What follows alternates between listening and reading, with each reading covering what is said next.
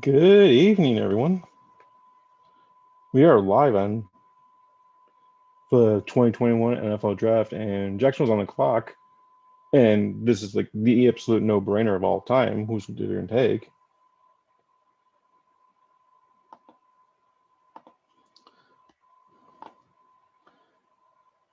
It's gonna be obviously it's gonna be Trevor Lawrence out of Clemson. If it's not, well, then a lot of things have been wrong for the last 3 years. So yeah, we're live once again, and we're just waiting for Jackson to make their pick. I mean, Mary Lee's gonna be on shortly. We apparently there's a bad thunderstorm going through Philadelphia, so she's trying to get on as fast as she can.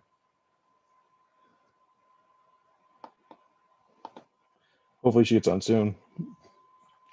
I mean, of course, like it's like the running joke with us with the technical difficulties, but that's okay. We're here. We're live, and we've got people at the draft. People are supposed to call in. We'll see if they call in. I mean, like I said, it's pretty much a no-brainer, slam dunk that this is Trevor Lawrence. They get, like I said, the best quarterback prospects possibly since Andrew Luck, maybe even later, maybe even Peyton Manning. We'll see.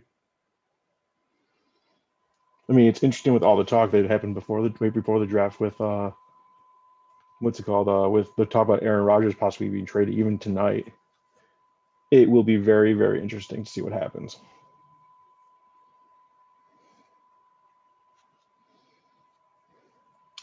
So we're just like I said, we're waiting on the pick.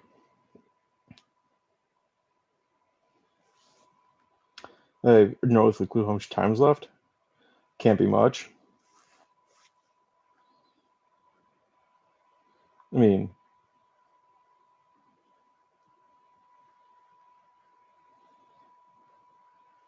yeah, like I said, it's gotta be this pick's Trevor Lawrence. It's like I mean, this is the like I said, this is the easiest pick I've seen in such a long time. So I mean, what's not liked about the guy? The guy is 6'6". He's 215 pounds. He's got a cannon for an arm. He's exactly what the Jaguars need.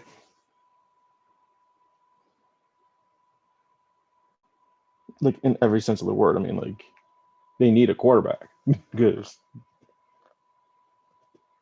just they're that bad. I mean, you don't go 150 accidentally and tank for the best quarterback prospect in a long time. But the only question is it all of a smoke screen for them to pick two with Zach Wilson going to the Jets at two? But I mean, what's interesting is ESPN has up is that they're the best fit entry for the Jaguars is actually Kyle Pitts at one, which just baffles me. I mean, Grant, he's the number two best. He's probably the second best prospect in this draft class.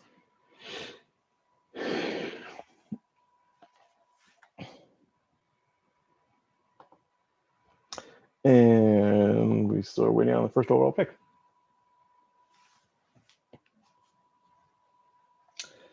Yeah, so I mean, I don't know who you guys are fans of, but like I said, hopefully we'll get to them all tonight, or as many as we can. I mean, hopefully some Mary League gets in here soon so we can discuss this more.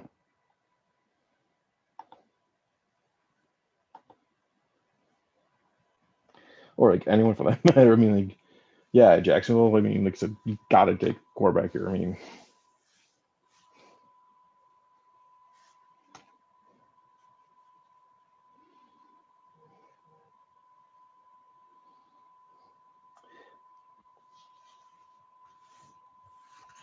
And like I said, we're just waiting on Jaguars take the most easy pick in the history of football. Like, I mean, they did receive offers for pick one, but obviously it wasn't enough. I mean, I can't imagine what you would have to offer to get Jacksonville out of that spot. I mean, it had to be like 5 first round picks to get Trevor Lawrence. And like, he's worth it. Especially if you think he's the savior of your team. I mean, you've got a big flashy head coach in Urban Meyer. You've got this guy. You got the number one pick. I mean, Urban Meyer doesn't go to the Jaguars if they don't have pick one. It's that simple.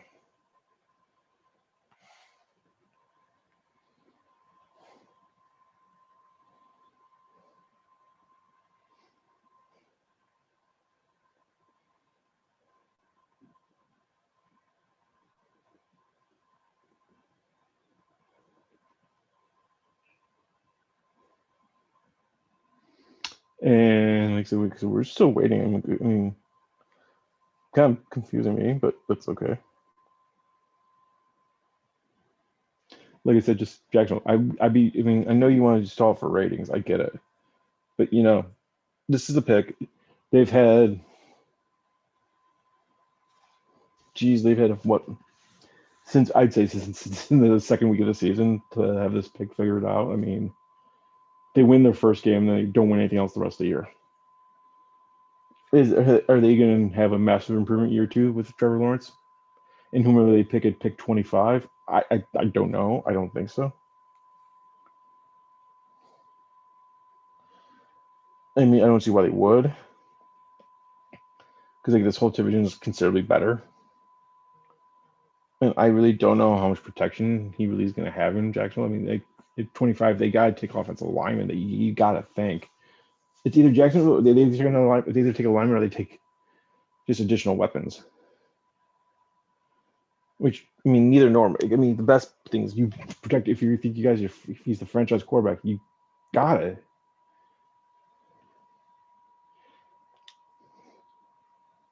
I mean, you got to do it, right?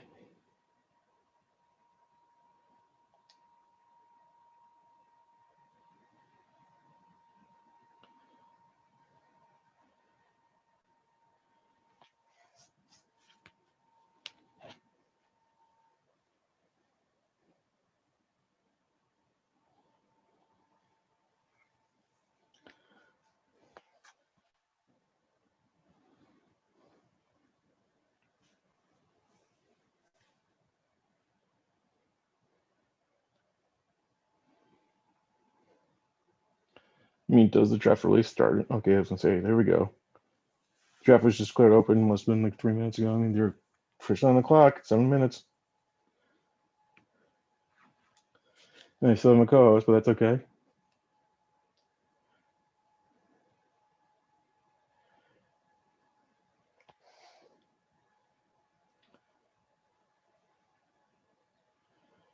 Yeah, I mean, geez Louise. Like I said, this is the absolute no-brainer of no-brainer picks.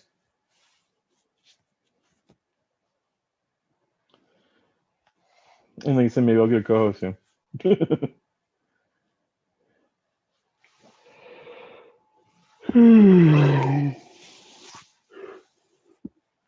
Yeah, that's good radio right now. It's like the fact that I'm like yawning on air and just waiting for Jacksonville to take their sweet time picking and my co-host to show up, which is interesting to say. Like, I'm sorry to repeat this, but it's like there's not much else to say. It's like this pick is going to be Trevor Lawrence. I mean, there's no way other way around it. Like, I mean, Jacksonville can't be that dumb. Like, there's no way they can be that dumb, like at all. I mean, I don't. I mean, I just said I get they're waiting for ratings or something, but like I said, it's just comical at best. Like that they, like, I get that they just said they're stalling for ratings, but it's like God, you guys need to pick. You've had since September.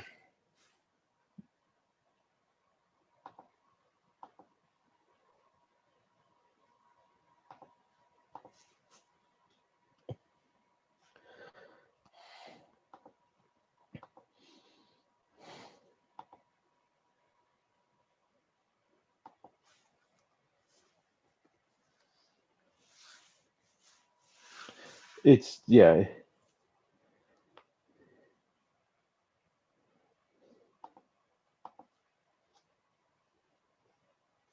Okay. Yeah. Sorry, I was just flashing. I mean, I don't know what's going on, but yeah, it's like I said, this is the absolute no-brainer. I mean, they're taking. Are they gonna really take all 10 minutes to take Trevor Lawrence? I mean, guys, we know the pick. Everyone knows this pick. The Pope and the Vatican knows this pick. It's Trevor Lawrence. I mean, God, people that have been isolated on like wherever they are, like knows this is their pick. I mean, if this isn't the pick, I think I should just quit watching football. Let's put it that way.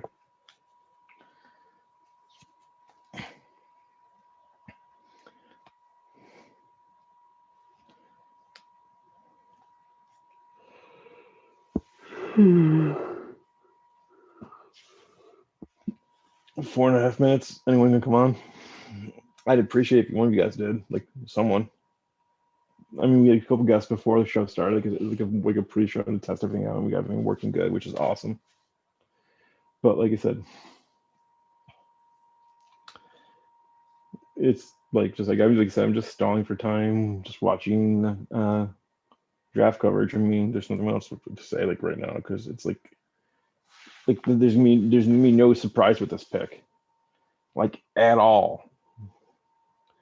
If there is, unless there's one hell of a massive trade like Jacksonville trades for Aaron Rodgers, that's the only thing that could possibly happen right now, and it's not gonna happen. Like Jacksonville gives up their entire draft class for Aaron Rodgers to go from Green Bay, since apparently he wants out of Green Bay. So that's like, I mean, that's some serious news. I mean, like that's like game changing news. He's doing exactly what Brett Favre did when they drafted Aaron Rodgers. Is like, oh, I don't want to be here anymore.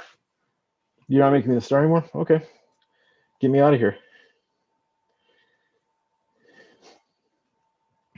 Which I just think is lousy. I mean, like just train replacement right and let them play well. That's how you get a better legacy than anything. I mean, yeah, you can win Super Bowls like Brady, but like, I don't know. It's my 2 cents. And we're down to 3 minutes for the Jaguars to make their pick. Or Shad Khan like fell asleep and forgot to take the pick here. I mean, that's possible too. I mean,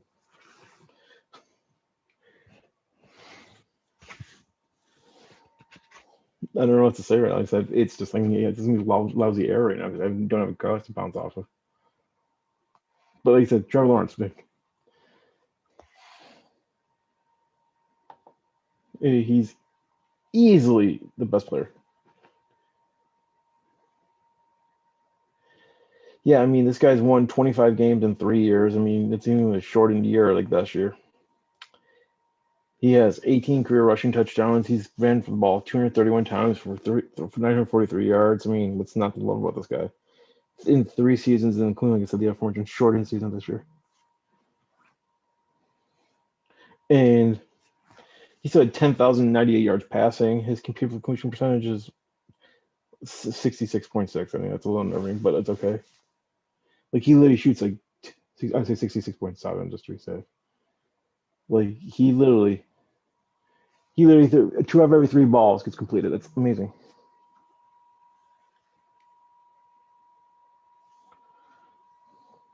And like I said, the clock's just running. Like, I mean, this guy, it's like he went 52-2 in high school for a quarterback. I mean, like, so the guy's literally lost.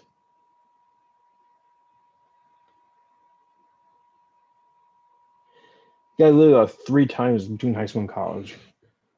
That's insane to me because it's like,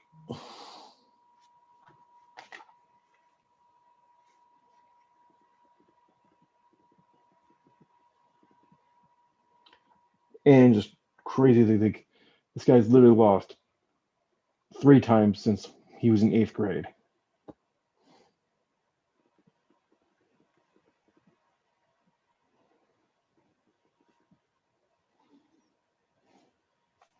I mean, this guy, like, all this guy does is win.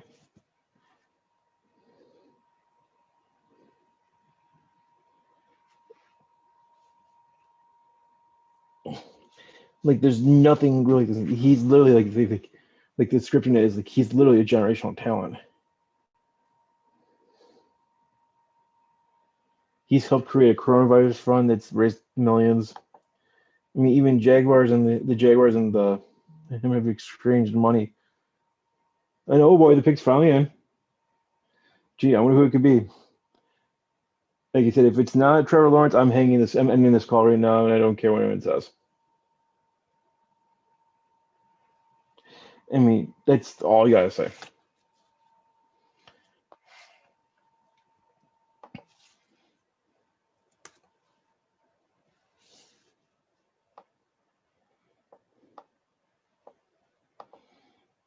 I mean, like I said, if it's, yeah, shocker, Trevor Lawrence, pick one. Good job. You get an A. You just won the draft because you got the best quarterback in the draft. Pay me shocked. I mean, like, okay, Jets are on the clock. This is going to be interesting. Is it going to be Zach Wilson? I don't know how he's the best fit for the Jets, but okay.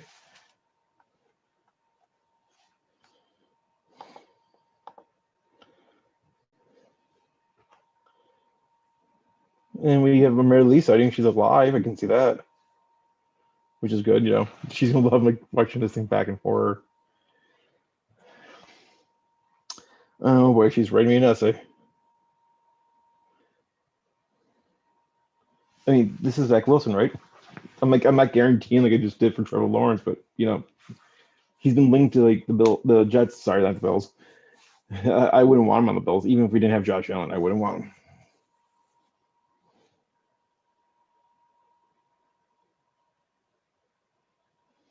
She's probably gonna mention like the thunderstorms like messing with her connection, but anyway.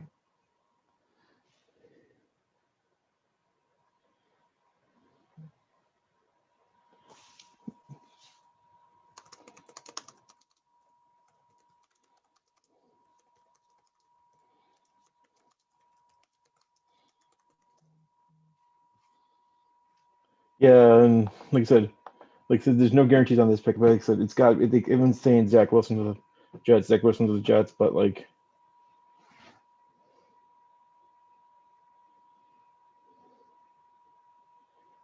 yeah, and like I said, it's no surprise. Like, this is my biggest shock face ever. That was Trevor Lawrence number one. Because sorry, you guys, like I said, the best quarterback prospect like possibly ever.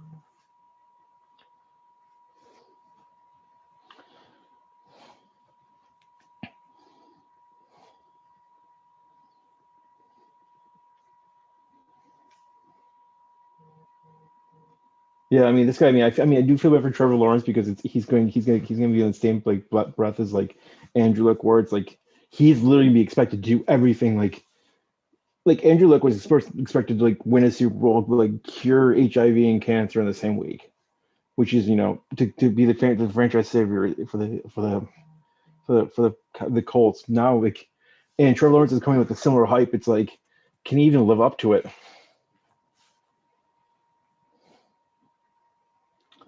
I mean, it's just like baffling to me that like I don't know. It's like I said, has to be Zach Wilson. I mean, they're like I wonder if they're fielding calls. I mean, like I always wonder when they take it's like they say it's for ratings, but they are fielding calls. I mean, I know that for a fact. They're fielding calls until they can't.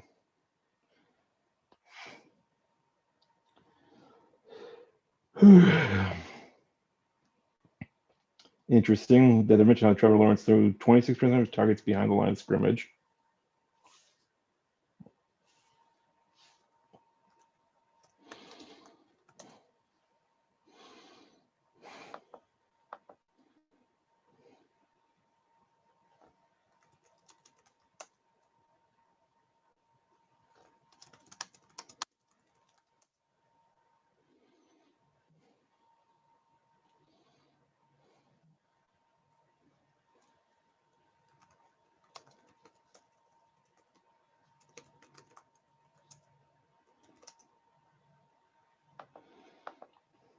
Yeah, so like I was saying, just like yeah, it sounds like he's doing more like this stuff, the new stuff like quarterbacks do, like the RPOs. That's what they're mentioning. They're like, I mean, they're breaking this guy down. He's it's fair to judge because I mean, he's the number one overall pick. If you're picking number one overall, you better be getting and you better get ready for all the criticism of the world, and you should be saying like, hey, like I fully expect like the analysis like is like insane. And like I said, the Jets are still like taking their sweet ass time.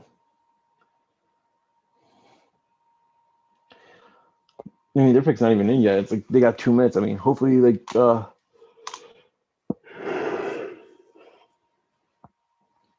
Douglas didn't fall asleep before I did.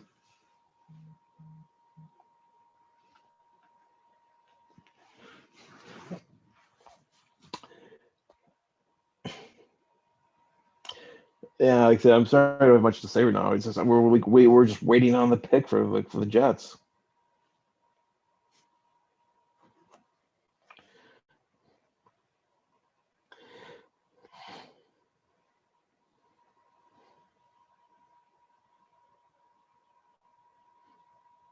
I mean, I really do wonder how many Jacksonville Jaguars, how many jerseys there have been sold for like Trevor Lawrence since like like the end of the season, and the picks in for the Jets. Like I said, this has to be Zach Wilson, like everyone's saying. I mean, Zach Wilson scares the hell out of me for a lot of reasons. I mean, he's not that big. I mean, yeah, sizes and everything, but you're 6'2", you're 214.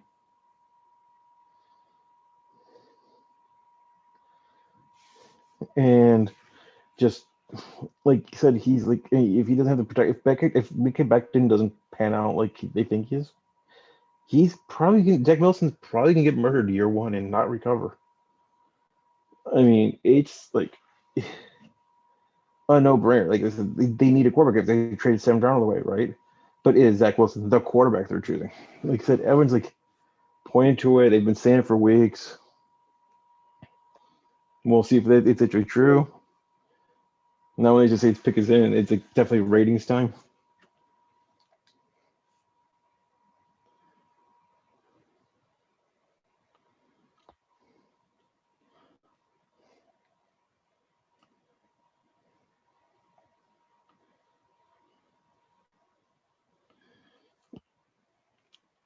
And like I said, it's like they just have like yeah, they added some weapons, but like I said, they lost like a lot. And yeah, it is Zach Wilson. So they're just taking a chance, and they're going to have to start this guy right away, right? Is he the guy? I have no earthly clue.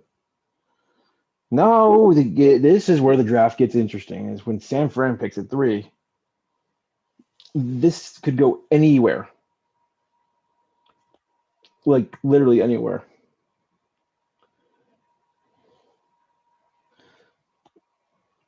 It's whew, like I mean, Zach Wilson should scare the hell out of you if you're a Jets fan.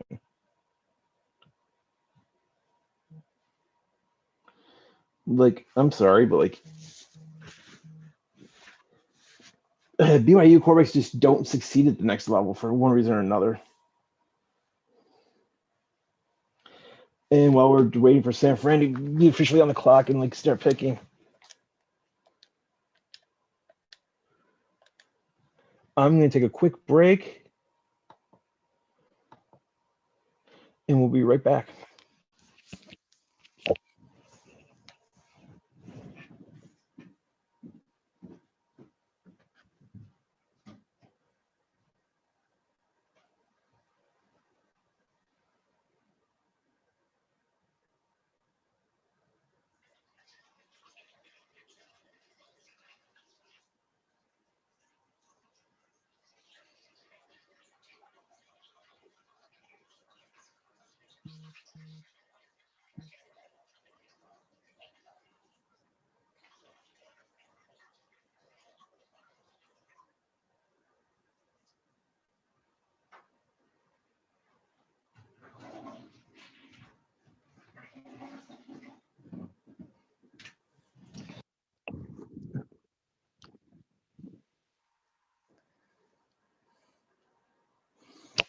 You're back. I'm sorry about that. Like, just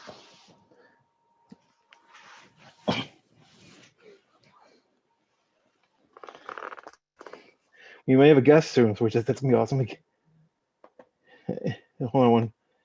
And I'm back. Sorry about that, folks.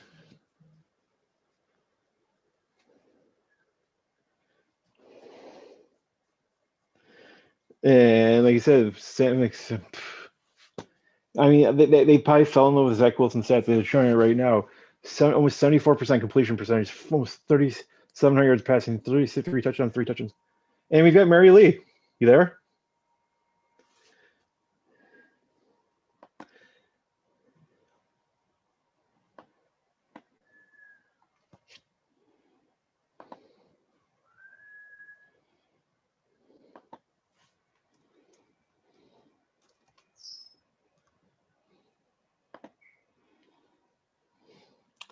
I see you. Do you hear us?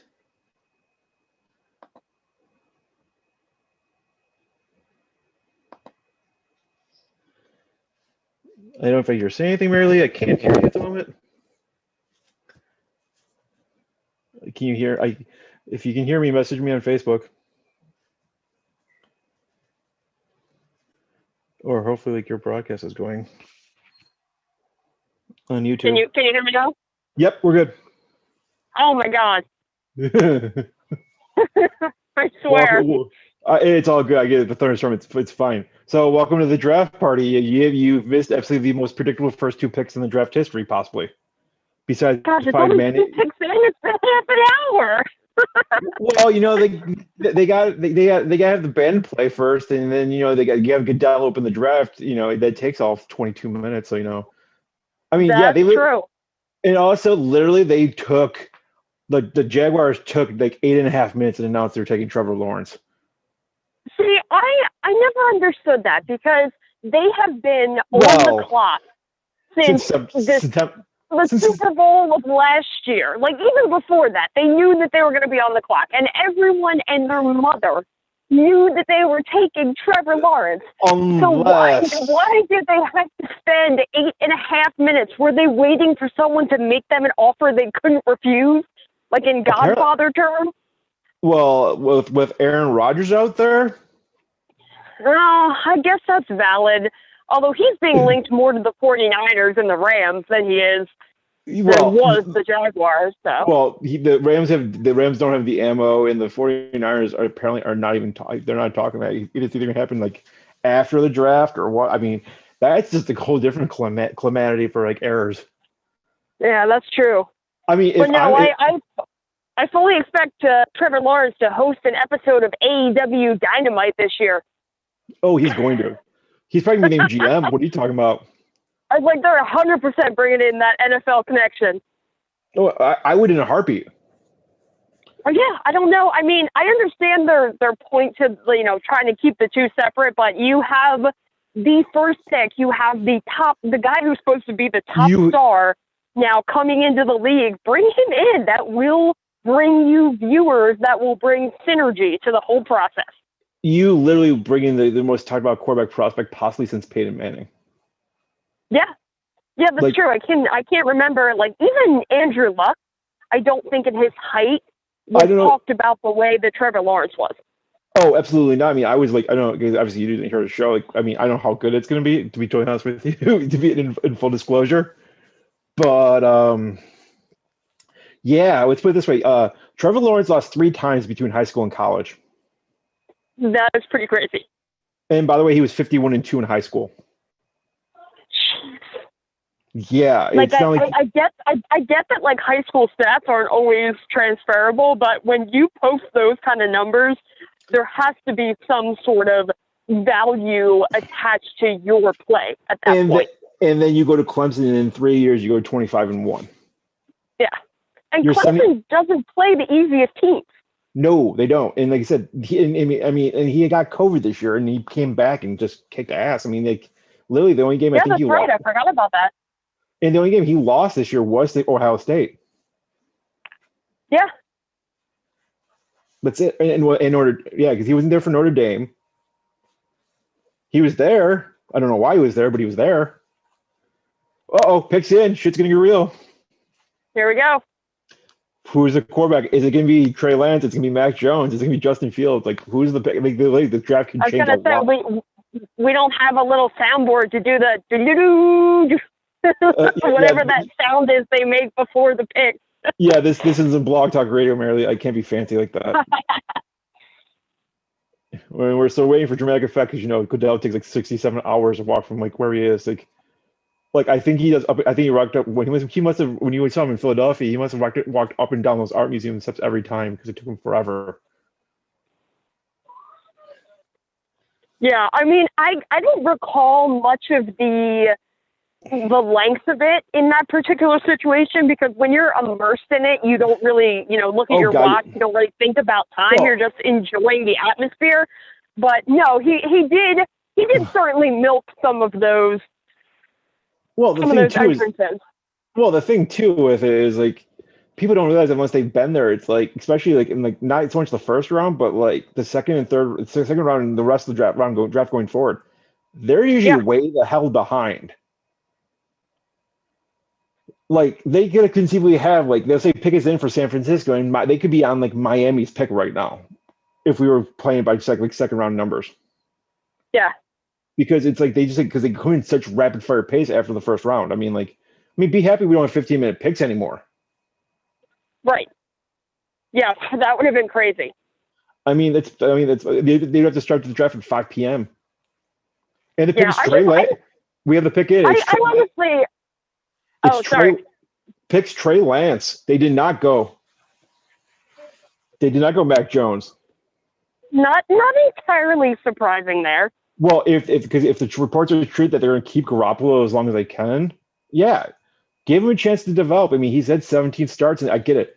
I mean, he opted out this year. The last time he played was 2019, but those numbers are insane.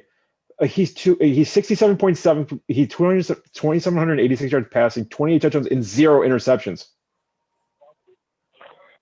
Yeah, see, I don't buy into the Garoppolo stuff. When your coach tells me I don't know who's going to be alive on Sunday, let alone who's going to be on my roster, I feel like to me that's a sign that you're probably not going to ride with this guy as much as you say. I do like the Garoppolo response, though. I mean, I think he's not wrong for replying the way he did. No, he handled it like a professional. Yeah. What was he supposed to say? Well, with the fact that Novus could be here on Sunday, yeah, you're right. Yeah, he's not wrong. Yeah, I mean, it was a very, very intentional way to not answer the question. So I definitely give Shanahan credit there, but he's not wrong. He just evaded the question because I think at this point everybody knows what's happening in that situation. No, yeah, I mean, I don't think he's going to be traded back to New England because my question, they say hypothetically they do trade him back. What do they do with Cam? See, Cam was interesting to me because I originally thought, and I'm pretty sure the Patriots originally thought that Cam was only coming in. He was on a 1-year deal. He, kind of like a show me deal, and he did not perform particularly well. He definitely showed me. Yeah, he showed me that he shouldn't be an NFL starting quarterback anymore. So I don't think he performed well enough to continue to have that job when Bill Belichick literally has the guy that he drafted, that he wanted to be the quarterback, that he handpicked to be the successor to Tom Brady. If Belichick has an opportunity to get Garoppolo, I feel like he's going to do it. As long as they don't have to pay an exorbitant price for it. Apparently, we're not talking about paying an Aaron Rodgers price. If you wanted Aaron Rodgers, you're giving up your first round pick. There's no question. I mean, if you want Aaron Rodgers, you're getting more than your first round pick. Well, you're giving up several picks, but at the beginning of that starts with that first round pick. I'd say I think it starts with your entire draft class.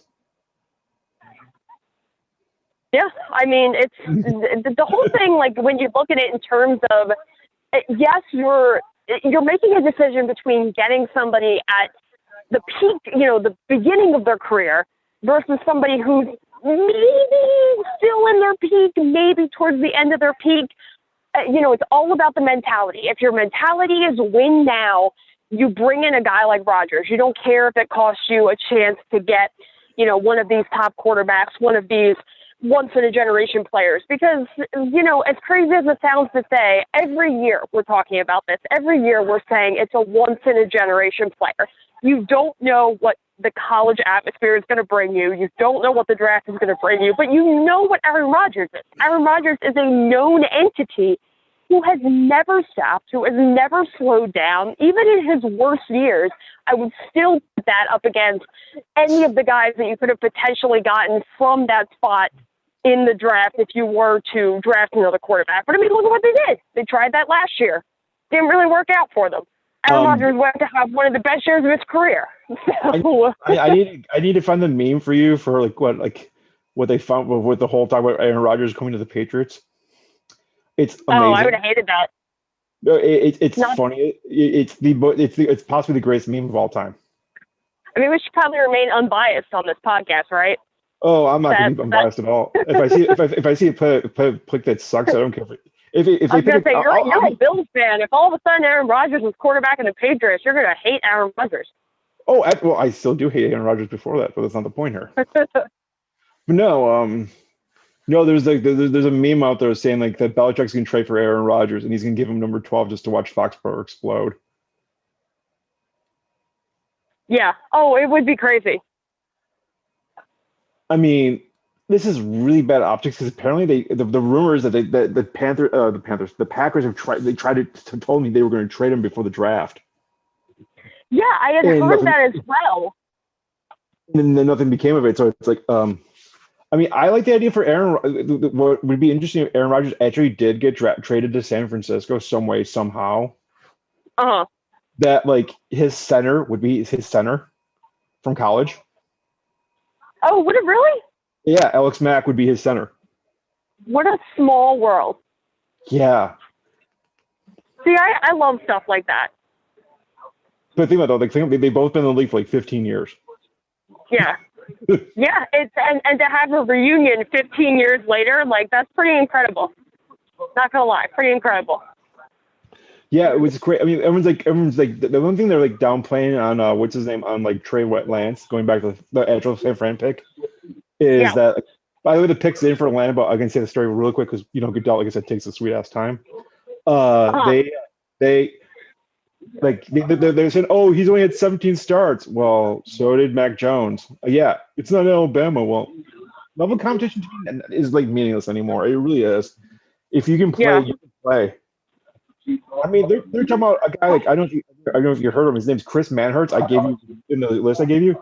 He's a center from Wisconsin Whitewater, and he might be a first round pick. And that sounds crazy to me. And it's not just because of the fact that I've never heard of Wisconsin Whitewater.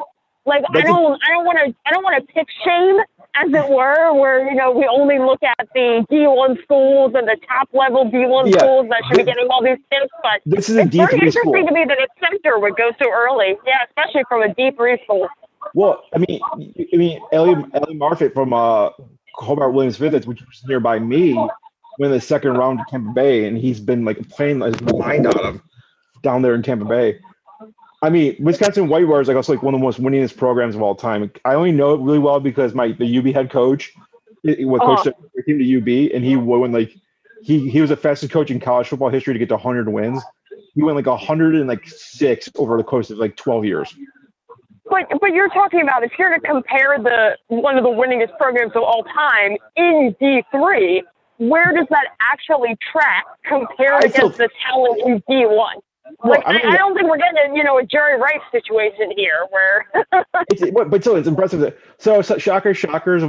The Falcons did take Kyle Pitts. By the way, he is from your home city of Philadelphia. In case you didn't know that. They said the Falcons took the Philadelphia boy, Kyle Pitts. It's funny. I did not know that he was from Philadelphia until yesterday when I read an article talking about specifically the Philadelphia Catholic League, which is very interesting because I actually, of course, people know that I am not a football player. I could not play football on my best day, but I did go to a high school that was part of the Philadelphia Catholic League. So I know the Archbishop Woods and the Newmans and all that of the world.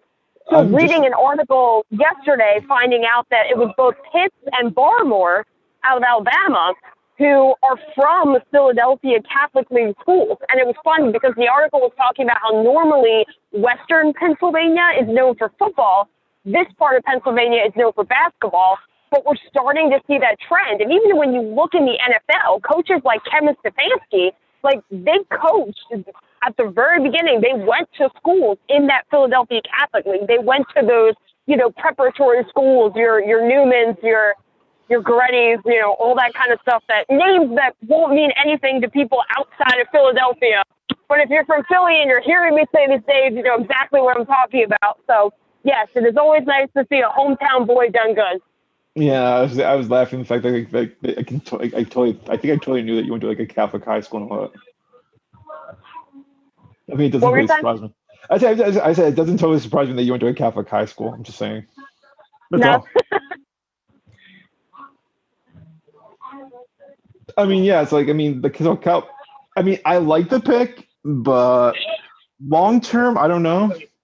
especially with the rumors of Julio Jones being traded, with the fact that Matt Ryan's 35. I mean, they're going to need a quarterback. And you're like, oh, but what about next year? It's like, one, I don't know if you're picking the top 10 again, let alone top 5. Yeah, I mean, I feel like they went best available, because Kyle Pitts was definitely like, there's going to come a point in this draft conversation where I don't even know who the hell I'm talking about, but I still know a decent amount at these picks at the beginning.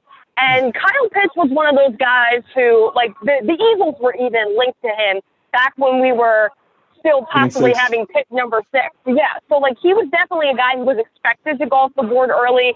He's definitely a talent. You know, tight end is such a hard position in the NFL, because you really do. It used to always be there was Gronk, and then there was everybody else. And now you're kind of looking at a scenario where, like, yeah, there's a couple other guys, you know, like, oh, there's a guy in Kansas City who is pretty good right now. You know, Travis Kelce is kind of at the top of that pile. You know, Gronk is possibly maybe sticking around the NFL, who knows, but I wouldn't call him tier 1 anymore. But even when it was, there was a situation where there was only like 3, 4, maybe 5 guys at most who would fall under that tier 1. And then it was kind of like everybody else. So, you know, you still have Zach Ertz. Is he still tier 1? Was he a victim of the Eagles' ineptitude this year? Maybe. Will he go to another team? He was expected to be traded before the draft. Kind of surprised that he wasn't. But, you know, there was expectation he was going to get traded before the draft. Would he go to another team, find a competent quarterback, do well elsewhere? Probably. So, you know, in making the pick of Pitts for the Falcons, like, I don't know if they're hoping to do something with the last couple of years they have of Matt Ryan. You know, part of me is kind of surprised that they're still riding with Ryan and that they didn't opt to go younger. But, you know, it'll be kind of fun next year watching Philadelphia product throw to another Philadelphia product. So hometown shout on that one. I mean, like I said, not for nothing, but like my concerns, like their problem wasn't their offense last year. They scored fine. It was their defense just was non-existent, or they just fell asleep after they got a lead. Yeah, I mean, and that's kind of the thing. Like, I was talking to somebody earlier about where, you know, Aaron Rodgers might go, and looking at some of the teams that were suggested, I was like, but they're more than just a quarterback away. So if you're in a situation where you're more like Atlanta is a defense away, they need a couple playmakers on defense. And I don't know what their pick situation. Well, you need at least a couple like big name playmakers that can kind of make up for the rest that's out there. I don't know what their pick situation is this draft. I don't know if they're going to look to kind of acquire more or what the case might be. But I mean, there's definitely some good defenders off the board that they can still on the board that they can go for in later rounds. You know, do I admonish them for going with probably the best, you know, non-top wide receiver in the draft? No, I think Kyle Pitts is going to be a guy who is definitely makes an impact for them for a couple of years, and then he's going to get a nice money contract to go play for a contender. I could see it. I mean, especially with non-existent defense and like possibly in 2 years a non-existent quarterback. Yeah. I mean, you never know. They could go quarterback next year. They could start to groom Ryan's replacement. Hell, they could trade up into the second round, grab a quarterback, and, you know, pull the Philadelphia Eagles. Not that I'm so bitter about last year's draft, but, you know, we'll move on. We'll move on from that. The audience doesn't want to hear us talk about that. We can talk. We'll talk about the draft fallout afterwards. That's true. I mean, the fallout from that draft, though, did have some interesting implications on 2021's draft, if you think about it. Oh God, yeah, it did. But like, so Cincinnati's still on the clock. I think they're fielding a trade. I have to imagine. No, they're not. They're actually picking. It's got. I mean, if I'm them, I don't care. I don't care who it is. I don't care what they did in the offseason. Basically, I would still bolster that offensive line. Yeah. And take Penei Sewell. He's the best offensive tackle prospect. Like, he's getting like, oh wow, they took Jamar Chase. They did go receiver. And see, again, that's another one of those. I feel like they just went best available off the board. Jamar Chase was getting so much praise. Like, he was somebody who, when the Eagles still had pick number 6, like, we were kind of looking at. So I totally get this pick at this number. Well, it's also the fact that like they also like he played college football with not Lamar Jackson, Jesus, Joe Burrow. Yeah. At LSU. Oh yeah. That's instant chemistry you've got. But yep. like I said, and that was 100% one of the things that like Burrow was lobbying hard for this guy. And you got him. Yep. So hey, look at maybe the Bengals are gonna win the North next year. Well, yeah. Okay. I mean, they were more than a wide receiver away, but you know the rest of that division is kind of in a decent amount of flux right now. So.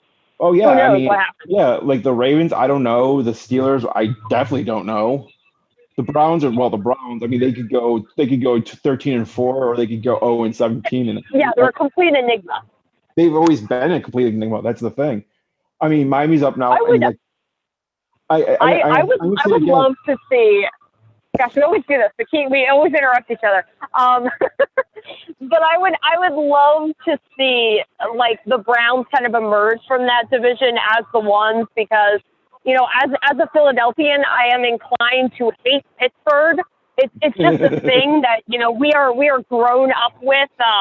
You know, I don't know why, but we don't like the Steelers or the Penguins or the Pirates. They don't have a basketball team, so we don't have anything to hate there. But, you know, the Steelers were on top for a long time, and part of me is surprised that they opted to ride with Ben Roethlisberger one more year. He's done. He's been done. You know, the numbers that he put up in the regular season were completely a mirage.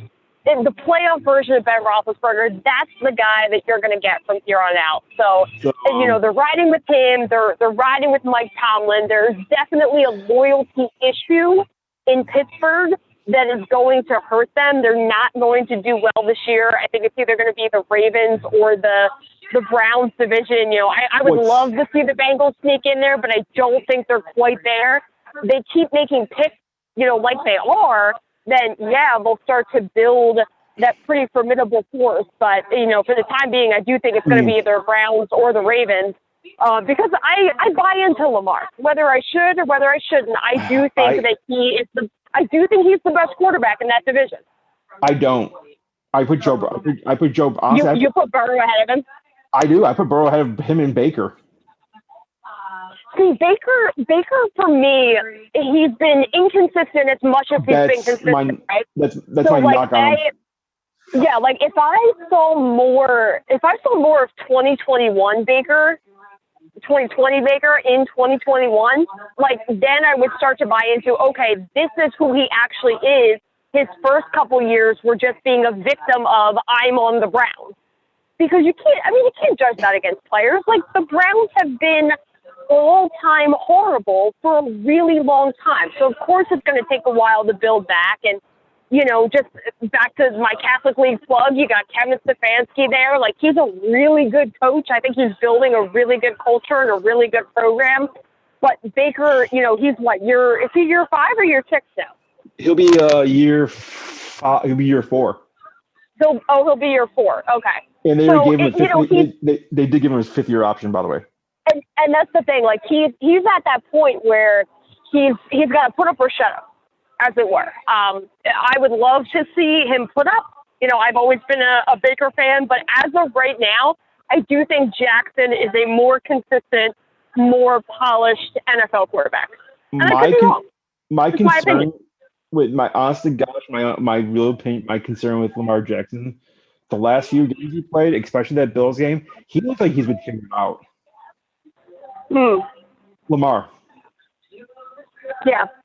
Like I can see that. And Miami's picked already. Wow, that was quick. I mean, it's like everyone thinks it's gonna be offensive line, but like, who the hell knows? Like, this is. I mean, everything's going pretty decently well. Like. Sorry, what were you saying? I'm saying like the Miami Dolphins literally could go anywhere. It would make sense. Yeah, no, I could see that. I mean, the picks in, we'll see. Like I was gonna say also, there's massive talk that people aren't gonna gamble like future draft picks to move up in the draft, or because of next year's class is gonna be so deep. Right. I know I'm hearing that as well. Well, they're saying, oh, you can say that every year. Yeah, I do. But guess what? I'm not saying for this year. This year's draft is super, super shallow. Because beyond the quarterback position, which they're arguing. Well, the argument is that I think just because the expectation that quarterbacks were going to go in so many of those top picks, but talent wise, I mean, you're talking about Trevor Lawrence, you're talking about Wilson.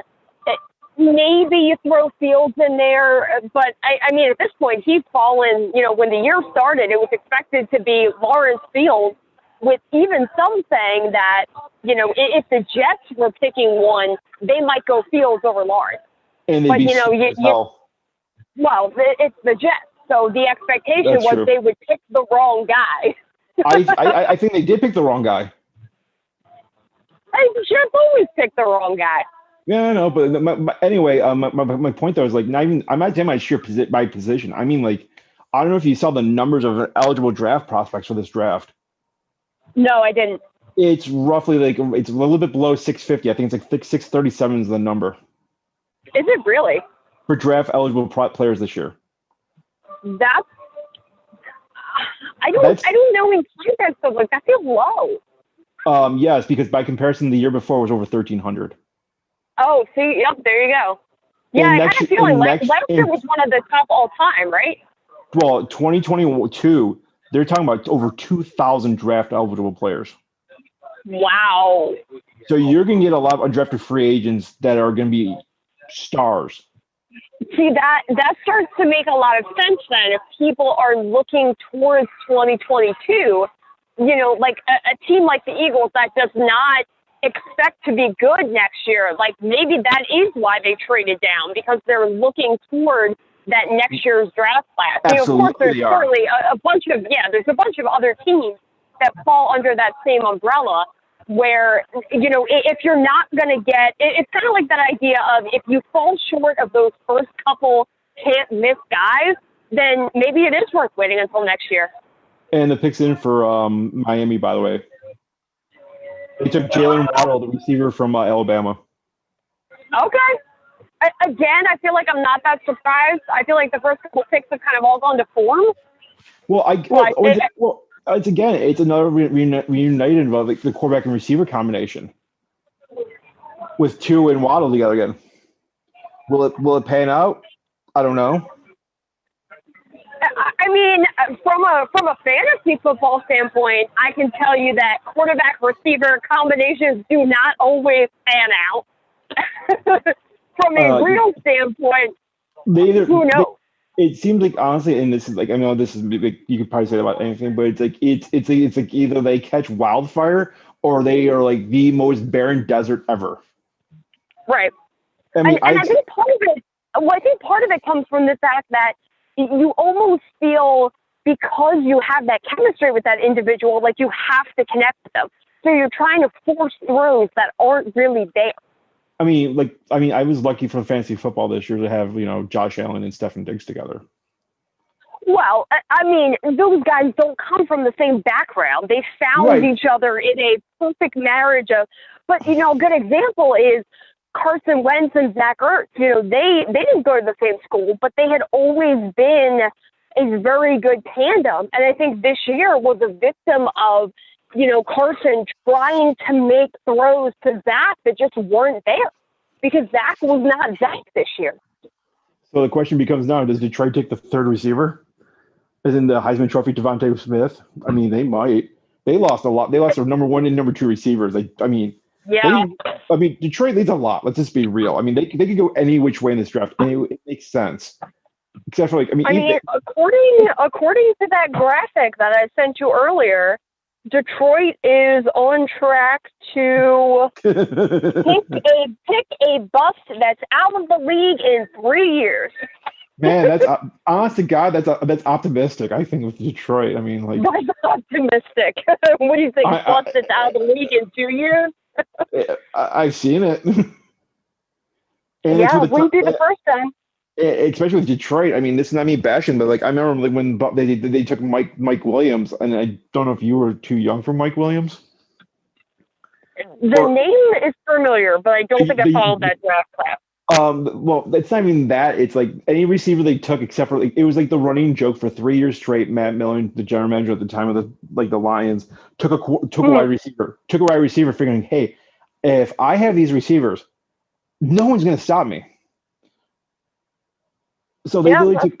I think it's either 3 or 4 straight years of receivers. I mean, the following day, like holy shit, he got it right with Calvin Johnson. Like he was, I don't think he was there for Calvin Johnson, but it was like.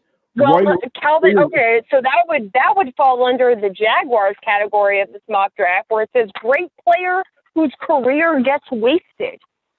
Well, no, they are talking to Tim Tebow, but that's not the point here. Yeah, did you hear that Tebow was trying to get a tryout as a tight end? Yeah, you know what I mean. They should do it just for jersey sales alone, because they'll sell like 10,000 jerseys on the first day. He didn't even play for the Major League Mets. He played for the minor league Mets. That's the Syracuse Mets. The publicity that they got from signing him was worth the fact that they gave Tim Tebow a try in baseball. I mean, we talk about that. I mean, I have my own opinions, like how it's the worst thing ever done in baseball. Signing Tim Tebow? Oh God, yeah. I mean, you gave a kid. It was a spectacle. But they did it for the spectacle. You know what I'm saying though? It's like you gave a 20-year-old kid a spot on single A ball 4 years ago, wasn't it? I mean, yeah, they 100% did it for the spectacle, and guess what? It worked. They got the attention that they wanted, because you had major news outlets talking about the fact that Tim Tebow was playing minor league ball. Wow, like at the lowest level. Like I'm just looking at BPA, like someone's put up. It's like God, they need none of that. Well, we're gonna play a fun game now. So I am going to ask Scott, because he is the draft expert here. I'm just along for the ride. He's the draft expert. So we're gonna go over our fun little NFL mock draft, which was created by NFL Memes. Which, of course, if you know NFL Memes, you know that these are all going to be satirical. So we're going to go over them, and we're going to see where our picks thus far have fallen according to our NFL draft experts. All right, you ready for this, Scott? Go for it. Pick number 1 by the Jacksonville Jaguars. Great player whose career gets wasted. Do you feel that is going to happen? Absolutely. I mean, they better, like I said, they better get like offensive line galore to protect this guy, or he's out of the league in 3 years. Oh, that is a strong estimation for a guy who, as we mentioned earlier, has had so much hype. If he's out of the league in 3 years, man, then Jacksonville really screwed this guy up. Well, remember, we were talking about David Carr syndrome before. Yeah, that's true. Like if you can't protect, by the way, Detroit's pick is in, but we'll get to like your rest of your memes in a second. I want to see who Detroit takes. Like, all right, number 2 on our list here, the New York Jets. We're going to draft Sarah Fuller. What was that? Sarah Fuller. I honestly did not get that one. Did you see Sarah Fuller? Sarah Fuller. I'm not sure what that reference was supposed to be. You got me on that one too. Yeah. All right, so the 49ers were expected to draft the wrong quarterback. I think they actually got the right quarterback. At number 3, they're expected to draft the wrong quarterback. So do you think that he's going to have the better career than Lawrence? Then Mac Jones, I'd say yes, because it's like he's going to – we talked about, like, yeah, it might be smokescreen. They're getting to Garoppolo, but it may not be. They're like, we could just develop this guy. Like, yeah. So are we looking at an Andrew Luck RG3 scenario where, one, I mean, it's hard to kind of say who won that, because one of them was out of the league in 6 years and the other is a backup at this point. And his knee kind of exploded twice. Yeah, I was like, did either of them really win? No. The whole thing was sucks for Luck, but the Colts got some great years out of Andrew Luck, but he never protected brought them to the promise. Yeah, he never brought them to the promised land. So did Indianapolis really win that draft over Washington? Like I said, I'm still waiting for the Detroit pick, and it's still not in. I'm just curious. Like they took Penei Sewell, the offensive tackle from Oregon. Like this is this is a steal at 7. You got arguably the second best player. He hasn't allowed a sack in 2 years. Wow. If you want an NFL, is he going to be a bust that's out of the league in 3 years? Because that's what the Lions are expected to do. Well, the hype. I mean, again, it's like, I mean, this guy's got. I feel bad for the guy because he's getting like Orlando Pace comparisons. I mean, he's only like the guy that invented the pioneered the phrase pancake block. So I think the best one on this list so far, because they really hit the hammer with the nail. The Atlanta Falcons were going to, quote, draft, quote, ignore horrible defense and draft a tight end. Well, that's absolutely happened. They did exactly that. So congratulations, NFL memes. You called that one to a T. I'm floored they did that. And then we had the Bengals, who were going to draft life insurance for Joe Burrow. So depending on how you look at it, you know, they didn't draft a lineman. Can you argue that drafting a wide receiver is life insurance? Sure, maybe to a degree. If you're Jack Kevorkian. But, you know, the guys certainly needed protection, and I don't think that they fulfilled on that one. But, no, you know, not there's another million rounds to this draft, so they have plenty of time to shore up that line for their franchise quarterback. God, but seriously though, it's just like the guy's coming off that you got your number one overall pick coming off an ACL tear. It's like protect him for the love of God at all costs. I mean, just buy. I mean, the problem is like it's Cincinnati's got the problem that they got the most frugal owner in sports. Like, I mean, they make other owners in like baseball. Like, I mean, when they like implode the Marlins, look like. You know, they're spending money. I mean, this guy is so cheap. Like, he's basically held the Cincinnati hostage, saying like, "Hey, I want a new stadium again." Right. And the thing is, like, he could spend more money. He has the money to spend. I mean, you know, it's very much an example of like yes, the Bengals are a small market team, and even if he spent the money, they would still be a small market team. But you want to compete with the Baltimores and the Pittsburghs and even the Clevelands of the world, you've got to empty those pockets a little bit. Well, you know who the owner is of the Cincinnati Bengals, right? You know who he's linked to, right? Yeah. Oh, yeah. I was gonna make sure you know, like, you know, like the Paul Browns, like, you know, his family was the original owners of the Browns. That's how they got the name. Yeah. No, it makes a lot of sense. Yeah, I agree with everyone saying like come on chat rooms that are popped up. Yeah, everyone's like loving the Sewell pick to Detroit. Like they're saying it's the steal of the draft so far. I mean, like you got the best offensive tackle prospect, like I said, possibly. If he pans out, you've got like Jared Goff might not die. And that would be good because they definitely did not trade for him expecting him to die. Well, I mean, I'm sure that I want they were considered quarterback. There was rumors they were considering quarterback at 7, even with Goff there. Yeah. Well, I mean, like I said, they made that move. I couldn't imagine that they were, you know, make the goddamn pick, Carolina. So, well, they got 45 seconds left. All right, who's your prediction? 45 seconds. J.C. Horn, cornerback, South Carolina. All right, let's see if he is correct. I probably am not, and I'm okay with that. I mean, do you know what happens if the clock runs out? If the clock runs out, is it like a fantasy draft where they just get the best available? No, not at all. Pick's in, by the way, but it happened in Minnesota. You forfeit your pick, right? Well, you don't forfeit your pick. You just got to get your pick in because, like, other teams will. Jacksonville did it too. Teams will run up, like the next team, like Denver, would run up and make the pick. Like you will see like you get to pick when you get a chance to get your pick in. Because it was like I think it was Minnesota. So if that clock ran down on Carolina, Denver could literally come up at any point and make their pick. Yes. Oh, interesting. Or we'll say for funsies, you know, the Giants missed their pick at 10 or 11. Philadelphia would be running to the table saying, "Here's our pick right now." Jeez. Yeah, that happened in Minnesota. I think like they got like 4 or 5 picks in before they finally picked. I mean, I don't get it. How do you not know? Like, yes, in the grand scheme of things, 10 minutes is not a lot of time. I think they were fielding trades. You kind of know how that board is going to develop. Well, so I feel like when it comes to your first round pick, you really shouldn't get timed out.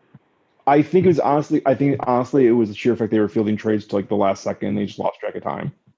No, that's possible. Yeah, they were hoping for something that never materialized. Or it fell through at the last second, kind of like what happened like with like the Bills and the Broncos, like when they dropped the list for Josh Allen. They had a deal. The Bills and the Broncos had a deal for Josh Allen. Like it was supposed to be like, but then like Bradley Chubb's on the board. It's like. Aren't you glad that never happened?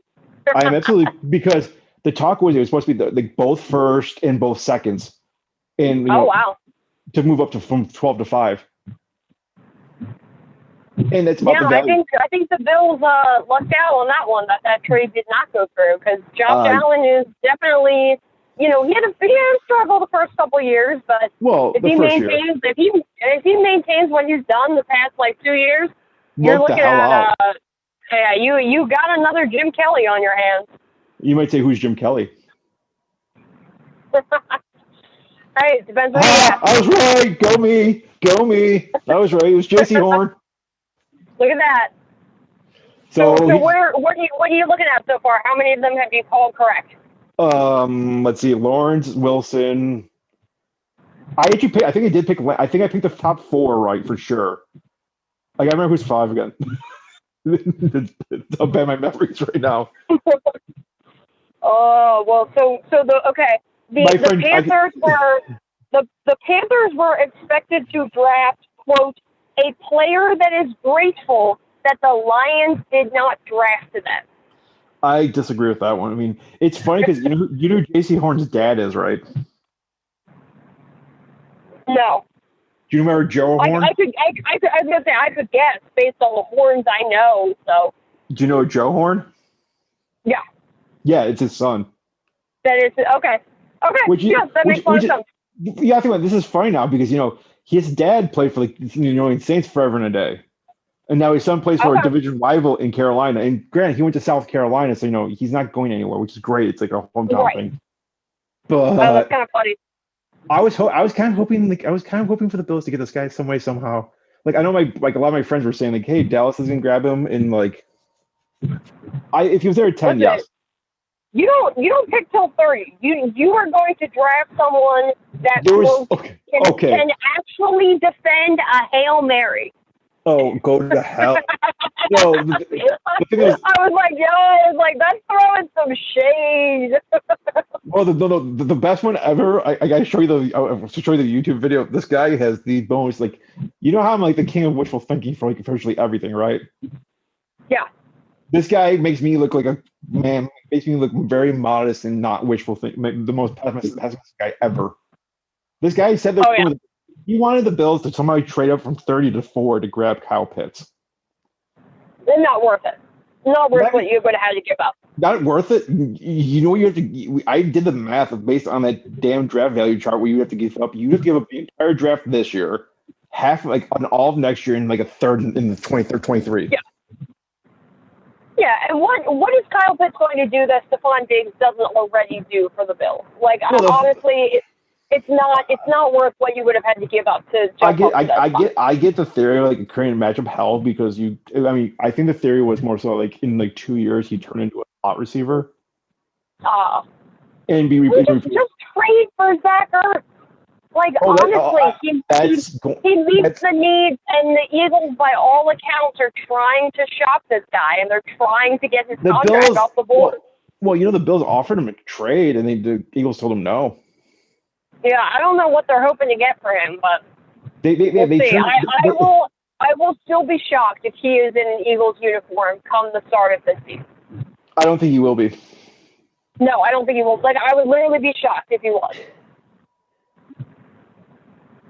Like I said, like they literally had who the hell was it? They offered like a fourth for a fourth in 2022 or fifth this year, and both times they told them no.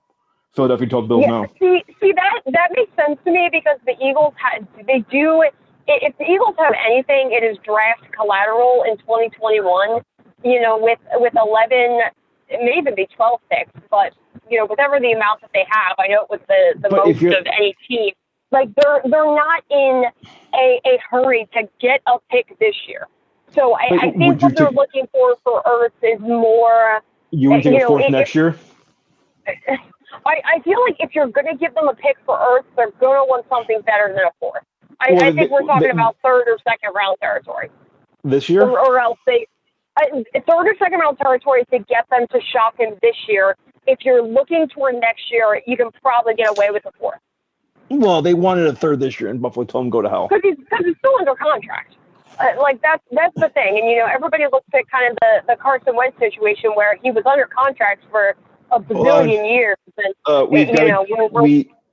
we do have a guest on to talk about the last pick from Carolina. We got Mr. Josh McKinney. You're a friend of the show. Oh, all right. I will cede my time to the gentleman. J-Mac, what's up? What's going on, guys? I drag you on a little bit. Yeah. So I saw the pick. Not crazy about it. Is it because he's Joe Horn's son? No. Okay. I don't have any problem with his talent. Definitely a very talented player. Number one cornerback, as they're saying in the drafts. Just thought maybe we go with an offensive lineman there to kind of shore up an area of need. Last year, I know they went all defense, so hopefully that's not the case again this year. But, yeah, I was kind of a little bit shocked at it. I thought maybe, I don't know, maybe they go Justin Fields, get another quarterback, or maybe they go with a lineman for that area of need. Who besides DJ Moore do you have as a receiver core on that team? I don't even know. We have Robbie Anderson, who's solid. Yeah, former Jet. The guy that succeeded once he left the Jets. Yeah, so we've got some good weapons there. I was gonna joke and say, go figure. Sam Darnold goes to a different team that doesn't draft weapons for him. Yeah, let's hope that's not the case. We'll see how it works out. I would have preferred, go offense there, mainly because we've got another cornerback. I think that'll be going later. Caleb Farley, who's a local guy from a local high school here. He went to Maiden High School and Virginia Tech, and I think he's probably ranked as maybe the third or fourth best cornerback in the draft, and may go later tonight. But would have liked to see maybe, I don't know. But I mean, there's severe concerns. I know there's severe concerns with his back, because apparently he's had multiple surgeries on it. I know that it then probably scares the heck out of a lot of teams, and the fact that he's apparently had COVID twice. Yeah, I can see that. Not saying we should have taken him at 8, but. Yeah. I wanted him at 30. Then I heard after one back surgery, I'm like, okay, cool. Like I saw the recovery time. Cool. It's like 12 weeks. He should be fine by now. Then I'm like, multiple back surgeries. That scares the heck out of me, because you might get Gronk 2.0. You might get quarterbacks that are players that have had multiple back surgeries and never have recovered, or athletes for that matter. Like we've talked about, like you and I have talked about pro wrestling before, and same with Mary Lee. There's wrestlers that have had back surgeries and they're never the same, or they don't wrestle anymore. Yeah, and it's interesting. I definitely want to give a shout out to, we've got 5 local guys who have a chance to be drafted, and I think 3 of them have some injury concerns. So hopefully that doesn't come into play too much. Well, tell them to stop getting injured. Yeah, well, sometimes there's only so much you can do. But I know. Just ask him nicely. It works like a champ. Yeah, one of those guys is Landon Dickerson, who's an offensive lineman. Went to Alabama. He's had knee surgeries, back surgeries galore. The guy's played center forever. Yeah, which is amazing to me. But like you said, he's had both of his ACLs replaced. I think he's had back surgery too, or something like that. Yeah, he's definitely had some surgeries. There's the Surratt brothers I'm looking forward to. One was went to UNC, unfortunately. Wow. As a Duke fan. But he was I don't know if you're watching the draft, but Justin Fields just went to the Denver Broncos. Oh, wow. I'm actually really ecstatic about this, and this is me being 100% homer but being a Bills fan. I'm just happy Justin Fields or Trey Lance did not go to New England. I could care less about Mac Jones. Like I think we can work with that. Yes, he's high cerebral, but you know what though? He doesn't scare me like he can't take off and just bolt across like this field. Yeah, I can see where you would feel that way for sure. And he learned, and they would learn behind arguably the best mobile quarterback of all. I would say the best scrambling quarterback of all time, in Cam Newton. Yeah, absolutely. I wouldn't call him the best mobile quarterback of all time because there's that guy Vic. He's kind of good at it, and same with Randall Cunningham. Just throwing them out there. They were both pretty decent at that for sure. Yeah. You know how big of a Cam Newton fan I am, but that's definitely two greats. Yeah, so I mean everything's been like almost weirdly like clockwork. Like there's been like I was telling Mary Lee, I don't know if you were listening or not, but they were saying like a lot of teams are like really hesitant to trade up in this draft. Wait, what? Hold on, time out. I'm confused. Now there's Patrick Surtain. Hold on, I'm getting confirmed. I need to find out who the hell they actually took. I apologize for the language, but sorry, they took Patrick Surtain, not Justin Fields. So Justin Fields is still out there. Wow. Well, yeah. Cornerbacks are flying off the board, everyone. I don't think so. I don't think someone just tweeted out that they think Caleb Farley is going to go before Justin Fields. Well, Justin Fields is probably scaring teams because with that admitted epilepsy. So, I mean, that might scare off some teams, Yeah, I don't know. I apologize for that being like picked wrong. I blame the show I'm watching. Because I actually don't have I don't have cable in my room, so I'm like literally watching like a live field from like a mock draft site that I watch. Yeah. So I was like, cool. Well, cool. Fields is there, but then like, oh. Yeah, I've got it in the other room and on mute, so I had no idea. That's all good. Like, got it pulled up on ESPN.com right now, though. So Dallas is on the clock. I have with these two cornerbacks gone, I have no earthly clue where they're going. I mean, they need. I mean, are they going to take like Micah Parsons and just move him to a middle linebacker position? I mean, they need defense. Yeah, definitely for sure. Yeah, yes. Do you mind staying on for a little bit if it's cool with you? Yeah, that's fine. I was wanting to get to a couple other local guys that probably won't go tonight, but possibly tomorrow. That's the Surratt brothers, like I was talking about. Chaz Surratt actually got to cover when he was a freshman in high school for one game, and knew that he had a ton of talent. He was a quarterback at the time, but turned into a linebacker at Carolina, so expect him to possibly go tomorrow. And his brother, Sage Surratt, who was a wide receiver at Wake Forest. They played against each other in the ACC a game or two. But he could possibly go tomorrow, probably more likely Saturday. Wow, Chaz has got good size. Sorry, I just looked him up. Yeah. Those two guys. And then there's a guy from that I didn't get to cover, but he's from the area, Morganton, North Carolina, is B.J. Emmons, who not likely to be drafted, maybe undrafted, but could go late. He's a running back, started at Alabama, had some injury problems. Like I said, he's the third guy that has some injury problems, and ended up at FAU with Lane Kiffin and had a solid year his last year there. So those are just five guys I definitely wanted to shout out. They're local guys for sure. And like I said, I'm still dreading right now because do not go please be smart. Take Mac Jones. Take someone else. Don't take a quarterback. I don't care. Just don't take Justin Fields. I'm sorry that my former is like too much, but it's like I just don't want that to happen. Let's see. Like I said, there's never been. I was gonna say, like I was telling Mary Lee, like this draft class is so shallow compared to like other draft classes. I don't know if you've heard that. Like overall, like there's like 630 something prospects in this thing. They're draft eligible, and next year there's gonna be over 2,000. Just because all the kids are like, yeah, you get a fifth or even 6-year option to come back. They're like, absolutely, I'll come back. I need tape to prove myself. I mean, Trevor Lawrence could have sat out probably his sophomore year and this year and never played again. And if there's freshman year and probably still been the number one pick this year. Oh yeah, absolutely. He just looks like a professional quarterback. Oh yeah, I mean, I saw like his numbers, like between his high school numbers and his college numbers. Like, my goodness, like he only lost 3 games in between high school and college. Yeah, The numbers were like, I think he said there was something like 77-3 all time. Something like that, yeah. That's unfortunately he's going to Jacksonville, and we were nothing about we were talking about like he should show up on AEW next Wednesday night.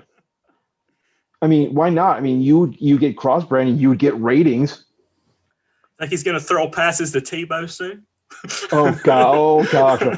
Wow! I never thought I'd see this day. Philadelphia just traded up in the draft with Dallas. Oh, wow. I didn't know they had each other's numbers. Wow! I mean, Mary Lee's probably taking him smoking right now because she's in a car right now heading home, and she's gonna be so mad. Oh man. I'm sorry. I mean, not to be crude, but it's just funny. Like, I really did think Dallas and Philadelphia actually had their own phone numbers. I wonder what they gave up. I mean, it's only 2 picks, but yeah. So Philadelphia's on the clock now. That just changes things somewhat. They probably got like a third, maybe fourth, or Zach Ertz. I don't know.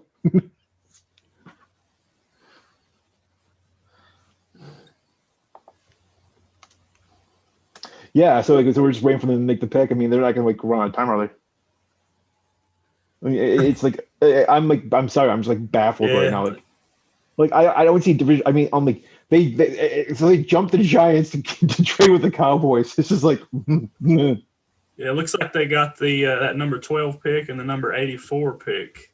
Yeah, that's what I see too. It's not bad. The first and the third to move back 2 spots. I'd be happy if I was Dallas. Yeah. Like Philly's got a little under 2 minutes to make their choice. Yeah, we got a minute and a half over here. Philly, make your pick. Make it smart, man. Otherwise, you're gonna be sending your team back again.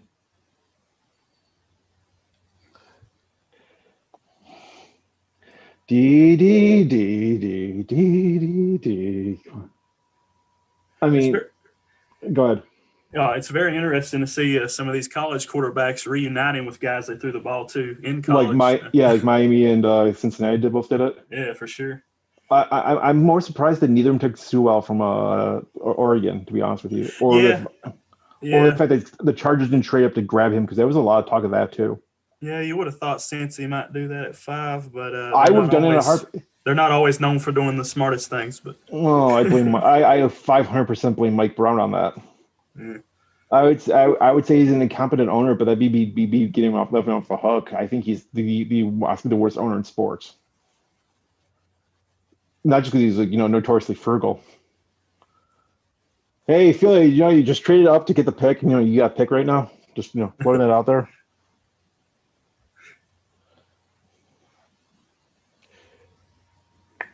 But yeah. I think it's kind of cool with the United, but I don't know if that's going to help someone like Tua develop. I don't know. Yeah. Tua really didn't wow me. I'm sorry. This is not me being the Bills fan to me. This is really watching that game week 17 against the Bills. He looked lost. Yeah, I'm with you. He's definitely got some work to do. He's not. I mean, he's okay, but not. Well, Philly's picking. Do they take? It would be crazy if they took a quarterback right here. Yeah, it would. Would you be surprised? Not really. Yeah, it's kind of like, I mean, I get the what's it called, the Pitts side draft pick by Atlanta, but it's you need a backup quarterback at least for a year. Their backup quarterback, the old New England backup quarterback. Gosh, what is it? It's the guy from they took Devonta Smith. They did trade up for a receiver. Yep. Wow. Yeah, they got what's his name? What the hell's his name? I saw it an hour ago. It's okay, you need a backup quarterback. Yeah, I think I trust Atlanta Braves having a better backup quarterback right now than Atlanta Falcons. Well, they are in first place now. So. Yeah, and my Yankees are absolutely dog crap, and man. I get it because they just got lackadaisical. I mean, there was I mean, not to switch to football, but to baseball, but there was talk of them almost trading Aaron Judge to the Angels. I'm like, what were they getting in return? I don't know. You better be getting Mike Trout. No, I don't want Mike Trout on my baseball team. Absolutely not. Gosh. It's like Andrew Falone. Like I know the name. I just can't find it. Who won the trade? Did Dallas just won? You got Devonta Smith. I mean, that was so they got Deshaun Jackson 2.0. That's the way I see it. And you gave up a third to get it. Buffalo, please don't trade your third round pick to get what's Zach Ertz out of there. Please do not. Do not give him the benefit of the doubt. I'm sorry, just don't. There's the rumor that the Bills still want Zach Ertz, and I just don't want him to give up that much. So let's see. The Giants are on the clock now. They didn't need a receiver, guys. You were really scared that Dallas isn't taking a receiver after getting CeeDee Lamb last year? I was more worried about them bolstering their defense. Like, because they kind of need a secondary. So how far do you think Justin Fields falls?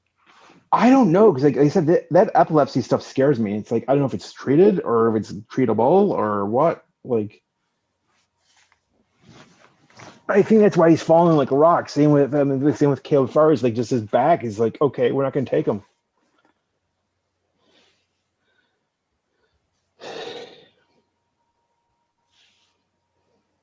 Yeah, it's like seems like a consensus that no one likes J.C. Horn to like Carolina. By the way, I've seen all my friends are like Carolina fans.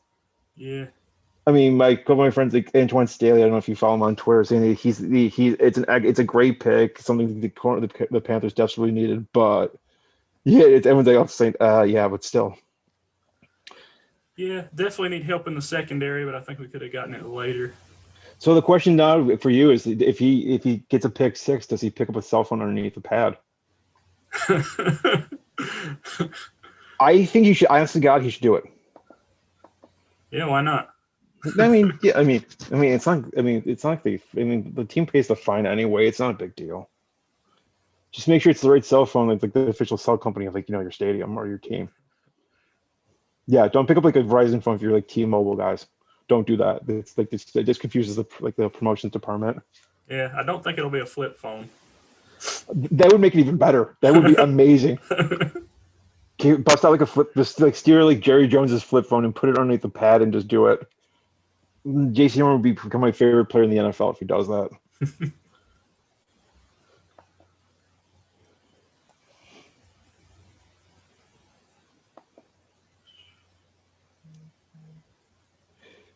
Gosh, it's like, yeah, I'm seeing anything else fun happening in the world. Let's see.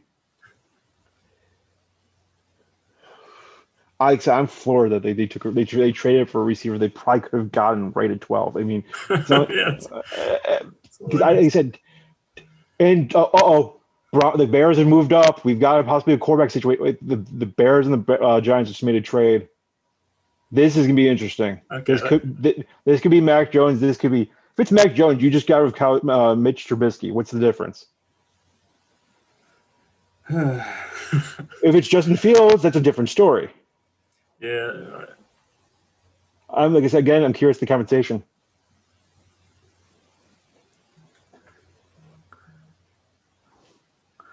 Apparently, the Bears gave up next year's first round to get him. To go from 20 to 11, they gave up the first round. Yeah, here's what they gave up. If they moved from 11 to 20, they gave up 20 the round 5 pick in the first and fourth next year. Wow, the Giants got a gift. I'm floored. I mean, unless they can't be taking Rashawn Slater out of Northwestern, can they? Hometown guy. I'm floored here. Like, I'm really amazed. Yeah, they gave up the house for him, and I get it, but did you really have to get? You could probably gave up like a third and a fifth this year, and you probably could have gotten that pick. I mean, you're not moving you in the top 20 to 11. My brain's not even computing. Like, wow. It's like I said, I'm sorry, I'm speechless. Like on air, it's just, like this trade's insane.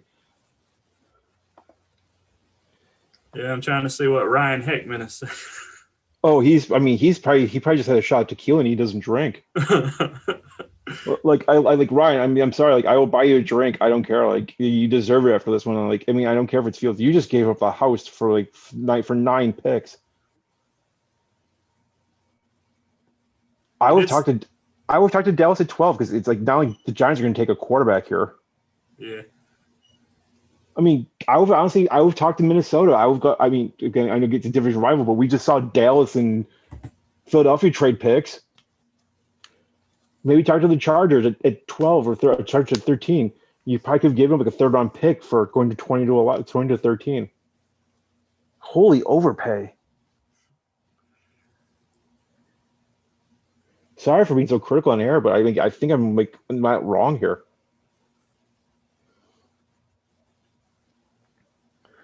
Thank you. Yeah, yep, it's Justin Fields is the pick for Chicago. So I'm happy, but like I'm like floored that like Chicago would give up that much. Hello, New York Giants. You're going to be rearming in 2022. Yeah. Like I said, I would not give up a first round pick at all in this draft. Like I said, for how deep next year's draft class is supposed to be with over 2,000 possible prospects. So like several teams are going to have 2 first round picks. Justin, you better be good, man, because otherwise, I mean, the biggest problem you got, you're a high state quarterback. Sorry, that's the truth. So yeah, so like I said, there's our surprise for the night, and hopefully it's the only one. But so who's on the clock now? Chicago? Or no, it's Dallas. I don't know who they pick at all. It's got to be someone on the defense. It's got to be a D lineman. I think like Barrymore makes sense here. What the hell else?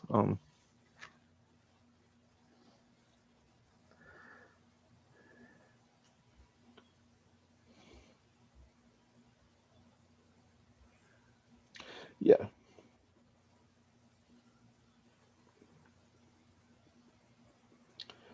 I should ask you. I mean, I invited Ryan on the show. I mean, like, I should see if he's doing okay and like, say if he wants to.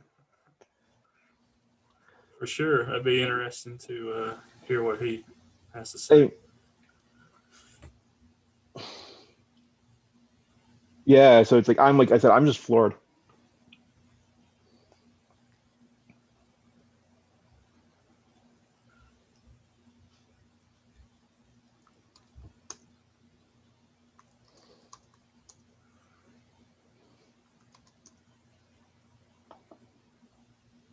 Yeah, so let's see. Dallas is going to take their time once again. Yeah, it's Dallas. Take a defensive player, please, just to keep my own sanity. Like I said, I'm just like so. It's so there's been what 4 quarterbacks taken so far, right? Yep. The top 3 in Fields. Yep, that's it. Yeah, look at pick 20, 5th round pick this year. I forgot the number off the top of my head, and a first and a 4th next year. Merry Christmas, New York Giants. I mean, what's a Giants fan's gonna be doing backflips right now? Okay, you move down to 20. You're still gonna get a really good player at 20, and I'd consider trading down again. Hi, you there, Mary? Hello. Yeah. So technology hates me. Yeah, that's nothing new. So yeah, did you hear what? You hear that Philadelphia moved up in the draft? No, I didn't, but I'm not all that surprised because all the talk pre-draft was that we were trying to move up. With Dallas? In front of Dallas. No. Not trade with Dallas. The point was to move in front of Dallas, so I guess if trading with Dallas involved getting in front of them, then I guess, sure. They gave up a 3rd round pick. See, that doesn't surprise me because, again, we were talking earlier about the draft collateral that the Eagles felt like they had coming into this. So, when you have 11 picks, you probably don't feel all that bad about getting rid of one. And it's not even the craziest. It's not even the craziest trade. No, what else happened? The Giants just traded back with the Bears. Oh, interesting. It's more interesting. They got a steal in this draft already. Josh, you want to share with her the compensation? The Giants or the Bears? The Giants. Oh. You might have a better idea of the compensation. I just know who the Bears took. Yeah, the Bears. That's fair. It just came across. The Giants moved back from 11 to 20. The Bears took Justin Fields, the quarterback from Ohio State. Okay. Oh, okay. So the Bears went Fields. Interesting. The Giants got pick 20, a 5th round this year, a 4th round next year, in their first next year. So wait a second. So is this Mitch Trubisky all over again? Are we going to get like 4 years of a guy that the Bears kind of want, but they don't really know if they want, and he turns out to not be good, and then they end up not going with him anyway? Surely it can't be that bad. Or worst case, after 4 years, he signed with Buffalo for the veteran minimum. I kind of want to go like LOL Bears right now. Is that wrong?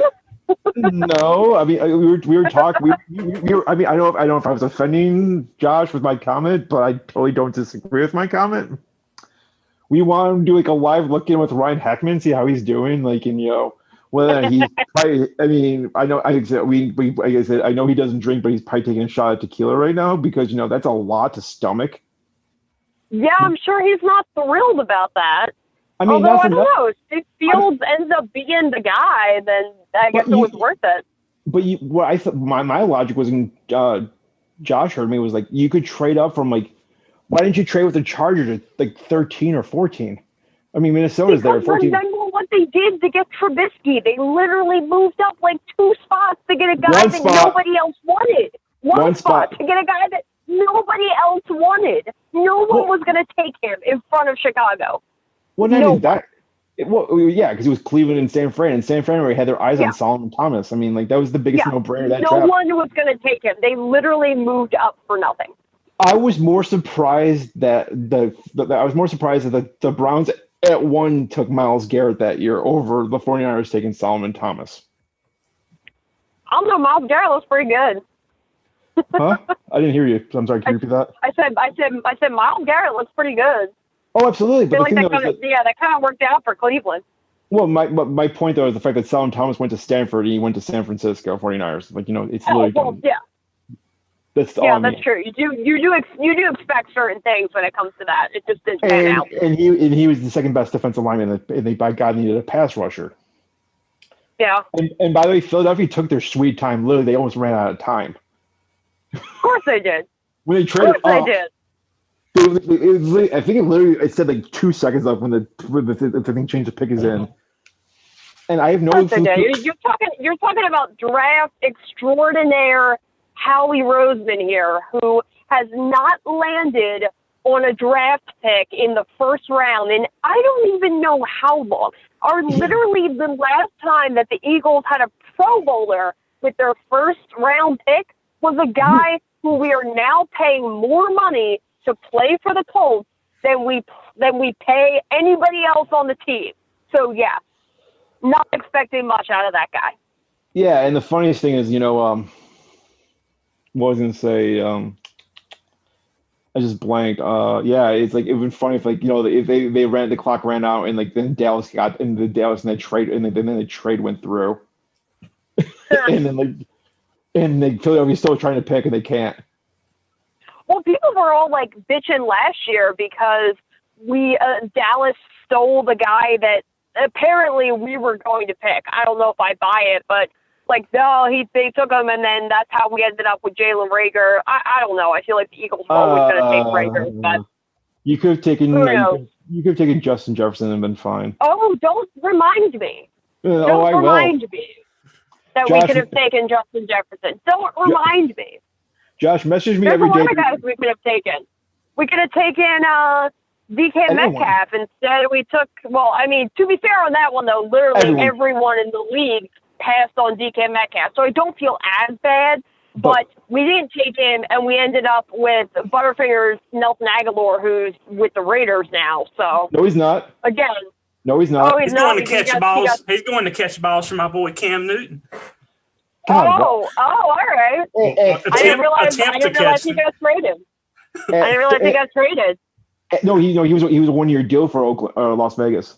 Yeah. See, I stopped following him because he was terrible here, and it was very annoying to me that he was actually doing somewhat well with Las Vegas. And guess how much money he got out of the Foxborough? I don't want to know. 2 years. You're going to tell me, but I don't want to know. 2 years, $26 million. Jeez. I'm like, he's not that good, folks. No, he's not worth $26 million. Absolutely not. Did Jerry Jones put the card in and die? Because the pick hasn't came in. It says pick is in for the last 5 minutes. Stephen Jones, resuscitate your dad, please. We need this pick. We got to carry on with the draft. He's too busy. He's too busy talking to Vince about next year's WrestleMania. And Howie Roseman's trying to talk about Vince McMahon. And we got the pick. Micah Parsons. I like the pick for Dallas. I would like him at 10. They both that's true. That's a great pick from him. I mean, my concerns he opted out. He's one of those opt-outs. So we'll see. Maybe he's he's a 1-year wonder, and then he opts out. I don't know. See, I mean, I'm willing to kind of give more of a leash to these opt-out guys, just given the circumstances. Yes, he might not be a contributor as a rookie, but newsflash, the NFC East is going to be horrible again.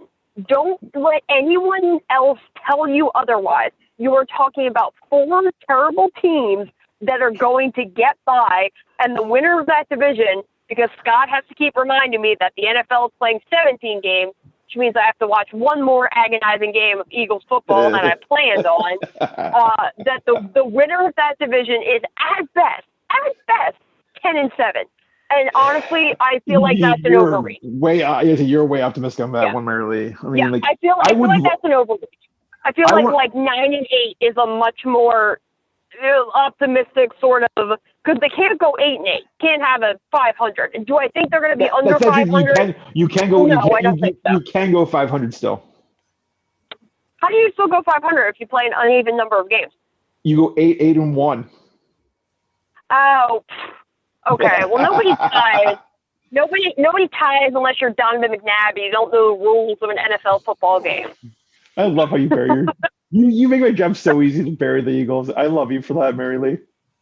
Listen, my team won the Super Bowl 4 years ago, and I was on the high of my life. And because of that, if we hadn't won that Super Bowl, it would be a lot harder to admit the failing that this organization has done since. Because you would never have guessed. If you look at the makeup of the Eagles now, you never would have guessed that this was a Super Bowl winning team only 4 years ago. The fact that we have been as bad as we have and that we have made as many organizational failures as we have a guy that can't draft for the life of him, and yet he continues to keep his job.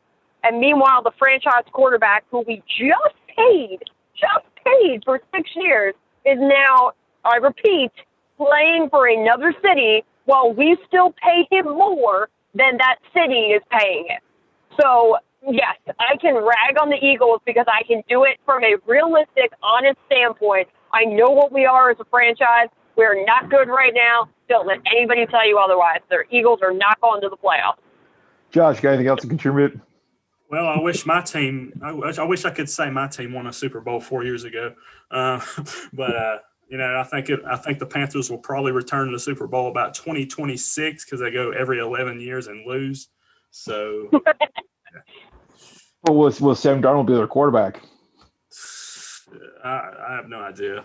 I will laugh my head off if the Panthers make the playoffs this year. Just because it's like the Jets. What are you doing? You're getting. I mean, objectively, you're getting rid of a 23-year-old quarterback. Yeah. The thing with Carolina, though, is their division is very winnable. It is very much like the NFC East in the fact that, you could see the Cowboys, you could see the Giants. I don't think Washington right now, I think their quarterback situation is too kind of in flux. But, I mean, you're looking at a division where your best quarterback is Matt Ryan, and it's Matt Ryan at the tail end of his career. I have to object with this whole thing. It's the winnable division. There's this guy named Tom. Yeah, if you're gonna mention like Tom Brady and all that, I just pretend like they don't exist. There is that one team that's returning all 22 starters from the that just won the Super Bowl. It's already literally on that draft meme that I sent you, Scott. The one that it lists for the Buccaneers is that the Buccaneers are going to draft a player who will catch the trophy that Tom Brady throws off of a boat next Super Bowl. I would love to throw Tom Brady off that said boat. I mean, is this a homer pick in me that like I have a feeling that like Tom Brady's gonna be on the first game prime time this year. They open the season against the Bills. I think it's gonna be Tampa, Buffalo, and Tampa Bay. That would not surprise me that much. I do feel like it's going to be an NFC matchup personally. I don't know who it would be. I mean, maybe if the Packers don't trade Aaron Rodgers, you could get a Bucks Packers, opening day matchup. But I don't. Are they playing each other this year? I don't think they are. Oh, they're not playing each other? I don't think they are because I haven't done a full deep dive in the schedule yet. I've only really looked at ours. I really don't. Because remember the Buccaneers did not win their division. No, they didn't. But they don't have to deal with a Drew Brees-led Saints this year. But so the Packers have to play the Saints this year without Drew Brees, with Jameis Winston. Yeah.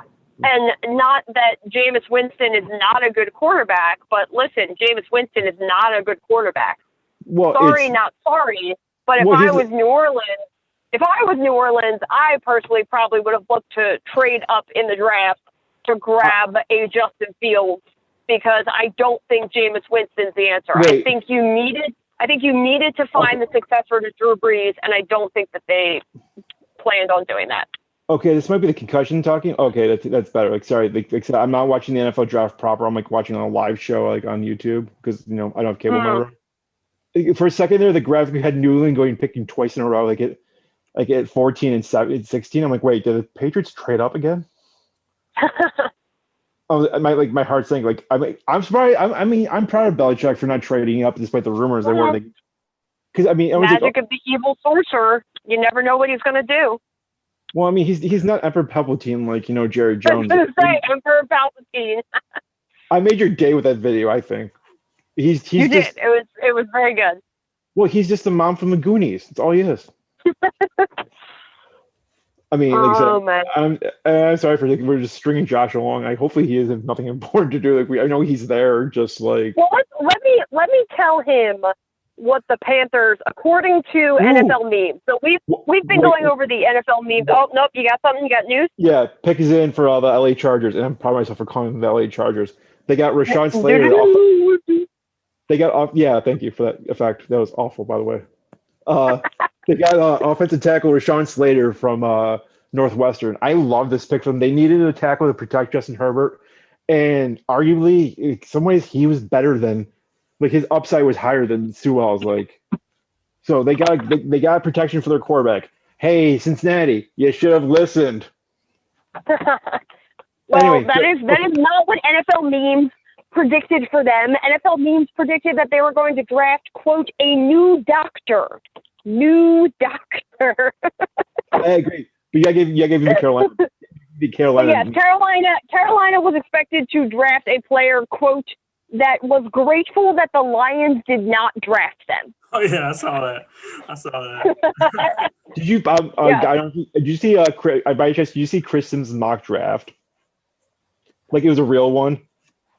He actually had Justin Fields going to the Tampa Bay Buccaneers at 32. No way. Yeah, I was like, I think I've got a better chance of getting drafted at 32 to the Buccaneers than Justin Fields. Even with his epilepsy. What was his logic behind that? I think it was the epilepsy talk.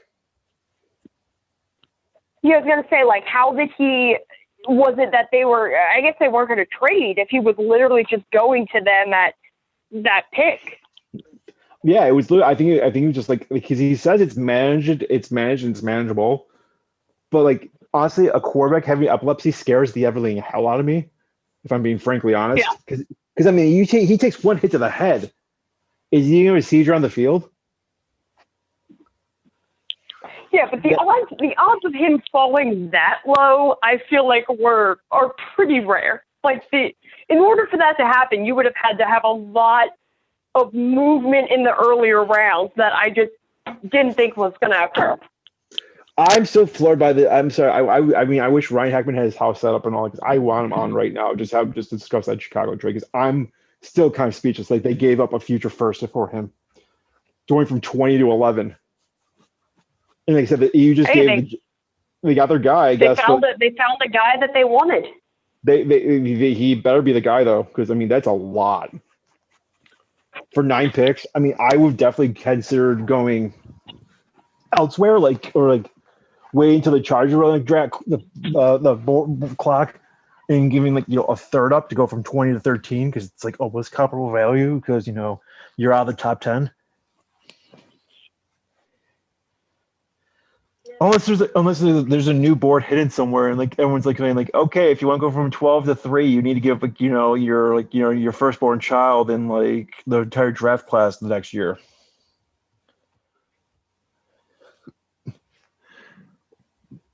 I mean, like I said, I'm loving almost every pick, possibly except for the Horn pick. But I was telling Josh what J.C. Horn's got to do for the first pick 6 is he has to put a flip phone underneath the goalpost pad and pick it up and answer the phone. That's what he's got to do first thing. I mean, if he gets a pick 6, he's got to do that. And just make sure it's the right carrier.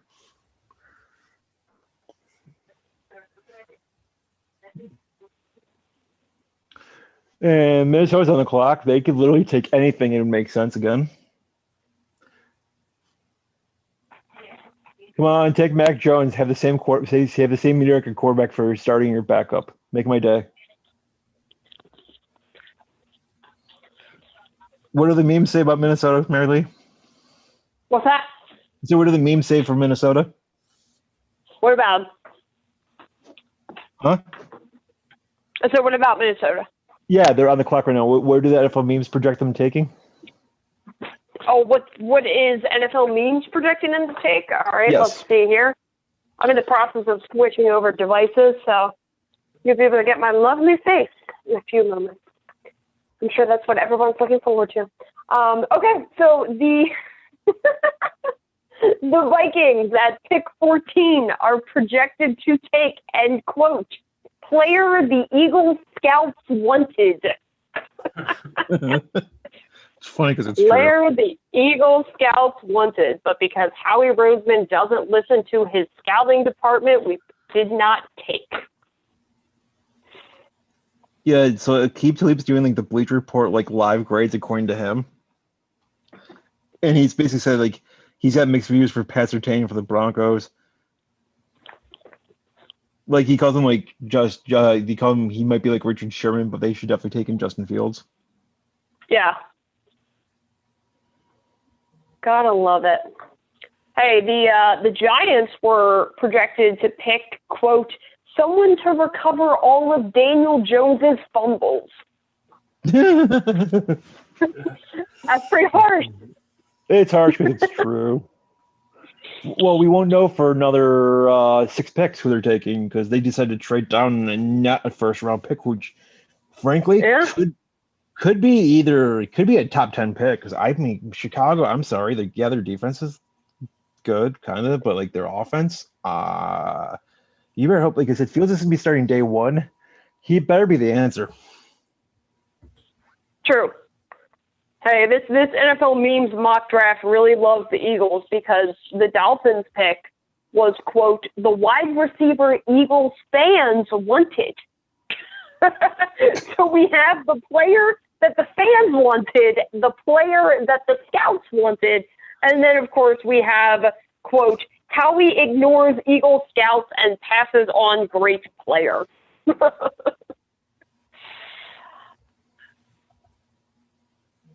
Gotta love the Birds. Apparently the Jets just traded up, and they made their pick already. They got. I mean, I love this pick for the Jets. I mean, I'm happy. So he takes the trade away with Sam Darnold to get a receiver. Really? Yeah, it's kind of ironic, isn't it? Yeah, it's like they don't. I think they drafted like 2 receivers under Sam Darnold, and they got Rashad Bateman, the quarterback from. Apparently, are they still on the clock? I don't know. They said it's what I pick. I pick Rashad. I mean, they trade back in the top 15 twice. I'm curious to see what they gave up to go to 14. Yeah, there's definitely some interesting moves going on. Yeah, I mean, I expected like that's why I'm expecting teams like Buffalo and all that in the draft to trade out. Just because it's like okay, because it's such a good sweet spot to do. Right. And like I was telling my friends, like if the Bills trade out with a team that wants it, one to give us like a second and a third. I'd say I'd have a second and a third. I'll take a second and a second next year. I'd build the draft capital for next year. Yeah, and that's the thing. Like if you approach these trades as the desperate team, you're not going to get the return that you want. If you approach it as the team that's kind of like, hey, you want my pick? Like, sure. Then you're going to end up on the better end of the haul. That's why we always worry about the Eagles, because we're always the desperate team. That's because you're the Eagles. Don't mock the Birds. I do enough of that for the both of us. Yeah, at least the Buffalo's intimidating as an Eagle. Come on now. Ooh, we got you have someone else? Or yep. it's just you. That's just me. Yep. Sorry to get you all excited. Yep, I'm just moving from one platform to the other. Okay, hold on 1 second. I'll turn my video on because I'm cool like that. I took a break from video for some reason. I mean, Josh, if you want to turn your video on, you're more than welcome to. I'm not camera ready. Oh, okay. I'm never camera ready. I mean, come on now. I'm surprised she's not in Eagle stuff. I'm kind of disappointed in you, Mary Lee. Yeah, I'm not even watching the official licensed Bill stuff. I've got 26 shirts on. Thank you, Dell, for the T-shirt. I paid for it, so I'm not exactly getting it for free. I think it's a cool shirt, but that's me. Free tees. I love free tees. I don't have it anywhere. I'm wearing a minor league baseball hat on top, which is kind of classy like that. Very nice. It's Major League Soccer over here. So none of us are doing anything with the NFL. Yeah, we're so proud. Yeah, you're right. But mine's better because it's a minor league team. It's not even. It's like you know how minor league teams are doing like sub teams. You guys. Mine's the Coco Locos de Rochester. They were the Mad Coconut. Very nice. That's what I thought. Speaking of Mad Coconuts, my bird's downstairs. I'm surprised I don't hear her right now. It must be close to her bedtime. I don't know if you saw Josh. I got a parrot. Yeah, you were talking about that. Yeah, she's very chirpy. She, like I said, I gave Josh a heads up. She might yell, "Come here." So I don't buy the fact that the bird didn't talk before. Like the owner said the bird didn't talk before. I call mess with BS on that too. She's with you for a week and already talking. Well, she does that stupid clicking sound I make, which is hilarious. Like she definitely learned that from me. So the picks in for the Jets, they took Elijah Vera Tucker. They got an offensive. This guy's like picking offensive tackle, offensive guard. I'm happy with the pick. It's like, hey, they're going to protect their quarterback. It's a pretty good idea. Yeah. Are they going to recover the fumbles though? Well, it's the Jets. That's the key. But the question is, are you talking about normal fumbles or the butt fumbles? It's a valid question to ask. Mark Sanchez, shout. I mean, yeah, it's got to suck. I mean, the only thing redeeming of Sanchez would have been if he won a Super Bowl for another team. I mean, even if he was a backup quarterback, because it's like that's true. Yeah, just because it's like, geez, Louise. He's like, how many times have all of us have seen the butt fumble? Over under a million, because there's a GIF of it, and I literally. There's a friend of mine who's a Jets fan, and every opportunity I get, even when things aren't related to the Jets at all, I will butt fumble him all the time. Well, have you watched that? I sent you that video from Urinating Tree, right? You did. Yeah, about the butt fumble one. I think by like week 4, I think he actually has it like explode because it goes off so much. Oh, the butt fumble pick is in. Yeah, it's Elijah Vera Tucker. I'll bet you $1 million, Mary Lee. Oh, you are well ahead of me. Well, that's the story of your life, Mary Lee. I literally just got to. I finally get ESPN on. I'm like, oh, look, the Jets are about to pick. And they got a first and two. So the Jets get a first and fourth, and the Vikings get a first and 2/3, which is that's a really good deal for the Vikings. That is a really good deal for Minnesota because it's 66 and 86. So they have 3 third-round picks now. Look at that! You called that. Yeah. You should have acted like my feed wasn't behind, because then I would have thought that you were freaking Nostradamus over here calling all of the picks correctly. I would have been like, "Oh my gosh, you got it again." IJ did that once at a bar. Did you really?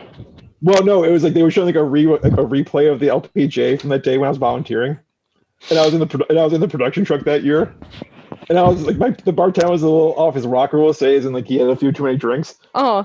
So I would be betting like every golf shot, like, hey, I bet you $5 as this happens. or like $100 as like she misses this putt right here. It's like, dude, how do you know this? So like at the end of the night, my buddy Joe who bounced the bar was like, by the way, Scott worked the LPGA today. He time was there. Oh, we took Devonta Smith. Okay. I'm even behind who the Eagles took. That was the period where Zoom had cut me off and I couldn't call back in. For whatever reason. Now I know why my friend literally messaged. She was like, "Oh my gosh, we didn't fuck this up." Sorry to use that word if this is a PG podcast. It's not. Don't worry about it. We have Josh on, so I don't want to offend him. Okay, that is literally that is probably the best pick that we could have made. I'm actually pretty happy with the Eagles right now. We got a wide receiver. You got Deshaun Jackson 2.0. Hey, as long as he stays healthy.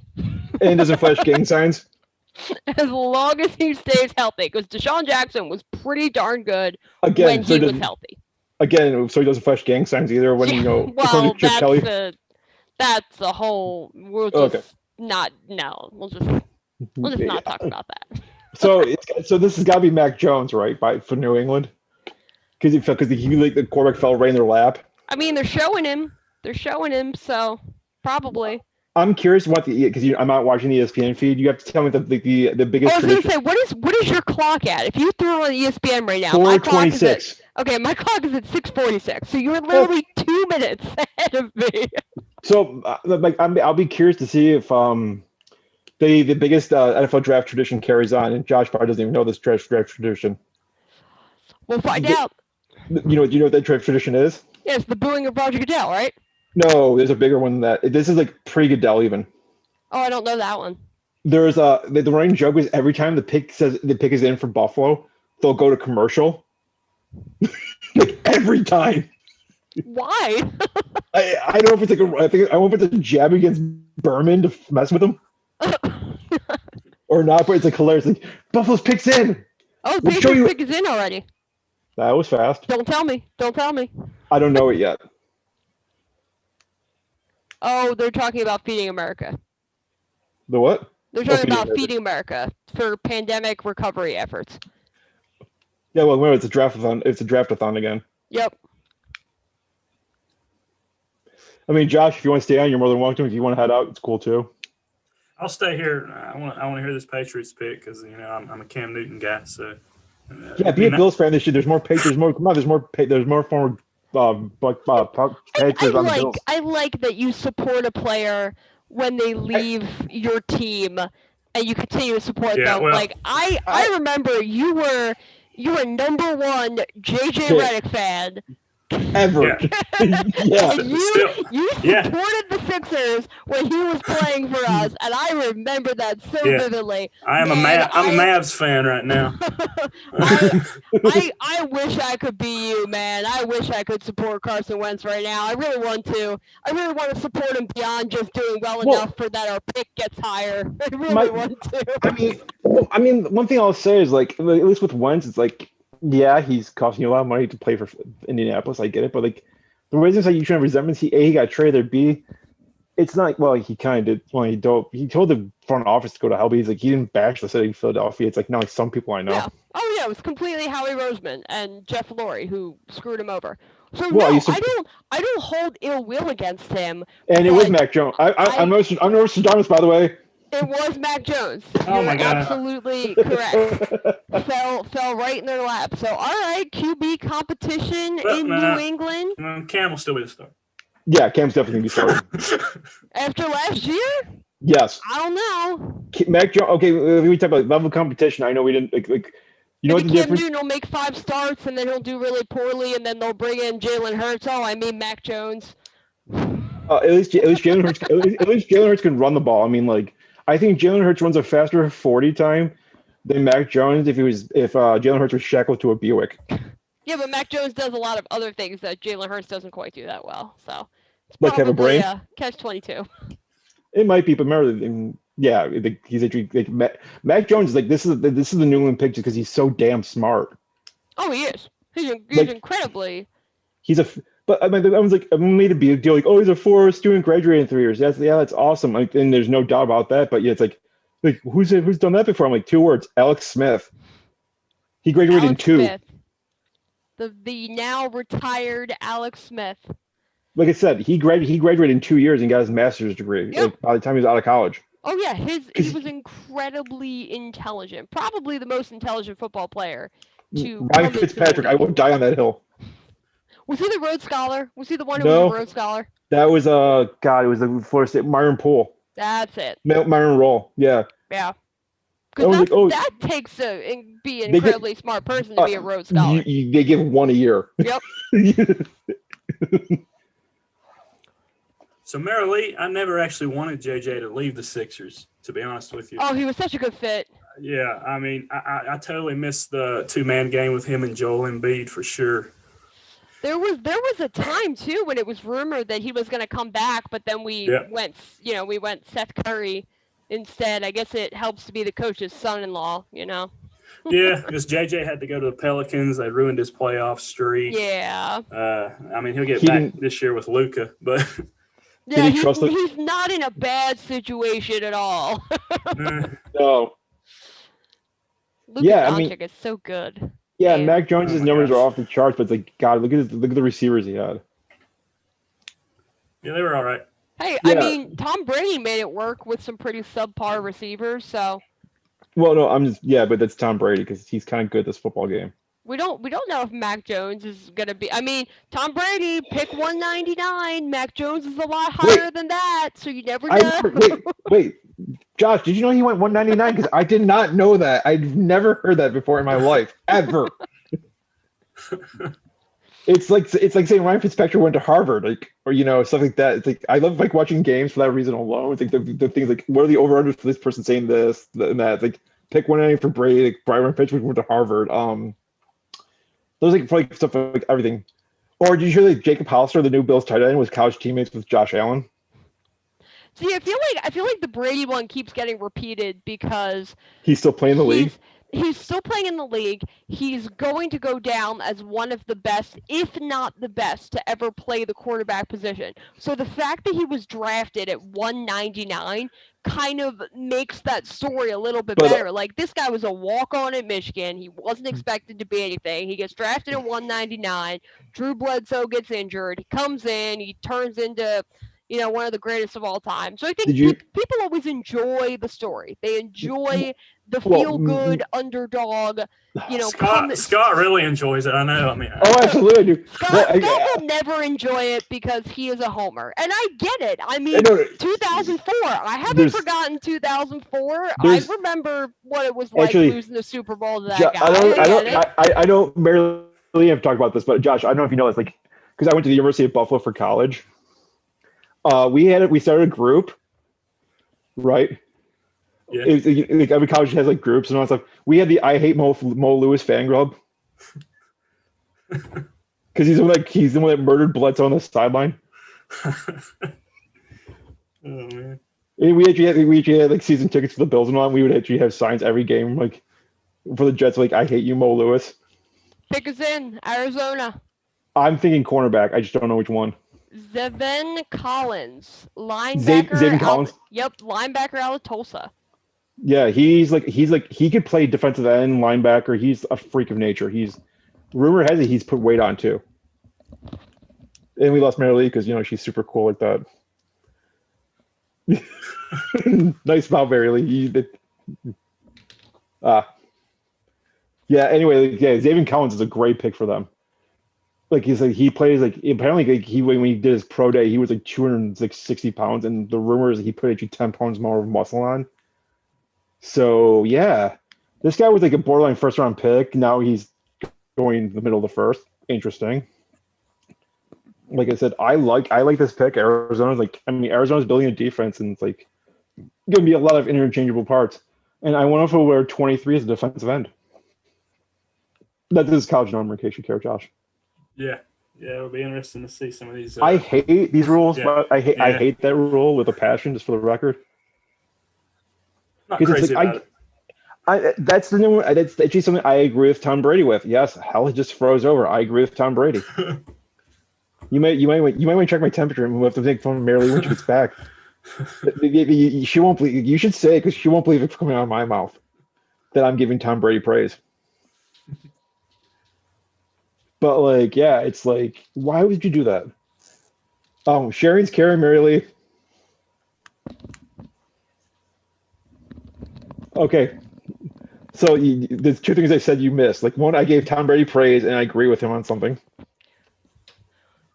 Why did nobody tell me that I was going to walk away in a once-in-a-lifetime moment? I could have waited. I could have refreshed my beverage 4 minutes from now. You could have gone. You could have walked to Rochester from Philadelphia, and you know what? This is being recorded, so it will live on in posterity. Yes, as it's recorded, when we are live on YouTube. If you can't see that, so like I said, no mistakes when you're live, right? That's what you always say. You can't screw up while it's live. We learned that from screw up live. Do you know who said that? By the way, don't answer Mary Lee. Nice. Do you know who said that famous quote, Josh? You can't screw up if it's the quote is you can't screw up if it's live. I don't remember. Well. Yeah, it's a guy you knew pretty well. Oh God. He runs a thing that we all watch. Runs a thing. Vince McMahon. Yes. There you go. So, like I said, the conversation was because I was saying Zaven Collins, I want people at number 23 as a defensive end. And I said I hate that stupid rule change that they made this year for the numbers. Oh, yeah. It is. I don't understand why they did it. And because of why else? Because they have to buy, because they can sell more jerseys this way. Like they can have, hey, cool, Myles Garrett can wear 15. I don't know if he is or not, but I can say, for example. Or like Emmanuel Sanders for the Bills is going to wear number 1 for his receiver. So this is, and I actually I said this to somebody the other day. I was like, this is literally WWE when they made 8 versions of John Cena's quote-unquote Fruity Pebbles t-shirt because they had to get it in a different color. They had 8 different colors so kids could be to their mom like, Mom, I want that one. And the mom would be like, you're wearing it. Don't you already have that one? No, that one's purple. I want cerulean blue. But don't hate. I get the rainbow. T-shirt company that also produces wrestling. I swear, I will say that line. I have said it for years. I will continue to say it. They're a title belt company. All their money on merch. Oh Screw God, the wrestling. They make all their money on merch. Speaking of wrestling, quick, because we know we've got a little bit of a lull. Did you guys watch Dark Side of the Ring with about Owen yet? I didn't. No, haven't. I recommend. It's excellent. It's sad, but it's excellent. Like, I mean, Grant, it's like weird because it's like just Martha and or not Martha Hart. I forgot his main name, but and it's Owen and his wife, his widow and his kids. The rest of the Hart family has nothing to do with it. I watched the one on Chris Benoit, and if I don't know if I can ever watch another Dark Side of the Ring after that. That's the only one. That's the only one I've seen as well. Yeah, that gets to you, man. Well, honestly, the worst one they've done is the Road Warriors one. Yeah, I didn't see that one. It's nothing you didn't already know. Mm. It's like, yeah, Hawk walked off after London, hung out with the Hells Angels. Like it's like just like stop showing for WWE. They're doing Pillman. The opening one of this season is Brian Pillman, and then they're also tackling the steroid issue in WWE. The because Vince won that and continues to win that. And then they're also talking about the plane ride from hell. Oh, that'll be fun. That will be very interesting. That's definitely the one I gotta watch. I've only watched half of it so far as like New Jack. Oh my god. I feel like there's nothing they could put in a dark side of the ring. Like, you talk about a guy whose life is just out there. The darkness of his life is out there for everyone to see. This might be the lightest thing you've ever seen on him. Yeah. I mean, it's funny because what could they possibly address that has not already been addressed as far as this guy's absolute insanity? Watch what you say. He might stab you or something. That's true. Should look around, check my surroundings. All right, Jerome, are you there? No, he didn't call in. I think you disabled call-ins again. Yeah, that's probably for the best. I didn't even know you could do that. Yeah, neither did I. I was wondering why not call in. I was like, I call into meetings all the time. Yeah. All right, Raiders pick us in. I have no clue who it's gonna be. Like, guess the position. Penn State guy went at number 12. Micah Parsons. Alex Leatherwood, offensive tackle, Alabama. Ah! It's like I should work for a freaking team or something, or like just be like working. I know, right? It's like Josh has been just smiling and posed this whole time. He must really agree with your picks. I think Josh we take that photo, have like a thumbs up in it, like every time. That would just make it 1,000 times better. That's when you do like the fake, like you're on camera, but it's just a picture of you the whole time. Well, he's offensive. He's an offensive tackle, offensive guard. Like, I mean, he can play either. Offensive tackle, 6'4", 313. Mel Kiper's talking about him now. How's Mel's hard tonight? Is it on point like usual? Yeah, I would say so. I mean, it's hard for a guy who literally his job is just to get this right. You know, he works 365 days a year just to get well. You can't, you know, it's like trying to predict. Yeah. You know, there's certain things where there's always going to be a wrench in the plan. He could predict the best available all he wants. He's correct. You know, the best available in most cases are the best available. Yeah.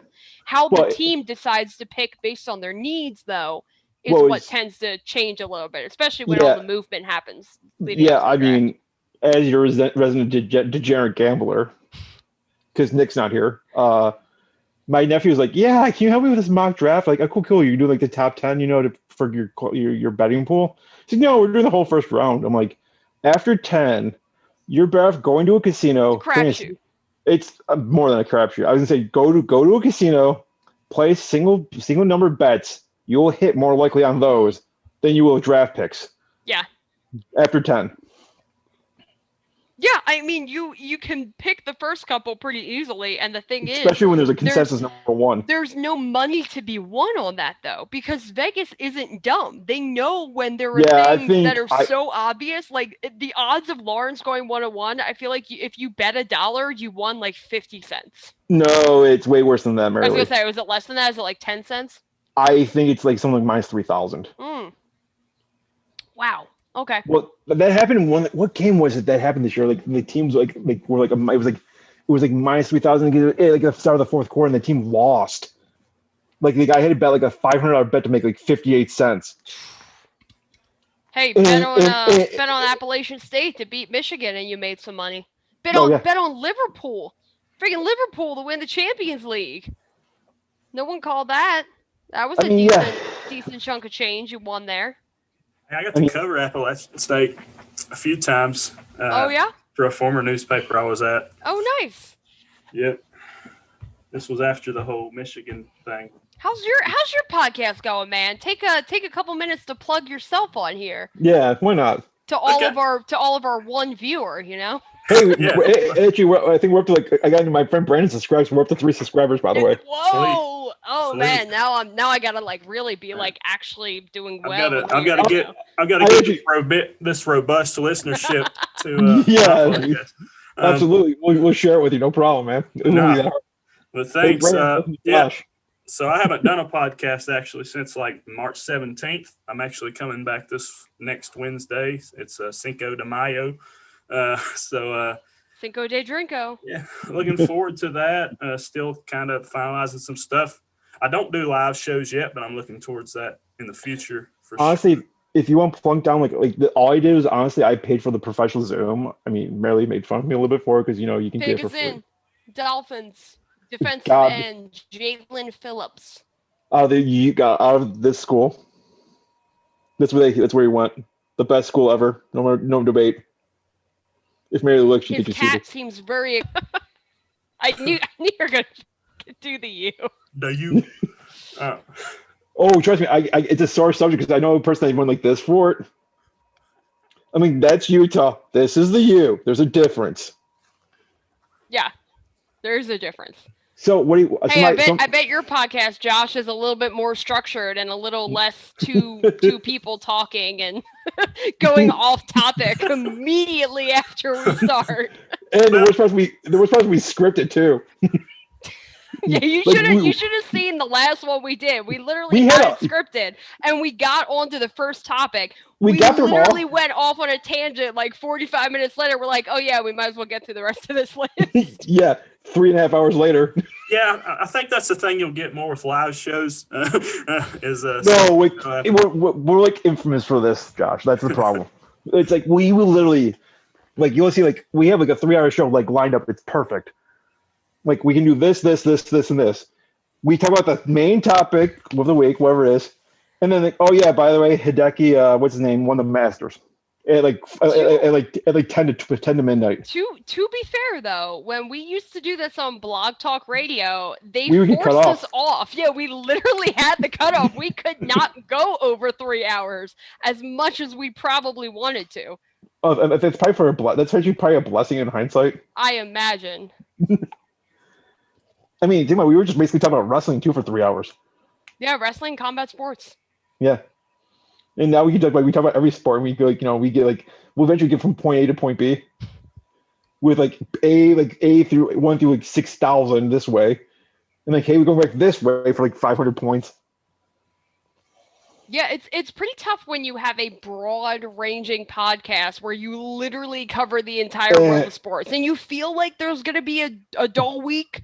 But no, there's not. There's always something. And 2 hosts with really bad ADD. That's also true. And hockey in Canada, which has just been a train wreck. So that's always our lead story. It's like the TNA of the old days. I miss those days. I do. I don't know if Josh knows about that.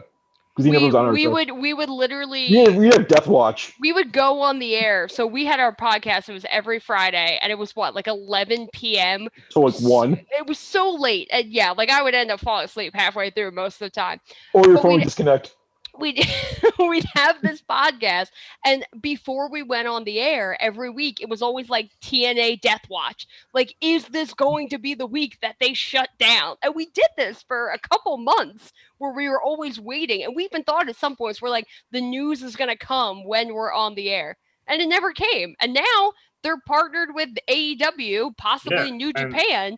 And things are actually looking pretty good in Impact Land. Some solid stuff there. Yeah, did you watch the last pay-per-view? I didn't watch the pay-per-view, but I do watch their show every week. I've been watching them since the Fox Sports days, every week. Oh my gosh! So there's the joke with my friend Brandon, who's a librarian, with TNA Impact and all that. I don't know if you guys listen to Figure 4 at all, or the clips of them from on YouTube. Where the talk was one time how to find Pop TV in your area.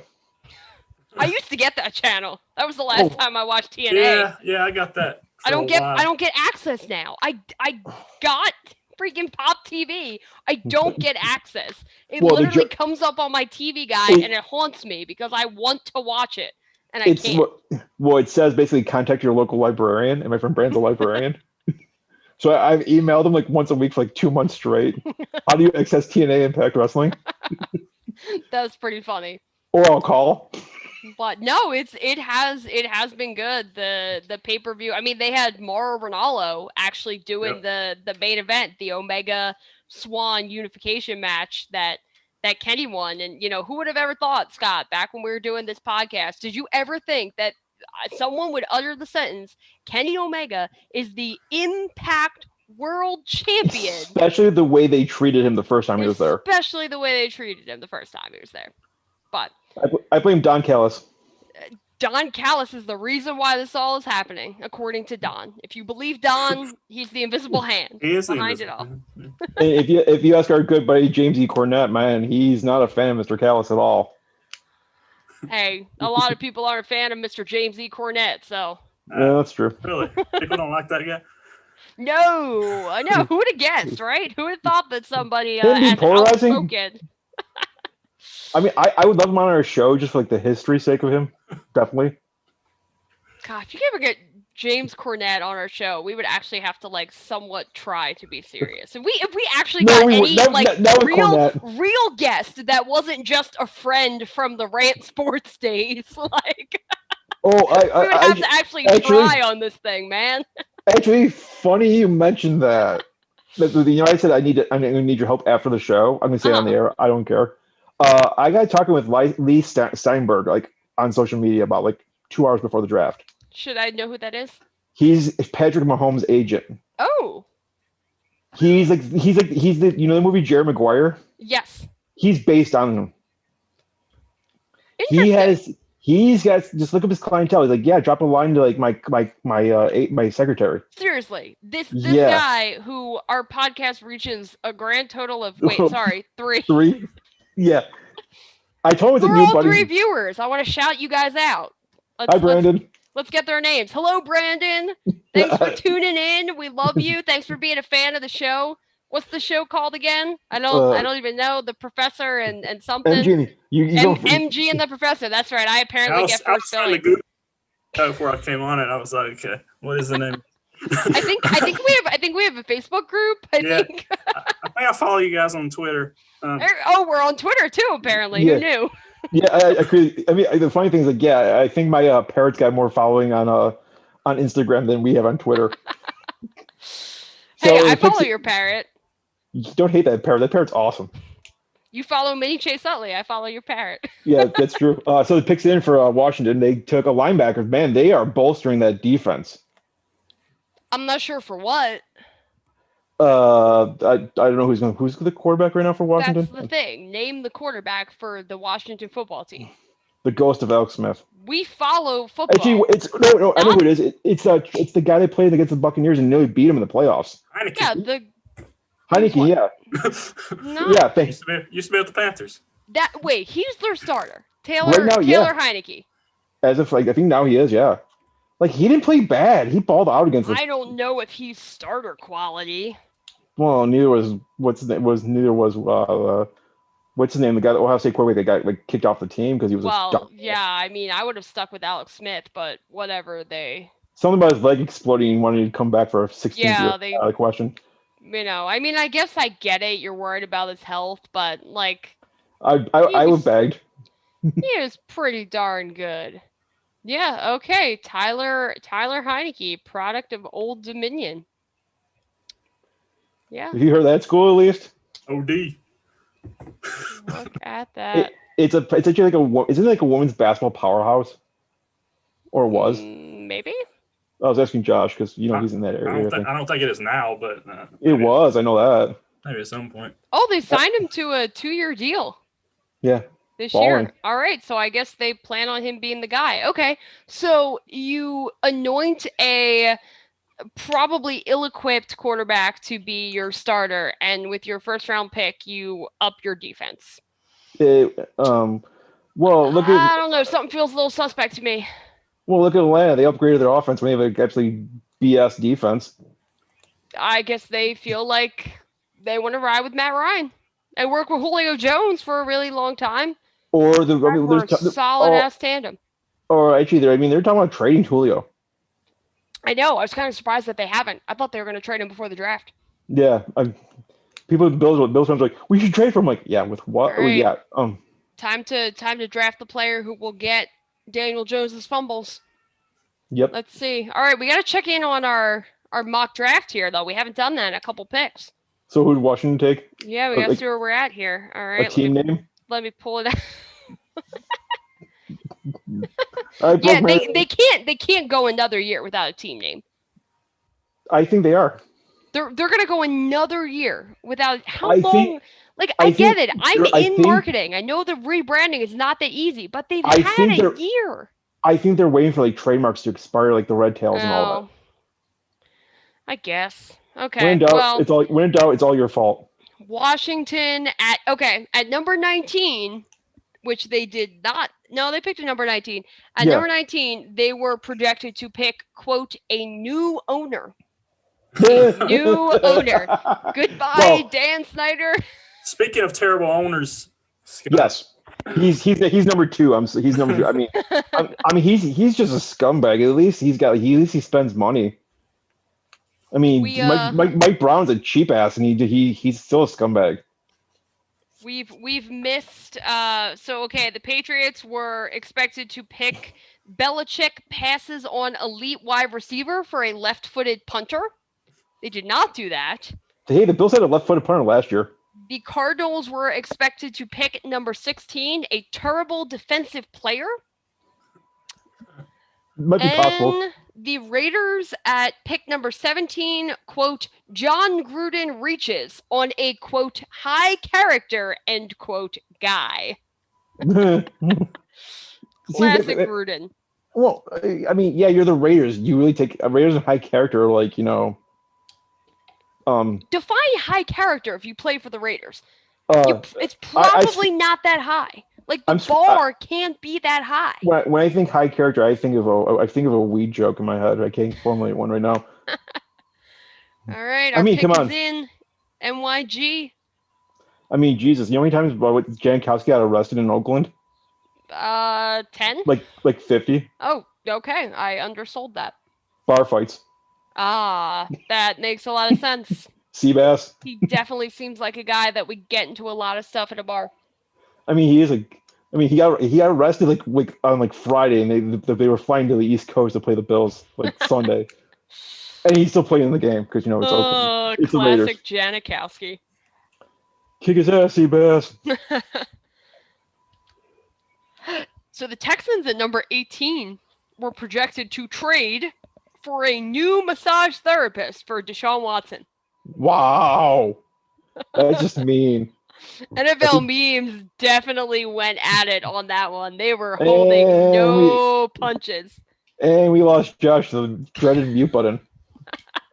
He's probably talking on his breath like that. I was going to say, did we lose the Deshaun Watson fan base? R.I.P. Deshaun Watson fan base. I think we've killed enough fan bases in the last 3 weeks, Marilee. Yeah, that's why we have 3. Count them 3. Who are other ones? You said Brandon. I don't know the other two. What are their YouTube handles? I might be one of them. Yo, what up, Scott? Thanks for watching. No problem.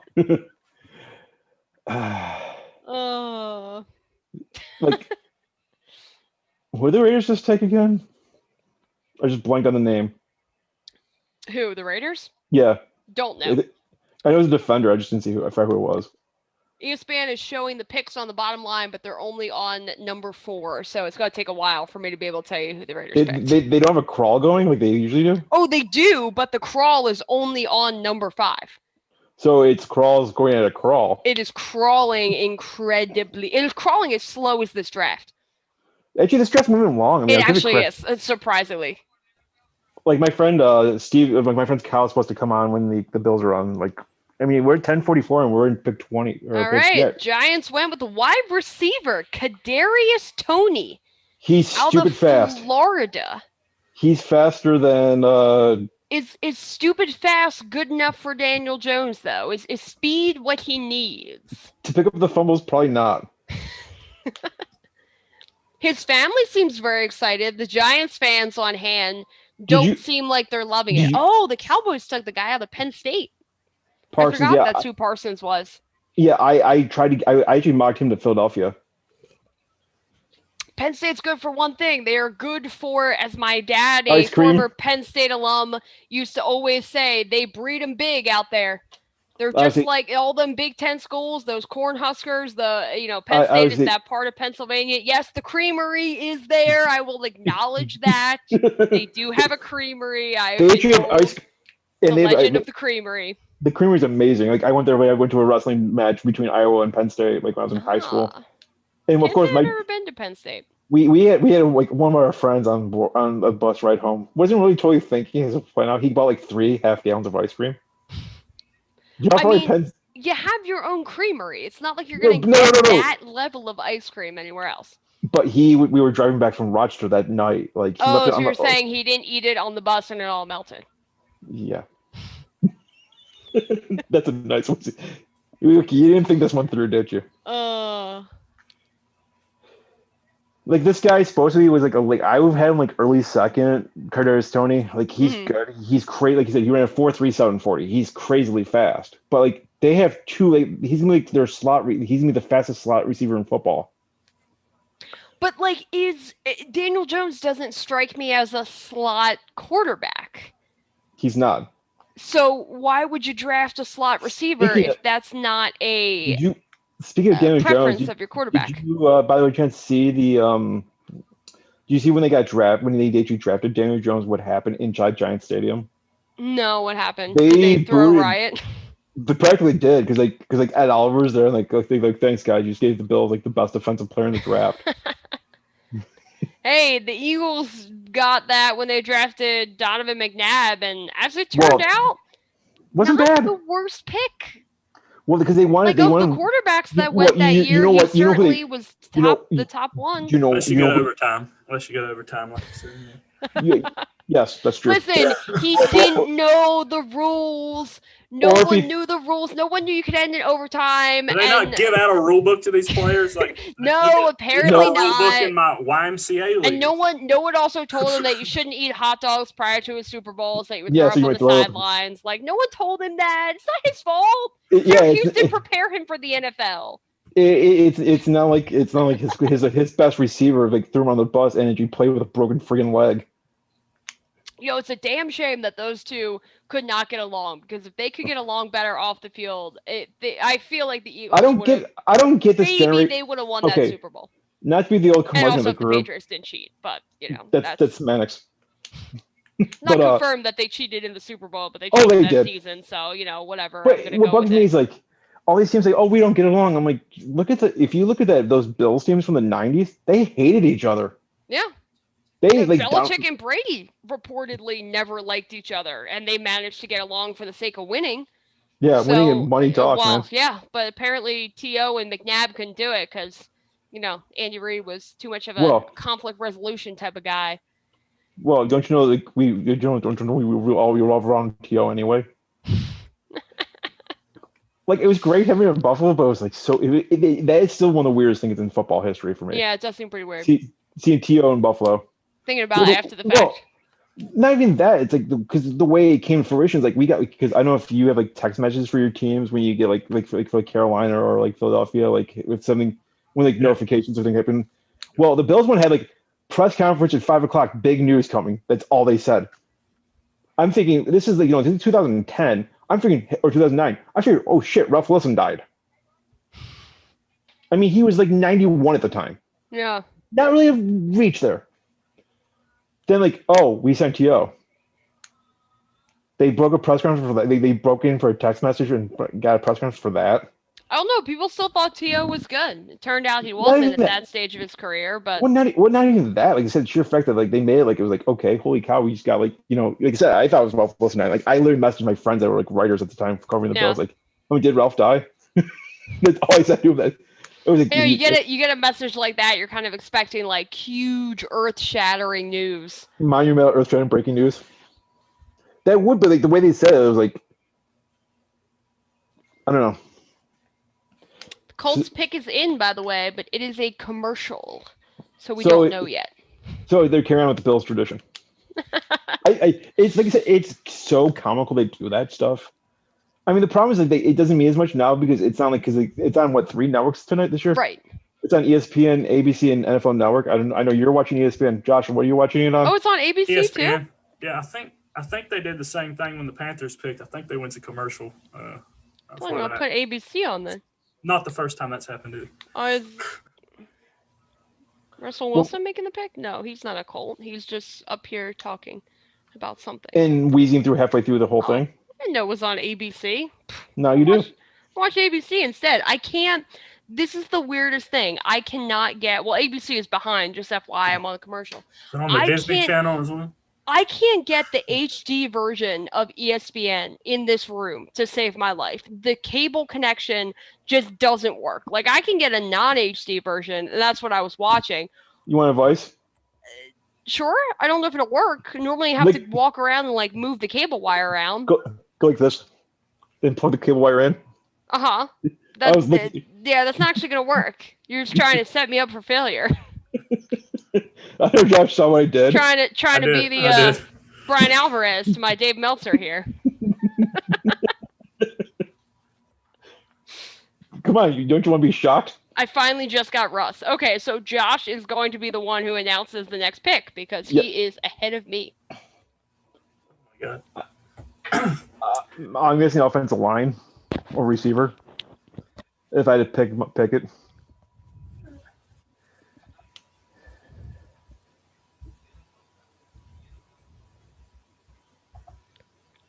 I like Russell Wilson. I don't.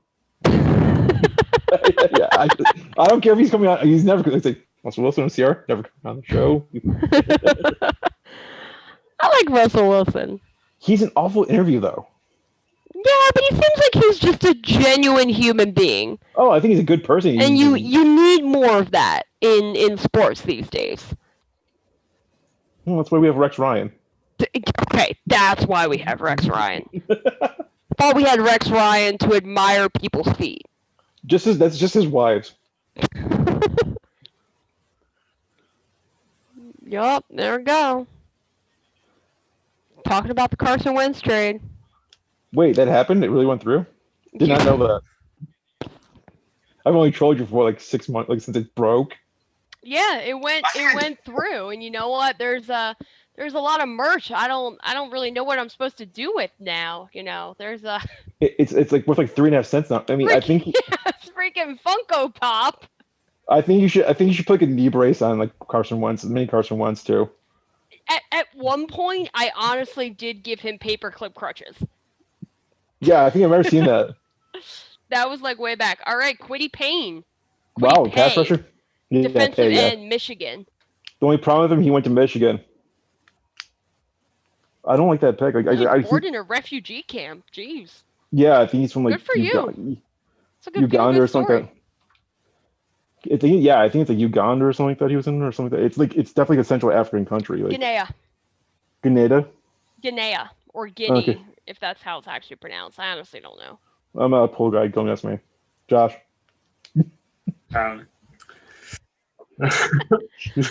We're just a bunch of white East Coasters here. Yeah. Yeah, I mean, we got the Northeast and Southeast covered. We're all set. That's true. We got the Dixie vote. We haven't pissed them off yet. I don't know. We've said some things. We've pissed off some pretty significant fan bases. Well, we haven't messed with the NWA fan base yet, so we're good. And I'm talking about the 1980s NWA yet, so there's that.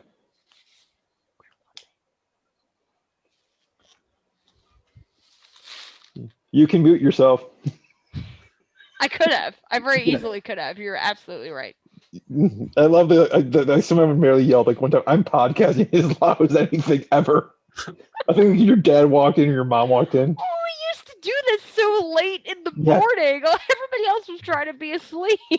Right, but I hear, I'm podcasting. Leave me alone.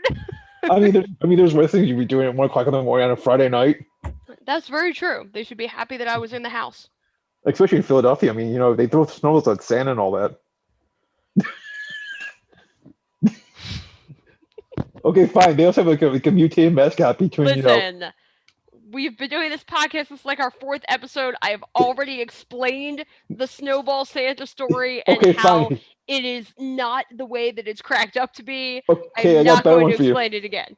That's fine. Then why did David Denobe and the Philly Fanatic mate and create Gritty? Listen, that is not what happened at all. Not even close.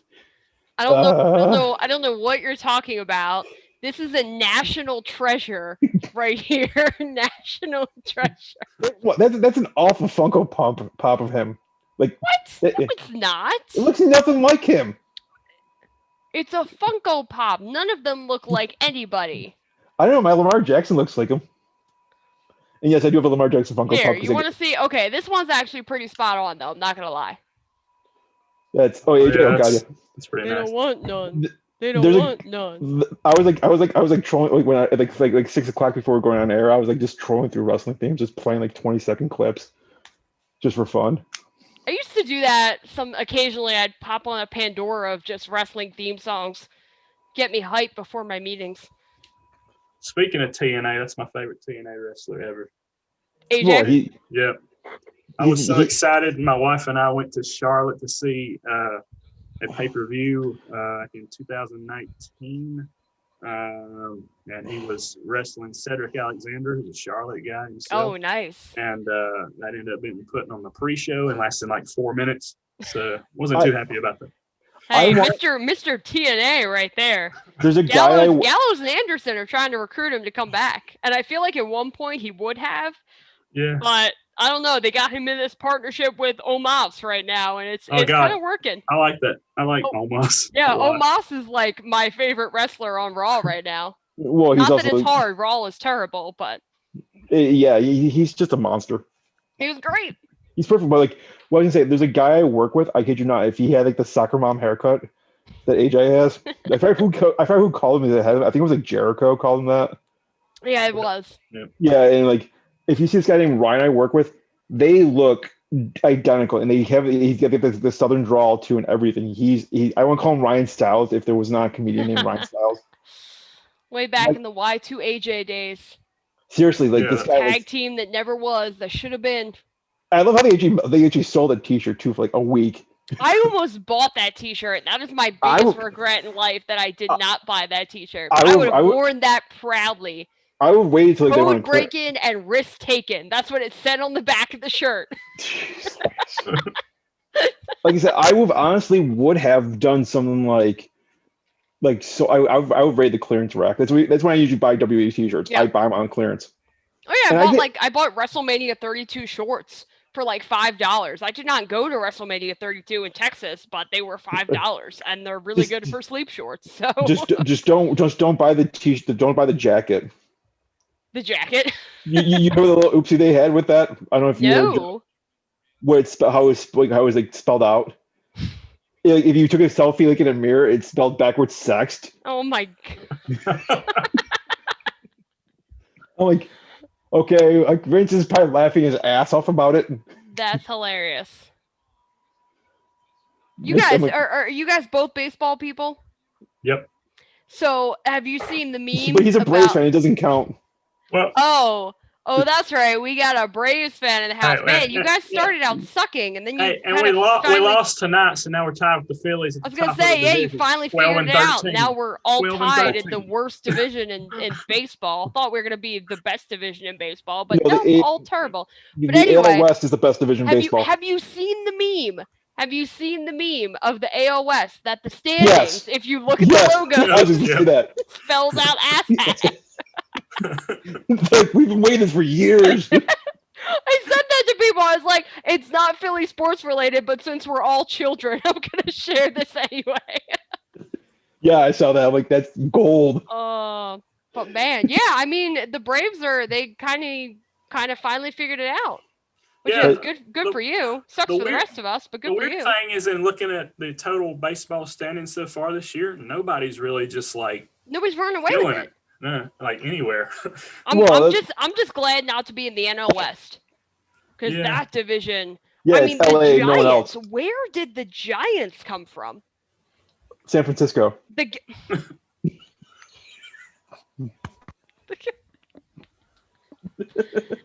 The Gabe Kapler-led Giants, I was not expecting them to be as good as and their pitching. They have had more shutouts this year than any team in baseball.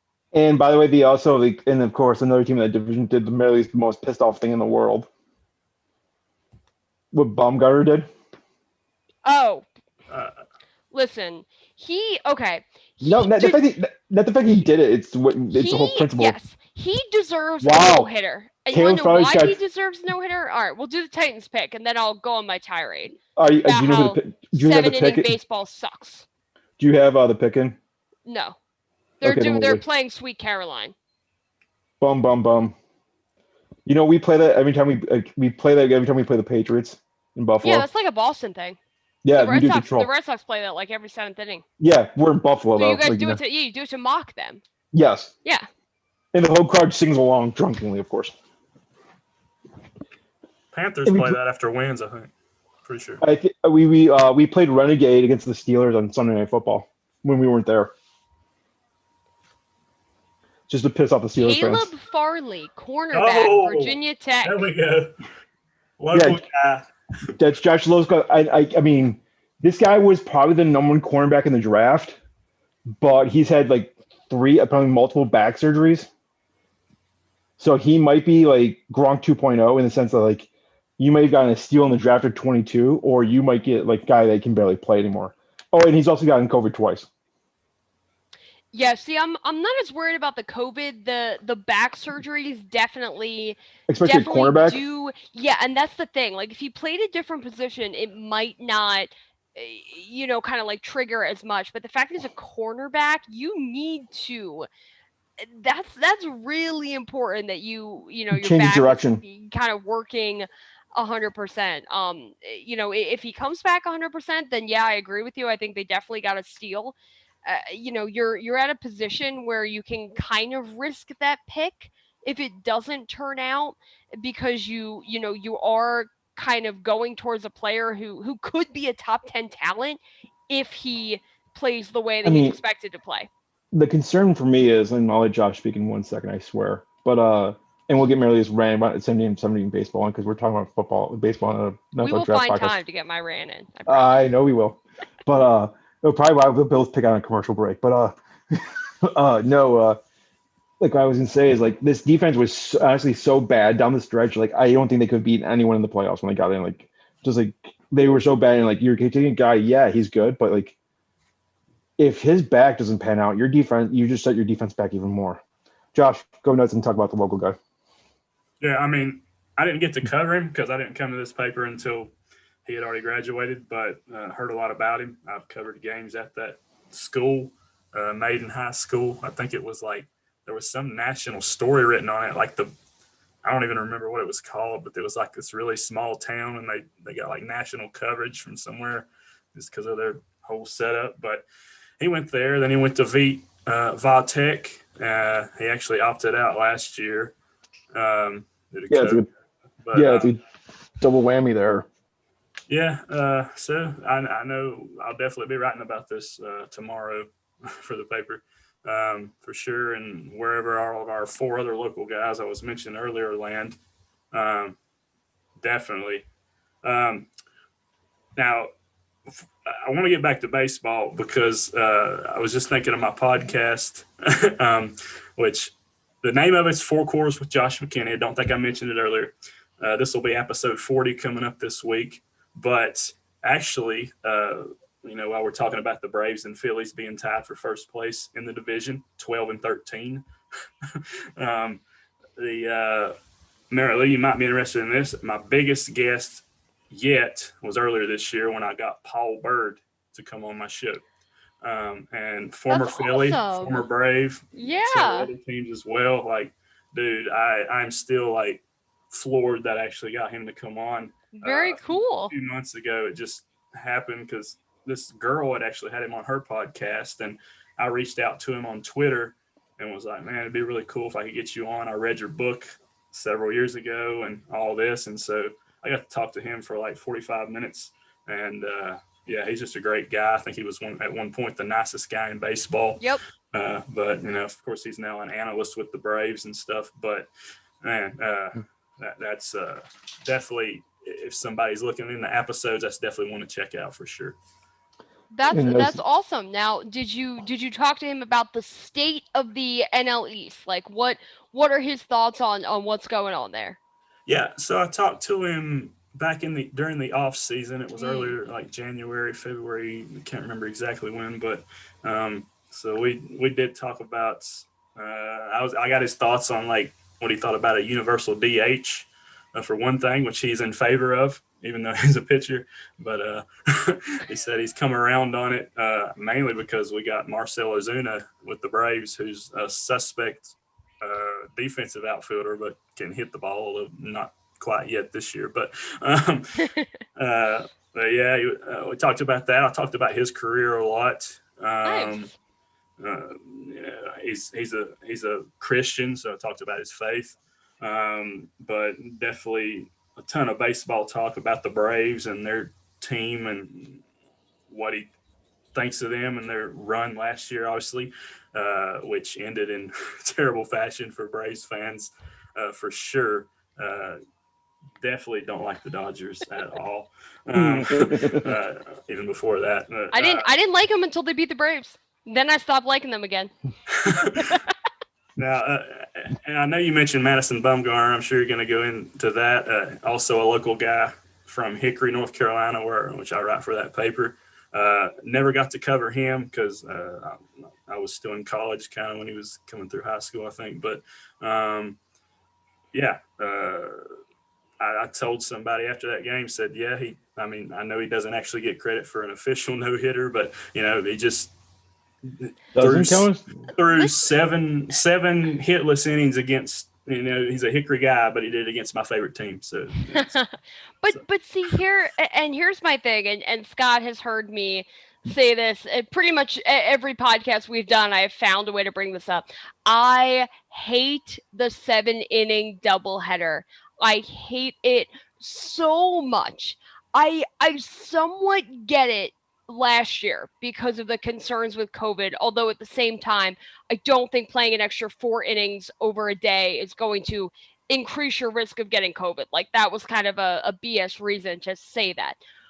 But the fact that they're still doing it, you're talking about you're changing a game that is designed to be 9 innings. And then when you bring in the idea of the whole runner starts on second for extra innings. Oh my God. That's a whole nother, like, I will go on a tangent on that as well. But I want to stand here and I want to defend Madison Bumgarner.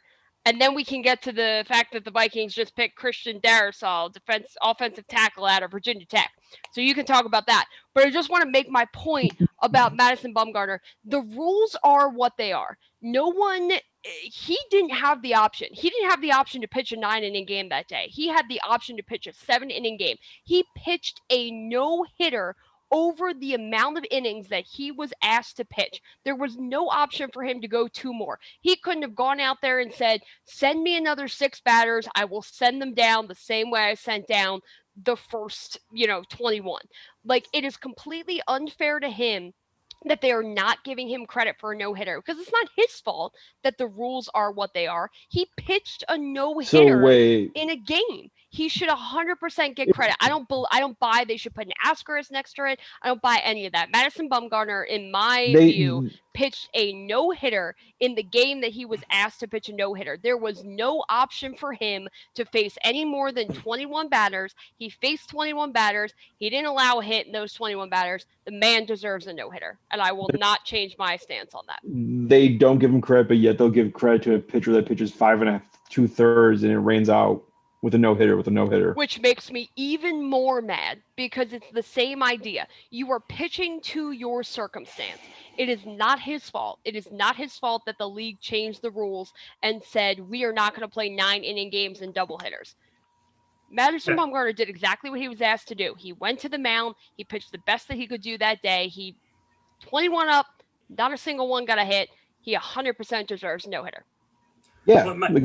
What makes me the most mad about the whole situation is the fact that the Braves only got 1 hit in the first game of the doubleheader too.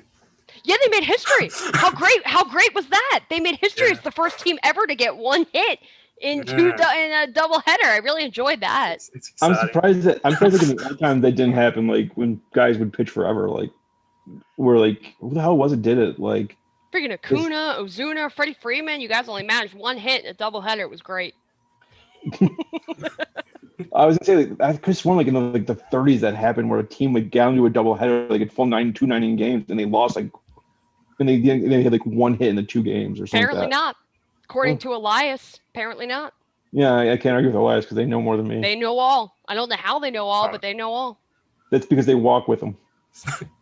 I walk with Elias. Oh. So yeah, Christian Darrisaw. Like I said, I like this pick for them. I mean, my only knock on him truly is he went to Virginia Tech, and it's not a rail on the school, and it's back-to-back Vatech guys. Yeah, look at that. My concern for Vatech is the same thing I have for Texas.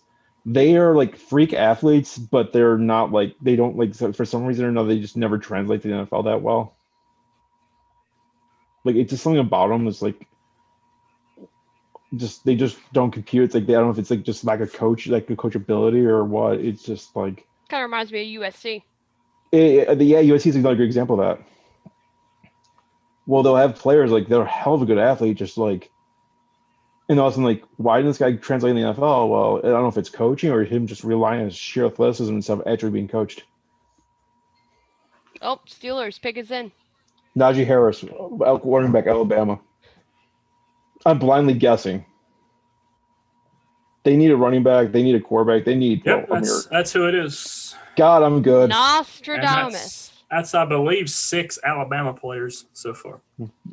It's there's worse things that could happen for because Mary and I are playing a drinking game. We could play a deadly drinking game. I think it's 2003. My friend and I played the deadliest drinking game ever. What was that? It was Big East or ACC. I think we took a shot, and it was the year Miami had 9 guys go in the first round. There's no way it could have been the Big East. Really? In football?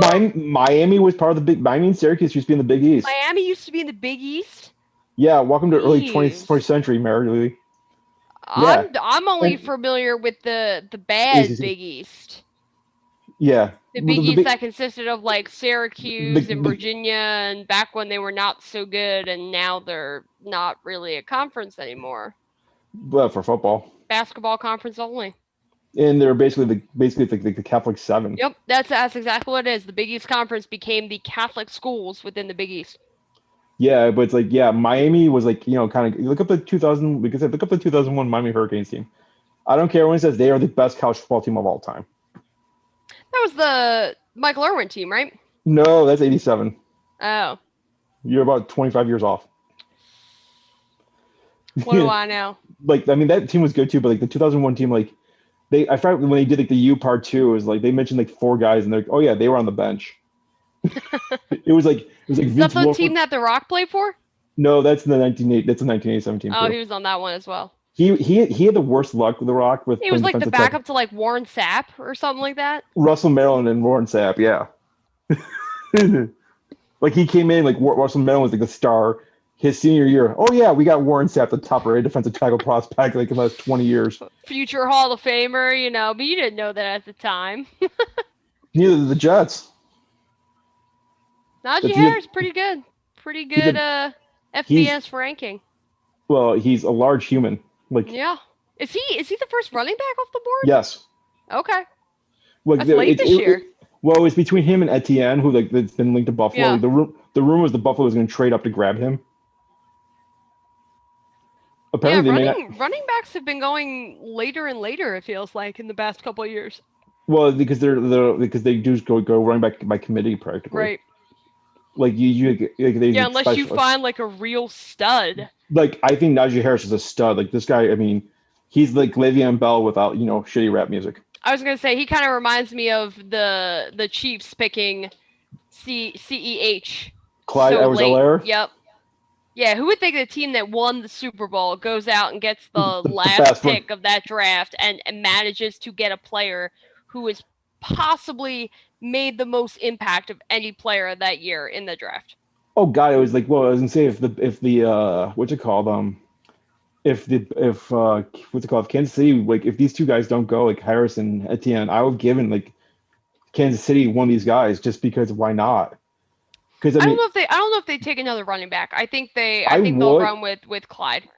I was saying CH is he's the elusive back. Etienne's there's some other needs that the the Chiefs could use as evidence in their Super Bowl loss to the Buccaneers. They kind of bolstered part of that with like a highway robbery trade. Well, yeah, true.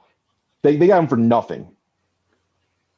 I mean, I know who's gonna be. I know someone in Kansas City that's really mad about that. Oh, really? Yeah, they legitimately pissed. Why are they legitimately pissed? Because they cater for the football team. Oh. Do you see the size have you seen the size of Zeus Brown? No. You just look him up real quick. Look up Orlando Brown Jr. Just look up how big he is. He's as big as his dad was. Oh, his dad was a big dude. Yeah, yeah, and he's not much smaller. I think he might be bigger, actually. I mean, if he's gonna make the team better, then go for it. I mean, the problem is like he's gonna want he's on his last year of his rookie deal. Oh. Yeah, so the catering's pissed at him. I get it now. I can see. 6'8", 3 45 they list him at? Yeah, yep. Dude is a big dude. I mean, like I said, I don't know like what they do after this year though with him. Like, because he's gonna want top tackle money. I mean, I just look at like all the stuff going on like with football. It's like they may have teams back having full strength, but if they don't, if the cap contracts again, how's Kansas City gonna be like afford anything? 'Cause, I mean, they gutted their offensive line and like once they don't have to do it again, and they're gonna have to massively rework Mahomes' deal. And that's what like Buffalo's had the reservations about giving Allen a deal yet. They're like literally waiting to see what's going on with the league. And that's why they're not even picking up his fifth-year option. I think a lot of teams are looking at both the Carson Wentz and the Jared Goff deals and how both of them went sour for the teams involved. Like, who would have thought that the quarterbacks that were picked 1 and 2 that year, 5 years later, would both be with completely different teams? I don't think anybody saw Luck that. And RG3. Well, but their situation's a little different because Andrew Luck retired. So, like, he went out on his own terms. Yeah. The Eagles had just signed Carson Wentz to an extension. I don't know if the Rams had just signed Jared Goff to one or not. I think a few years prior. But there was definitely a expectation there that both of those guys were going to be the franchise quarterbacks for their team for the foreseeable future. I mean, you don't trade up in the draft to get a guy who you don't think is going to be a difference maker for you. And the fact that both of those guys they trade the house and they trade the house to get they both of them. Absolutely did. They absolutely did. But the fact that both of those guys are now with different teams, I think that's why you see the hesitation for your Baker Mayfields, for your Lamar Jacksons, for your Josh Allens, because they're all around that same, they're starting to hit that year 5, and year 5 is when you've really, according to the history of it all, year 5 is when you kind of can really start to judge a quarterback and what the expectations of that quarterback will be in the NFL. So they're all approaching that year 5 window. And I think a lot of teams are hesitant because they saw the regression of Wentz. They saw, what Goff did. And now the fact that both of these guys kind of ran their way out of town. So I do think there is some apprehension. Do I think all of these guys end up getting new deals? Sure. But, I mean, you also have the Deshaun Watson issue. Like, he was a guy who, there was so much interest from all these other teams. And then, of course, the offseason revealed what it did. Am I saying Lamar Jackson and Baker Mayfield and Josh Allen are going to have women claim that, there was impropriety against them? No, I don't think that's going to happen. But I think all Baker, of maybe. it kind of I think all of it kind of happening around the same time, the issues with Deshaun happening at the same time as Wentz's regression, happening at the same time as Goff working his way out of town. I think all of that is leading to why we haven't seen these big deals yet for that next gen of quarterbacks. But I also am intrigued that like someone like Lamar Jackson and Josh Allen have not received the 5th-year option though. That's true. They still have a little bit more time than a guy like Baker who is on that option, I believe. No, they're all the same draft. Oh, I thought Baker was a year prior. They're all the same draft? Oh, yeah. Okay. Now you know. There you go. Now you know. I just got super sad because it reminded me that Cam Newton's 5th year was the year they went to the Super Bowl, and then now he's with the Patriots. Yeah, it's hard to believe what happened to him. Like, I can't really pinpoint where things went wrong because I thought that Cam was great. And, they didn't really have the greatest receiving core. I know they had that, I forget his name, but he was like that really tall guy. Kelvin Benjamin. Who was good. Yeah, it was good for like 1 year. Kelvin Benjamin. He kind of pick us in. Jaguars running back Travis Etienne. Running back. Well, I guess Buffalo's not taking the running back in the first round. Trevor Lawrence has a friend. Reunited. They're teammates in college. They're both Clemson guys. There you go. Clemson for the win. But I was to say, like Kelvin Benjamin. I mean, Josh, I don't know if he had an issue with it. He had the issue in Carolina too. The hand. He not even his hands, his weight. Yeah. He was like, they listed him at 6'5", 245. Mary Lee, if you saw him play in person, he looked about 290. He looked like an oversized tight end. Like the worst part was he went to the Bills when he got traded from Carolina, and he literally just screwed up like a $50 million contract at least from Buffalo. Like, you know how players play up to their contract year? Yeah, he did the exact opposite. Yeah, he could have been something, because I remember when I was in a fantasy league and my brother had him that first year. It was like, was that fancy eating by any chance? Killing it. No, it was not fancy eating. That first year he was ball hawking everything because he was so damn tall. After that, he kind of crashed back down to earth. And we went to the Super Bowl the year he got hurt. Yeah, he blew his ACL like one or something. He got there in spite of him. Didn't really have a number one receiver that year in Cam. I mean, Cam just balled out. Did you Josh? I don't know if you ever heard about the whole discussion one time, like the Bills had with what's the name, their rookie lineman from pass rusher from last year, with AJ Epineza. They has tweet copies of his game after, and he goes kind of like Von Miller, like how he strip sacked Cam Newton in the Super Bowl. Well, it's funnier because he didn't realize that McDermott and Brandon Beane were with Carolina at the time. Yeah. And Leslie Frazier goes, "There goes your draft stock." Just casually just throws that out. Just like, so I don't know who the Bills are taking at all in like 4 picks or 5 picks rather. 4, yeah, because like they were like really linked to Etienne and all that, and the running backs they were heavily linked at. Like it could be the other name they're throwing out. If I want to throw a name right this second, unless Cleveland takes him here, is Gregory Rousseau, the pass rusher from Miami, the other one. Like he's raw as hell, but like his freshman year, I think he had something like 15 sacks, and he's also a very, very large raw prospect. I'm trying to give you his measurables. 1 second.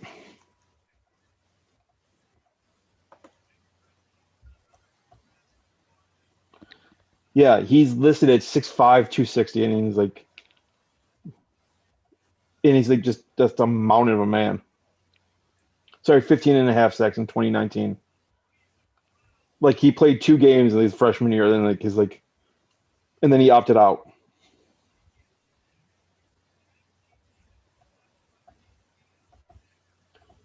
Did I send you that meme, Mary Lee? And I know I didn't send it to Josh about Bo Bichette. The one about him and his he hit the home run where his mom and his dad met at that gym. Yeah. Oh, that's just crazy, like the logistics of it all. Etienne, I think honestly, if the Bills didn't take him at 30, I think they could have gotten him at 33. I mean, good for. So is there anyone from Clemson they can take? I'll laugh if they take another Clemson player. It was fun because, we talked about Maryland. I talked about briefly before he came out. Josh, too, was like people were seriously saying with a dead face that the Jaguars should take Justin Fields at pick 1 because Ohio State. I'm like, Justin Fields wasn't even there when Urban Meyer was there. Try again. I mean, Grant, I would be happy if he did that. Then I'd go back and I'd buy a time machine and bet the house on Justin Fields and become like a bazillionaire by betting like 3 cents. Guys, I'm going to stick on here for this Browns pick, and then I'm going to have to head out. But I really enjoyed absolutely, Josh. You're talking it up for sure. Yeah, thanks for joining us. You're like always welcome. You're a friend of the show. You like Mary Lee, you slightly tolerate me. I get it. Yeah, somehow that's how I became the co-host. Apparently, the bar is just to tolerate Scott, No, and then that's how you. no, that's why you're the host. I'm the co-host. That's true. Apparently, I'm the host of this whole thing. I'm doing a great job hosting, I'm sure. Yeah, I even offered you guys a beer, right? Beer. Yeah. Sponsor. Anybody watching Practical Jokers? Yeah. This beer is actually made by Q from Impractical Jokers. Oh. He took over the it's called Rubsum and Horman Brewing Company in New York. Apparently it's pretty iconic. He took over, he kept the name. But as you can see, there's some Benjamin the Cat on the can. So definitely have some Q on here. Yeah. Ordered this shit from New York, had it shipped to Pennsylvania. That's because you can't buy it in a store anyway. It's because it's Pennsylvania. Our liquor laws are crazy. Laws. I was surprised I was even able to get it shipped. Apparently, we're now allowed to get it shipped, but you're only allowed to have a certain amount of ounces shipped per month. Greg Newsome did another quarterback. Nice. I mean, that's another guy that Bills were linked to. You said the Browns took a quarterback? Cornerback is in defensive back. Cornerback. Yeah, you beat me to that one. Sorry. Greg Newsome the second. Quarterback, yes. Northwestern. Good guy. Like he's a Midwest guy. Browns fans seem to be enjoying this pick. That's because they're drunk and wet at the stadium. His family loves it, but I feel like you could say that literally for the guy that gets picked number 500. Like his family's excited. Who was it? Who was it? Who's the guy from the Bears? Eli Manning? No. Well, John Elway did that first, by the way. Oh yeah. For the record. Like his father told him, he didn't get drafted by the Broncos. He got drafted by the Baltimore Colts, by the way, and his dad told him, "No way in hell you're playing for that team." The Baltimore Colts. And then the next year they did. Yeah, I was gonna say, and to think they only survived another. Yeah, then the shittiest move in NFL history. Literally, they did Mayflower trucks in the middle of the night. That's a great documentary, by the way. That was one of those ESPN 30 for 30s. Yeah. If you haven't watched it, about the Colts. I'm surprised the Ursays are welcome back in Baltimore at all. I wouldn't think so. I mean, you can't get away with that. Like that was so underhanded. And yes, people would have been upset about it if you had done it in broad daylight, but you did in the middle of the night. To literally move the team in the middle of the night, not give anybody notice, and just do it for the money. It left a bad taste, I think, in a lot of people's Davis mouth. Did that. Well, the Davis family did that twice, by the way. And nobody disliked them. Al Davis is like a legend for the Raiders. Does his son still own the team? Yes, Tommy Boy does still own him. I mean, sorry. Josh, you got any thoughts on this pick before you go?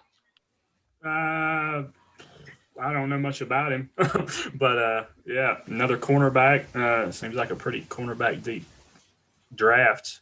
Because we have several taken so far. Yeah, a lot of high impact defensive players are definitely going off the board. I'm going to be interested in seeing as this goes forward if the Panthers finally pick another offensive player in a draft or not. After going 7 for 7 on defense last year, they picked 7 defensive players. Wow. Which they went all defense last year. That's pretty ballsy. I'm hoping for an offensive lineman at some point. Yeah, you kind of need one. Yeah. 2023. 2023. I'm mocked because it might be true. So let's see. Baltimore's on the clock right now. I know they were eyeing both running backs too. Take a quarterback. But yeah, I definitely would love to have both of y'all on my show at some point again going forward. I think we've both been on your show. I have not. See, no, Marilee hasn't been on the show. She hasn't been on the revamped version. That's better. That's true. I was on the OG version. I was on the first episode, right? Maybe I'll have to go back and. It's one of the early ones. I know we were talking about wrestling. Yeah, for sure. Yeah, and I know I was on up to 13 or something like that. Now I've revamped stuff, have special segments. So that means we got to be all professional and stuff. Oh man, there goes our stuff early. To an extent. To an extent, no. I guess I'll leave the beer for this show. Sure, but I've enjoyed the last couple hours, and good luck to you guys. Yeah, like I said, Josh, you're always welcome on, man. Yeah, thanks, man. We Thanks. appreciate your time today. It was nice talking to you again. Absolutely. Take care. Have a good night. Good luck to your Panthers. Have a good night, man. You too. See, Scott's not going to wish any other team good luck because he's like, my Bills are going to be good. I'm not going to wish other teams good luck. I adopted Tim Murray style about drafting. I don't know if you ever watched do you watch the NHL draft at all? No. You should watch it when Tim Murray was the GM of the Sabres. Like when everyone else was like, I think like when it was in Philadelphia. Everyone's like, I think Philadelphia for the great hospitality, yada yada yada, right? In Buffalo Sabres were picking like second. The Buffalo Sabres select Sam Reinhart and walked off the stage. That's all he said.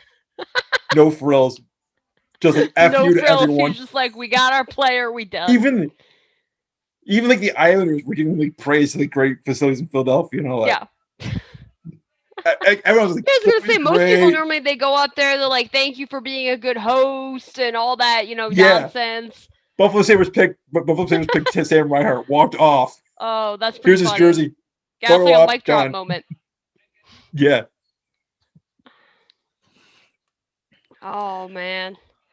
Well, hey, while we got some downtime, we're waiting for the Ravens pick. You see the happenings in baseball yesterday. Little bit of chin music going on. I missed chin music? God damn it. You missed some chin music. Bryce Harper got drilled in the face. Oh yeah, I did see that. Drilled in the face, and then one pitch, one batter later, Didi Gregorius gets drilled in the ribs. It only hurts when you breathe, don't worry. Well, the man has a kidney disease that he's recovering from. Fortunately, you hit him in the ribs. You got the other one. Kidneys. You've got the other one. Okay, we don't know that. I'm pretty sure you would be. I think that'd be big news. Well, yeah, I mean, Bryce Harper. It's kind of funny because if you think of Bryce Harper 10 years ago, like Nationals Bryce Harper, he probably would have responded differently because he was a kid then. He was immature. That's murdered the pitcher. Yeah, like that's a clown question, Bryce Harper. That was the Bryce Harper that went after his own pitcher, through the water cooler, Jonathan Papelbon. Like that was that Bryce Harper. Well, that's because Papelbon's a dick. This Bryce Harper sends a text message to the guy that hit him, making sure that he knew that it wasn't on purpose, that he was okay. And Bryce was like, if you need to talk about it, like, I'm open to talk about it. He literally had empathy for the guy that hit him. And it's just so incredible because the Bryce Harper of old, like, you wouldn't have expected that. But this Bryce Harper, father of two, husband, matured Bryce Harper, comes to a city that actually appreciates their baseball and he actually enjoys it here. But it's enough for nothing. His words, not mine. I mean, Jesus, sorry, losing the Washington Nationals fan base, but he literally said you guys weren't a baseball town. So, but it's funny how they lose him, they win a World Series. It's funny though. You got to think about the irony of that all. Let's go over the Ravens pick real quick. Rashad Bateman, wide receiver, Minnesota. That's one they can get a receiver, by the way. Yeah, that's pretty solid. Yeah, this kid's really good. Like. The irony of the Bryce Harper thing was they literally, I don't know if it was they clinched their appearance in the World Series or they won the final game. I think they won the final game. There was something major that occurred on the man's birthday. Like, you literally are throwing salt in the wound. This poor guy. And I 100%, I do not believe they won in spite of him. I feel like if he was on that team, they still win. I don't think, like, I don't know. Yes, they had Desmond and yes, they had, these other players, but I don't think subtracting Bryce Harper is the reason why they won. I just don't. I think their talent was, far-reaching in all aspects of the game. I think they win with him. I think they win without him. But the fact that they, it's the first year that he leaves and then they win. Yeah, I'm sure Nationals fans were real happy to kind of, throw up the middle finger. Like, haha, Bryce, you took the money and you left and we won a championship anyway and you're never going to win one in Philadelphia. But, who knows? We have another 11 years to figure it out. Yep. So the Saints are on the board block right now. They can take literally anything it would make sense. The Saints are expected, according to NFL memes, to take a player that can play 4 different positions. And suck at all of them?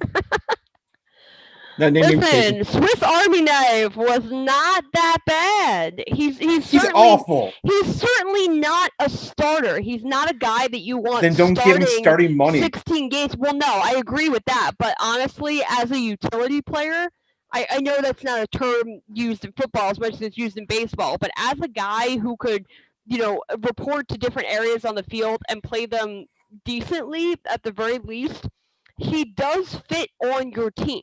Not at the money that you paid him to be a quarterback, but he does fit on your team. Oh, absolutely he does. And So I think that was their biggest mistake. Their biggest mistake was trying to offer him too much money.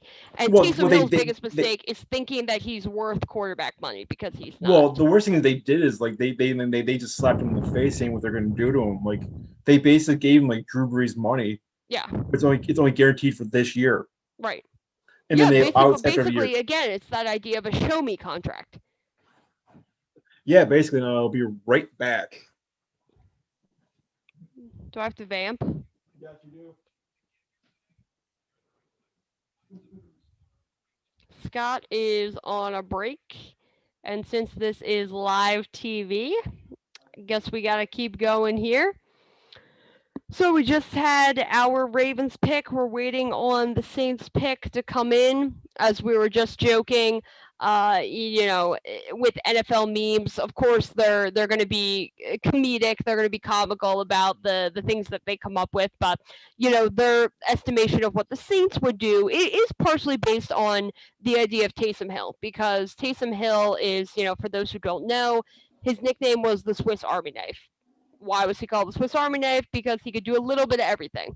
So you figure your Swiss Army knife, you have, your different sort of blades, you have your corkscrew, you have all these different things that represent different areas of this knife. And Taysom Hill was able to do all of these things to a limited degree, of course. He was not your next Drew Brees, as some believed him to be in New Orleans, but he was good enough for what he was. So, the NFL memes joke, while I do not believe that the Saints are going to take someone who is in the Taysom Hill mode, I certainly appreciate the joke. And Scott is back. How funny would it be if they took a quarterback right here, just like reach for like Kellen Mond or something like that, like someone like. I don't think that they will go quarterback here.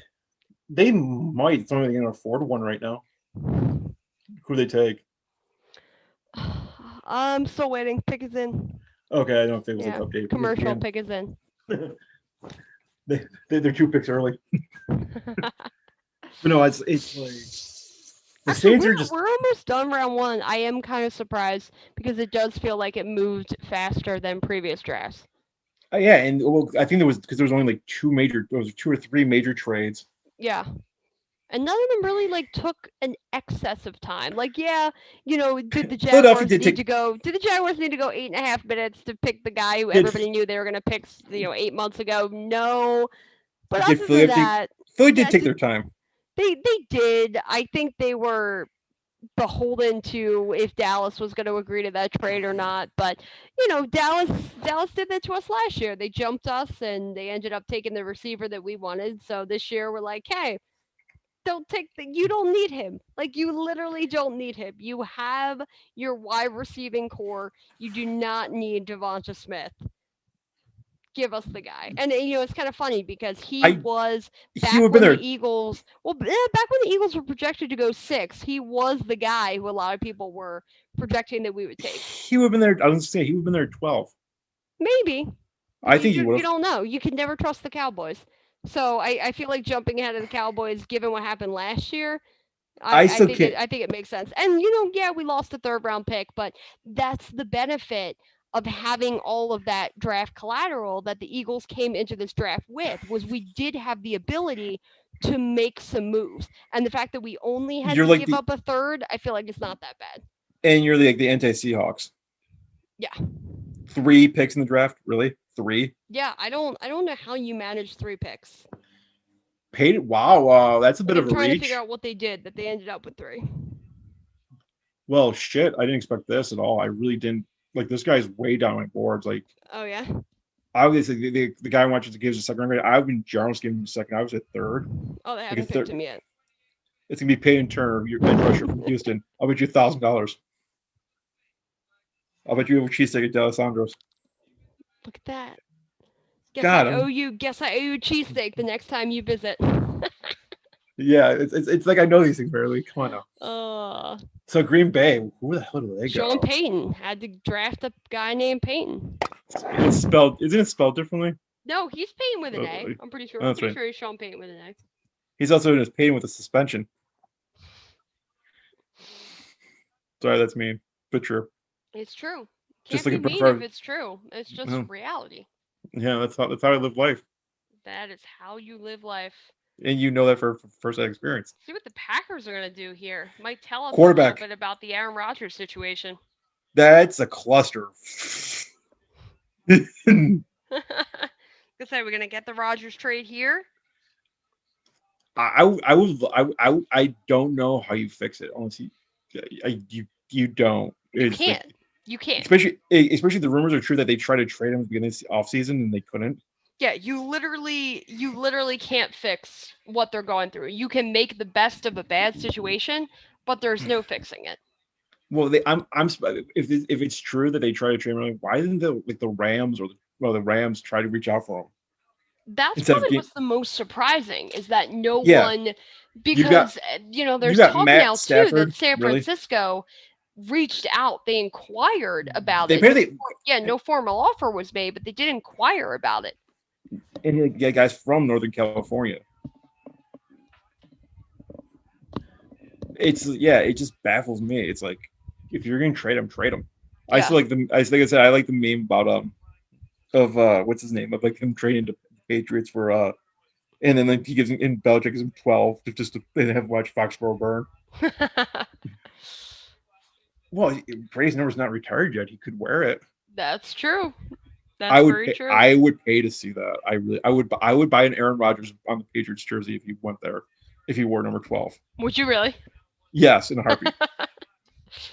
For the for the burn of it. Yes.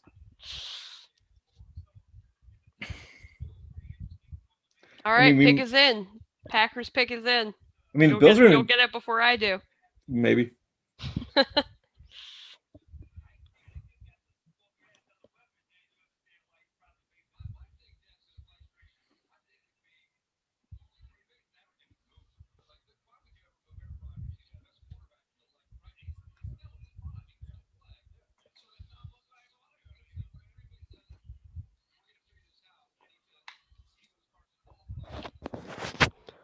See what happens here.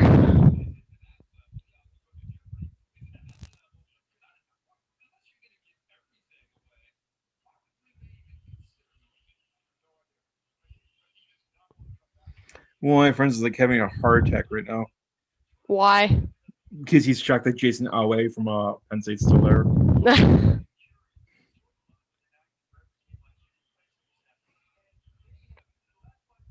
Same with what's his name? The guy Gregory Rousseau too. He's there. Geez, like there's literally everyone anyone Bills fans wanted except for like Etienne there. Well, when you pick as late as the Bills, I mean, you get to a point where you can't expect X number of guys to fall to you. Like you're gonna have to settle at some degree. But the funny thing is like most of my friends are like, it's gonna be funny if the Bills like get to their pick, at pick 30. And everyone's like, waiting patiently for they're staying for like midnight to watch it, and they trade out of the first round. Yeah, you waited. You spent nearly 3 hours, 4 hours watching this coverage just for your team to trade out. I'd be fine with that. I mean, if you get more picks, like okay, no fifth-year option. Okay, but you get multiple picks, like another third-round pick. Right.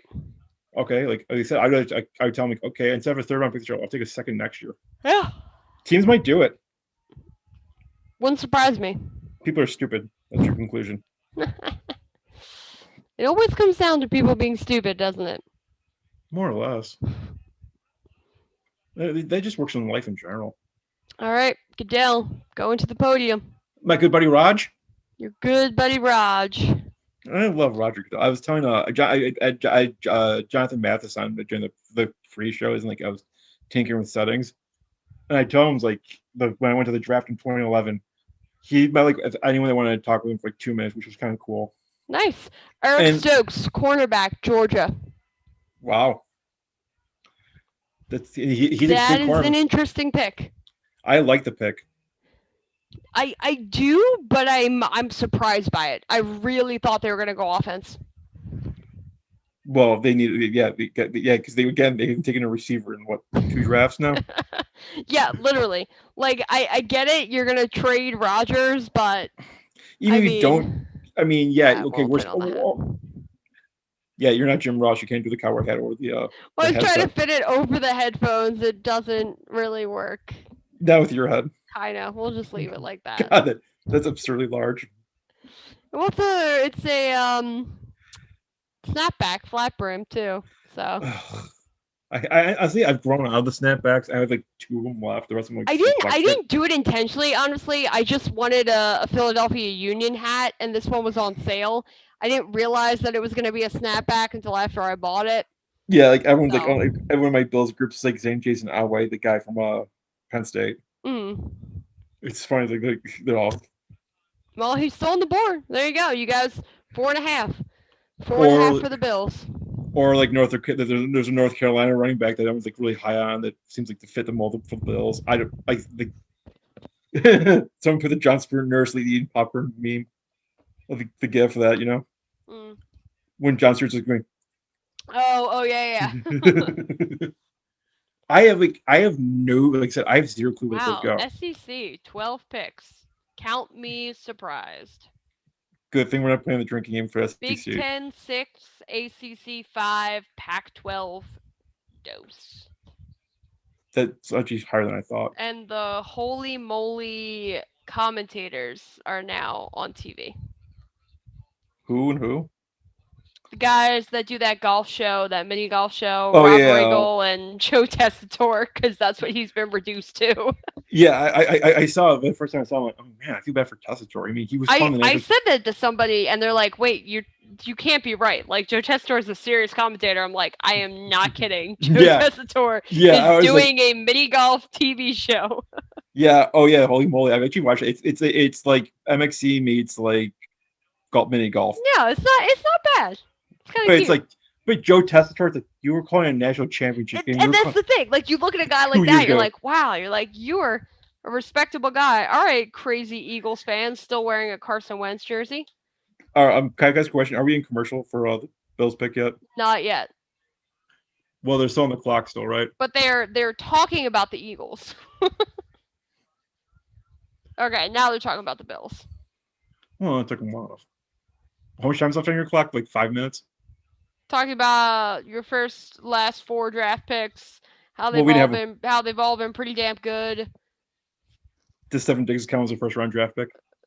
They're listing him, I guess, because he was a first-round draft pick, even though he wasn't your first-round draft pick. He was a 5th-round pick. Yeah, they're counting him on this carousel of whatever the gimmick is that they're going for here.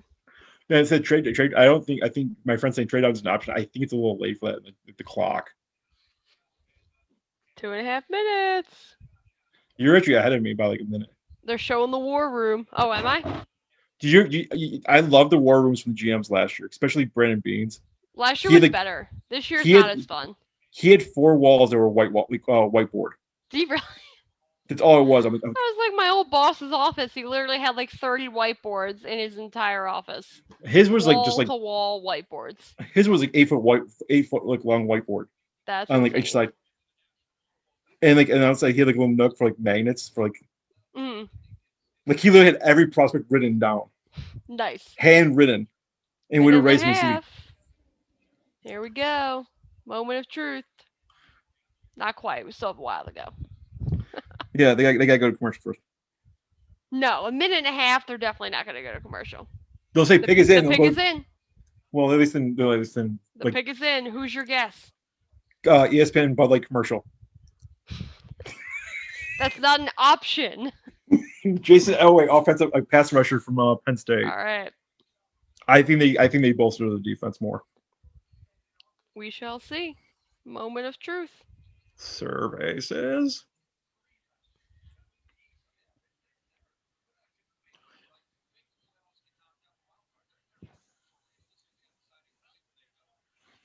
I turned my phone off. I don't want to see it like when people messaging.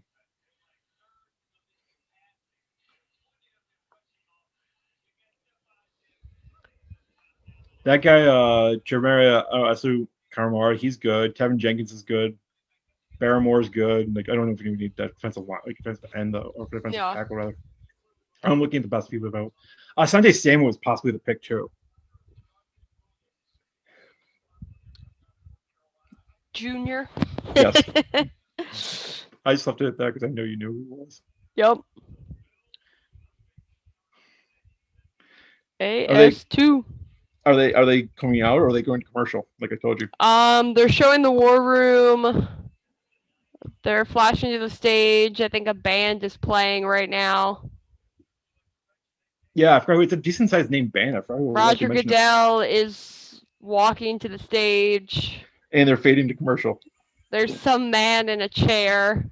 Oh, there's some like old man that's getting up. You might know who he is. Maybe he's like a super fan or something. Does he get a name? I don't know. He's wearing like a white jacket. Nope, they're making the pick. No commercial. Wow. They probably confused them with the Saints. Does it say who the old man is? Gregory Rousseau, defensive end from your favorite school. This guy's like he could be a terror. Like fans weren't sure how to react to that one. It's gonna be mixed because like he opted out last year and so they probably don't know who he is. Well, they don't know who half of you guys are anyway. That's true. At this point in the draft, you stop knowing names. This guy would have been like this guy. I saw mocks having him in the top 5 if he didn't opt out. Oh, okay. Like so, if he pans out, it takes a year. So you got a year to learn behind Jerry Hughes. Like okay. Yeah, doesn't hurt. No, especially a guy that's like legitimately could be a killer. And now the Ravens are on the clock for forever. Jason Elway, right? They do the first 2 rounds tonight? No. Oh, okay. I saw Jacksonville picking at 33, and I'm like, wait, there's a whole nother round. They do 2 and 3 tomorrow night. I was like, I gotta go to bed. I have work in the morning. Come on, you're not trying. I've been up since I seriously. I went to bed. Not all of us can function on no hours of sleep. So literally, I went to bed at 1 o'clock thinking, okay, cool, I have off today. I'm gonna relax. I woke up at 5. Why did you get up at 5? Why didn't you sleep? My body just woke up. And you couldn't go back to sleep. No, I caught like a 30-minute nap when I was getting my facial. That is brutal. She's like, yeah, you fell asleep again. I'm like, yeah, that's good. I needed to sleep. Oh my gosh. And the best part, no caffeine either. I don't know how you do it. I'd be dead right now. I'm basically dead right now. That's why you're drinking alcohol. It's better. That's why I'm drinking. What am I drinking? It is a 9%er. That's a good one, Mary Lee. Good job. Didn't even realize it was that strong. It's called Holidays. DAZE. Now I get it. Push in the days. Yeah. Really original. Let's see. 46740. I'm just like I'm just seeing stuff like it's like I wonder what people think of them. Oh, here's what people like Walt think of them.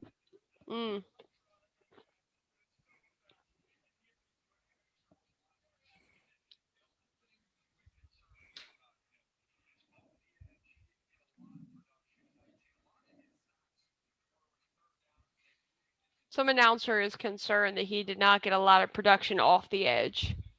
Oh, you got your friend on. Oh, what's up, Kyle? I'm a peace out. Yeah, hold on, you're muted.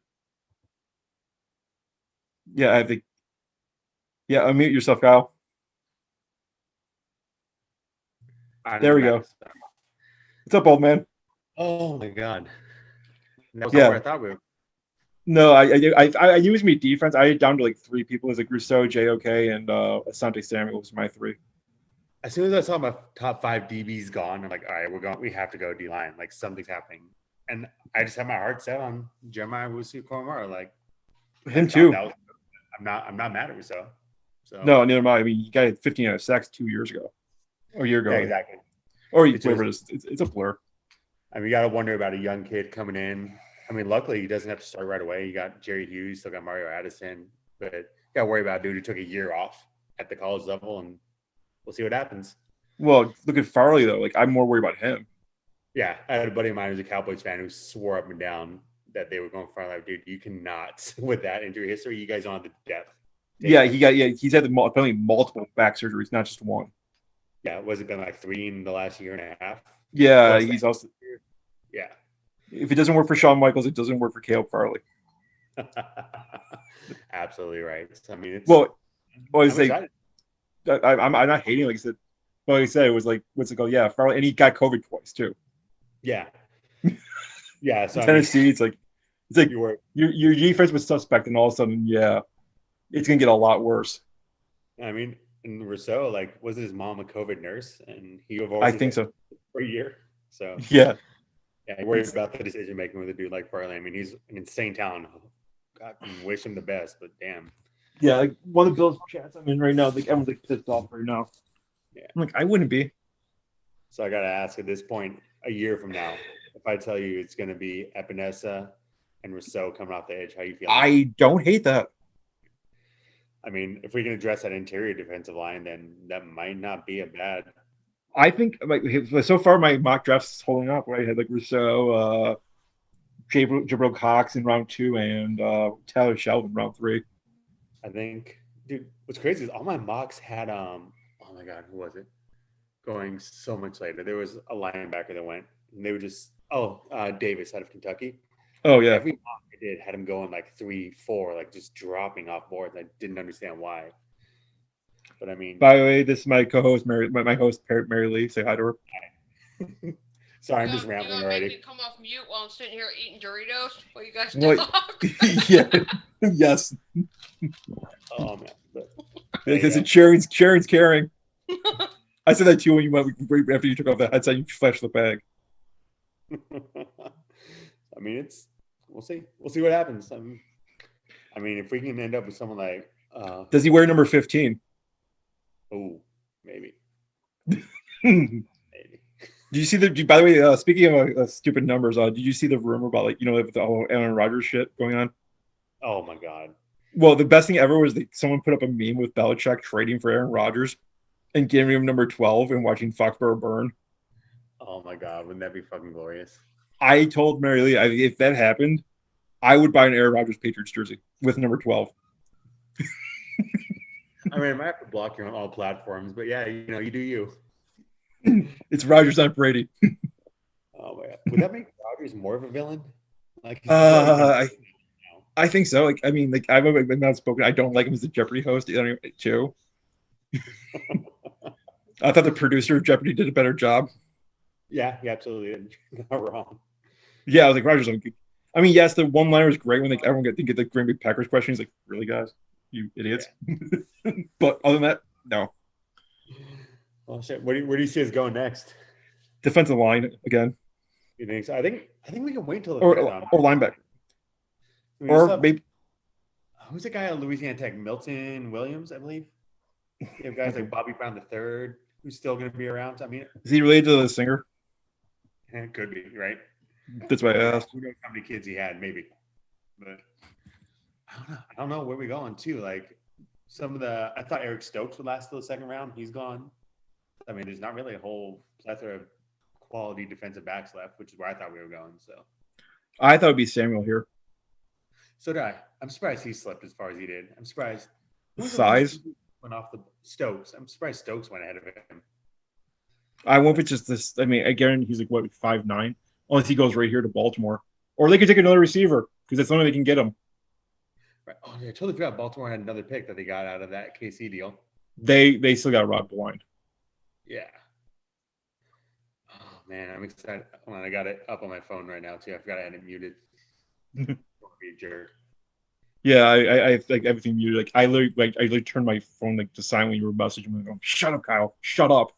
Don't give away the pick. I was excited. It was literally I'm in a house full of women, like my wife and 2 daughters. So there's not a whole lot of other people I can talk to about this right now. Share excitement. That's why Kyle keeps me around because he needs a guy friend. What can I say? I was raised by my mom. I'm married into an all-female family. I have an older sister, and it's the story of my life. Yeah, so I'm the closest thing to a guy he's ever experienced. So pretty much, yeah. I gotta say, I am so beyond thankful for the Raiders organization for just absolutely bombing first round. Did you say the Raiders or the Ravens? I just want Raiders. For what's it called? Leatherwood. Yeah, I mean, yeah. There were so many offensive linemen who were on the board, just way better. Like maybe there's something. He's just a massive dude from Alabama. And my friend Brandon just texted me. You must be happy. Ravens pick us in. Receiver? No, Jason Oweh, linebacker, Penn State. Okay. There's a Judon replacement. Yep, I had him mock test in a couple times.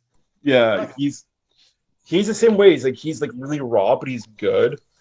Yeah, he's a better Aaron Maben. I can see him being a better 3-4 linebacker though than what we would need coming off of 4-3. And maybe he can hold on weight on Aaron Maben too. Yeah, maybe.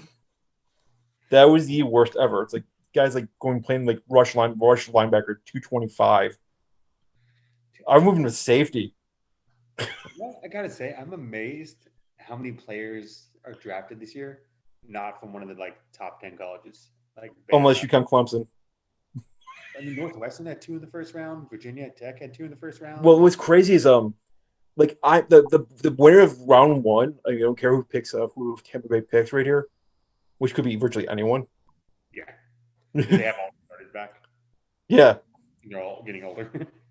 They could take a quarterback here for all we know. But all jokes aside, yeah, I was gonna say what's crazy is I think the winner of the day is the Giants.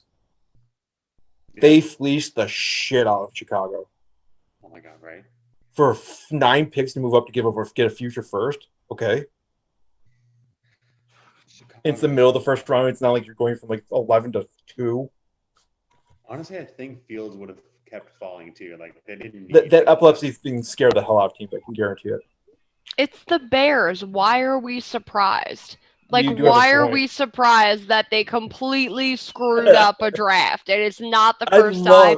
It will not be the last time. So, Kyle, I'll ask the question right now. In 4 years, do we sign Justin Fields to be our backup quarterback for Josh Allen at $2.5 million a year? Just follow suit. Absolutely. That's all we. That's they had a chance to give him a lot more money. He told them no. And he signs for $2.5 million in Buffalo to be a backup. I'm not mad at it. I just don't understand it for Trubisky. What? What do you get out of it? Yeah, is he banking on Josh getting hurt? The dude's he's made a steal or something. Listen, dude lost his starting job to Nick Foles. I feel like he knows at this point in his career. And Mike Glennon. He doesn't have much left to hope for as a starter. Wow, that was quick. Tampa Bay didn't screw around. Yeah. They got their picket. And by the way, they are going second round tonight just for you, Mary Lee. Joe Tryon, linebacker, Washington. You're not joking? There's literally a whole nother round of this that's going to happen tonight? Or are we just going through 34? Oh, crap. 34, 35. When does this end? Because I really do have a bedtime. 2:56. We're doing them all tonight, just to spite you. Oh, no. It's going to end at 4:10 in the morning. I'm going to need another one of these if we're doing that. I can arrange that. Hey, I've been up since 4 a.m. All right. I was up since oh my gosh, 5. You guys are brutal. Yeah, except for he's on the West Coast. He's got a better excuse. It's only 9 o'clock there. Okay, 4 a.m. West Coast actually is not that bad. Yeah, he's actually the weirdest Bills fan. I'm one of those weirdest Bills fans I've ever met. Named Ezra Castro. How are you, Bills fan? Are you from here originally, and then you moved out to the West Coast, or born and raised in Los Angeles, moved to San Diego. I had family who okay. Very cool. We didn't have Raiders gone, Rams were gone, so I got inducted that way. Very nice. Early 90s, so. Yeah, and we do young age. Yeah, so we joke and stuff. We tried to meet up 2 summers ago when I was in LA and San Diego. It just didn't work out. He's jealous because I went to heaven and he didn't.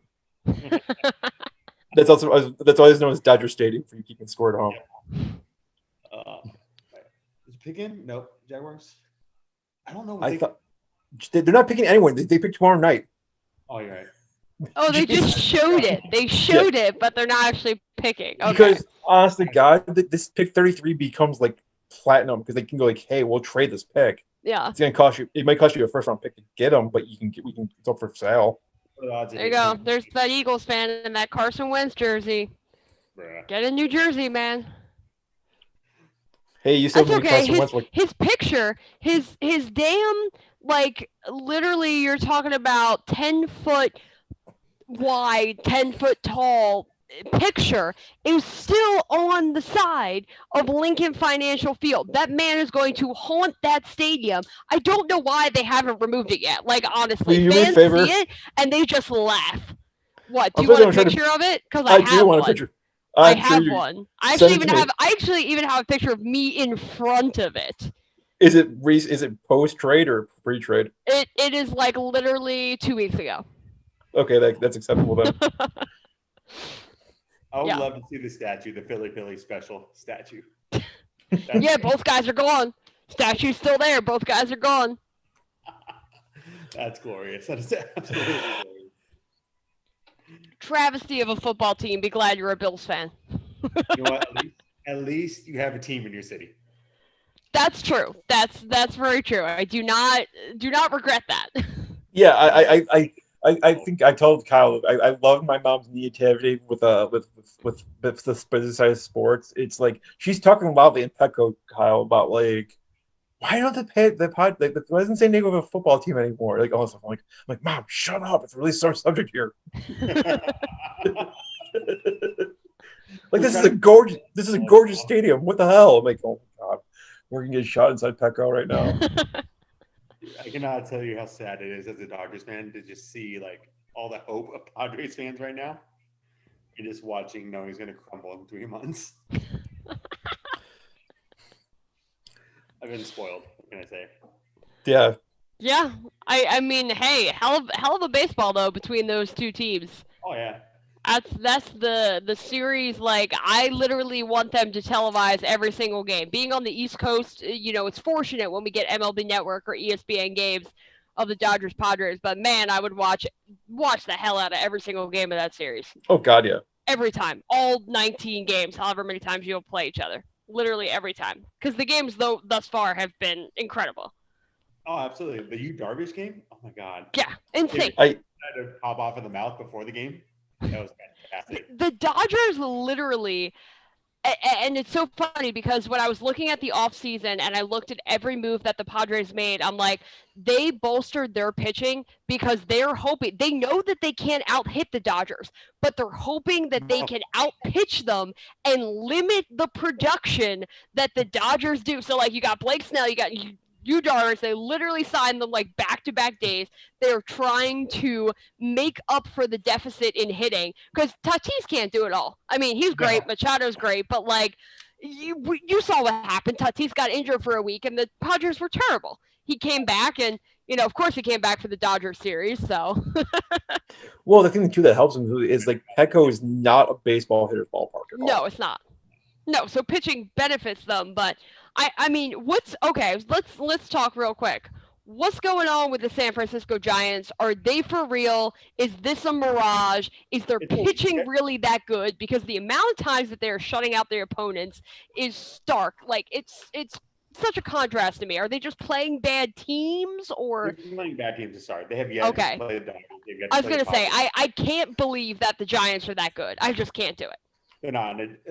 Being in San Diego, I already take heat for being a Dodgers fan, and all the San Francisco migrants, they're just so excited that they're in second place right now. I'm like, this is our year again. And like, no. Listen, we'll talk in October. Hey, the Phillies opened 5-1, and we were basically celebrating like we won the freaking World Series, and now we're under 500. So I get it. I get the desire to want to be good after you've been bad for so long, but I mean, the Giants literally won World Series every other year. It has not been that long since they've won a World Series.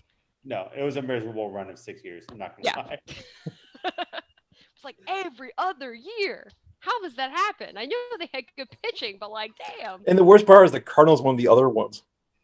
Oh my God! They went through the Dodgers to get there too. Yeah. Yeah, that's right. Yeah. You still mad at the Astros? Oh, absolutely. I am. Where's the trash cans? Where's the inflatable trash cans that throw on the field? The thing I'm most mad about is how little people have thrown at the Astros this year. Me too. And honestly, I kind of thought that this was going to happen. I thought that having no fans in 2020, like that would have been the year. That would have been the year that you would have seen every single team would have attacked the Astros. But now a year's gone. Like people have almost forgotten about it. They're willing to let it go. There's been a different World Series champ. You know, the Dodgers won.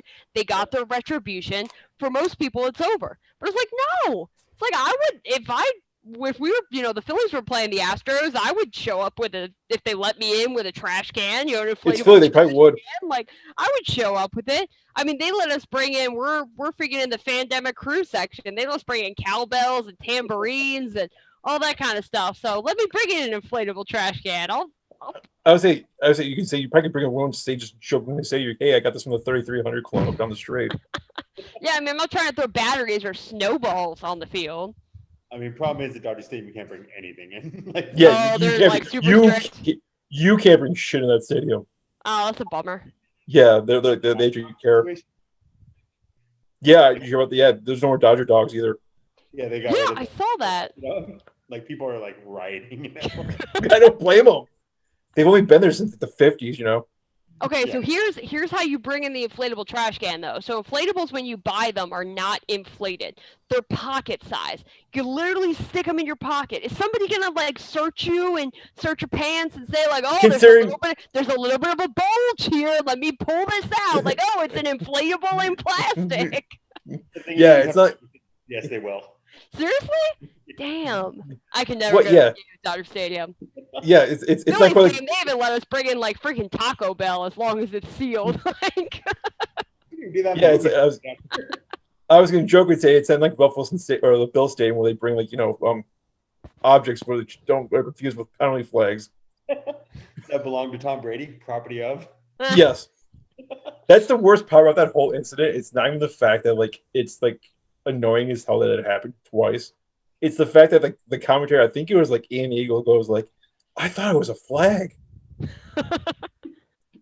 Well, I can guarantee you the conversation, like you know, they're wearing like earbuds like we're wearing. Don't say dildo. Don't say dildo. Don't say dildo.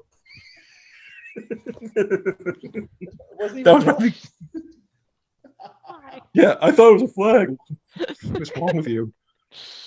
He's trying to stay PG, you know? Yeah, because I guarantee he's thinking, why the hell is there a dildo on the field? I can guarantee he's at least thinking it. And I get in some saying this earbuds, that's a dildo on the field. That's a dildo on the field. Don't say dildo. Don't say dildo. Sir, there is a dildo on the field. Please do not acknowledge it. It is not a pigeon. It is not a cat. It's not one of those cute things we're going to show on SportsCenter later. Please pretend as if it is not there. Yeah, pretty much. God bless the internet. Yeah. I couldn't do it. If I saw something like that, like I was on the beach last weekend and I saw somebody had drawn sand boobs and I wanted to take a picture and send it to everyone I knew. So clearly I would not have been able to not acknowledge the dildo. Sounds all right. Yeah, it's just like. So first round in the books. Anybody have any thoughts? Any winners? Any losers? Like I said, my biggest winner. Like I said, I think winners. Like I agree with Kyle's assessment. Like say the losers, the Raiders, because like that guy, he's good, but he's just there. Yeah. Biggest also. Yeah, I think the other biggest loser I probably would say is Chicago Bears. Just like, well, honestly, just giving up a first to move up 9 spots to take Justin Fields when he probably was in free fall. Yeah, absolutely. I mean, who else was there to take a quarterback? Yeah, pretty much no one at that point. Yeah, it was New England at 15, right? Yeah. Like I said, they could have talked to. I was telling. I don't know if I was messaging Kyle or I was messaging someone, and I was like, talk to the Chargers at 13. You don't have to give up a first round pick then next year. Yeah, exactly. Here's the thing that drives me crazy. You know, I believe in my heart, Chargers do one of the best drafts year after year, but for the love of God, they cannot keep any of them on the field. Well, yeah, they have a rolling mash unit. I mean, they have the most impressive stat ever in football too. The Chargers do from 2010. They had the number one rated offense and number one rated defense, and they don't make the playoffs. Yep, 100%. I don't get it. Yeah, I think so. I think the biggest loser is going to be Justin Herbert because obviously he's due for an injury now. Yeah, because they took the guy from Northwestern who's a good tackle. I mean, at least they got protection for him. Yeah, but if you notice, every year it's year 2. Yeah, draft picks get hurt. Yeah, and hopefully it's not Barrymore or whatever it is. R.I.P. Justin Herbert. It was nice knowing you. So big winners of the draft, and don't be homers. Even if you like the Bills pick somebody else. I'm picking the New York Giants. Like I said, they netted a first round pick for okay, and they bolstered the receiver core with a stupid fast receiver. Grant, he'll probably be hurt by week 3, but still. Honestly, there are a lot of winners in this one. Like I'm looking at the drafts right now and the review on it. Like, well, everything went like clockwork until like the middle round. I can tell you who's gonna be the big winner. Whoever gets Cormo in round 2. Yeah, he was a mid first round pick. Yeah, he was. I like 15 overall prospect or something. Yeah, do you see the NFL memes thing, by the way, that Marilee's been talking about all night? Oh, which one? The NFL memes that like every pick, like who do you want me to pull up? Just pick one at random. Okay. I trust you.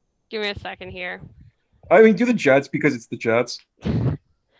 Okay, so NFL memes came up with a chart of basically like who everyone was going to draft, but it wasn't a name. It was a suggestion of like a phrase or a position or something like that. So you want me to do the Jets? The Jets were expected to pick Sarah Fuller. I don't get that. And Scott, we were trying to figure out, like, do you get that? Do you get why that's supposed to be funny? Sarah Fuller. I have something in my head, but I gotta look that up. I mean, I'm curious. Yeah, like why that's a mock. But you want to hear your Bills? Your Bills that was were the girl who went to play kicker in college. Oh yeah, the woman kicker. And did, that girl. And like set women's sports back like 20 years. It's not her fault that she broke her leg when she was trying. I knew I recognized the name. Yes. Okay. So the Bills were expected to pick, quote, someone that can actually defend the Hail Mary. Okay, I did see that one pop up on my feed. Yep. Did you see us? I'm sorry. Go ahead. Yeah, I was just gonna say, bit of an insult there. Oh man, the Chiefs. We didn't even look at this one earlier. They were expected to trade for a domestic violence enthusiast. That is so bad. But it's so true. Oh my gosh. I mean, the Buccaneers were projected to pick, quote, someone to carry drunk Tom Brady at next year's parade. Dude, I'm convinced that Andy Reid retires in the NFL. He's just going to go and make like a halfway home and just run that. Like, been half of his life. Like, oh, man, that man, when he's gone through with his kids. Oh, my God. Yeah. Brutal. I don't know if it's worse than being maybe Tyreek Hill's kid. Was that? I mean, I'll ask you. Like, I think it was Tyreek Hill's the kid he was bullying. Was he one that he allegedly beat at the Super Bowl when they won it? I think so. Yeah, because I know like they usually when they showed him with carrying the kid and they panned away like immediately. Mm-hmm. Yep. I was like, was that the kid? Yeah. Like, oh, the camera's like, oh shit, take the camera off him. Yeah, this took a dark turn. Yeah, okay. So name a team that you don't like, and I'll read the NFL memes. Miami's not bad. Miami? Okay. Miami was projected to pick, quote, the wide receiver that Eagles fans wanted. Oh, my God. Give me Seattle. Seattle. All right. Seattle was projected to pick Pete Carroll trades up for a running back. The Chargers were up there too. The Chargers were. Let's see. Okay, new team doctor. R.I.P. Tyrod Taylor. Who made you start this year for Houston? Or for Texans this year too? Some of these are just savage, man. Oh my God. The Browns is literally just someone who likes to get shit on. Well, Odell needs a partner, so yeah. What about Pittsburgh? Pittsburgh? Pittsburgh is pick traded for Jackson Mahomes.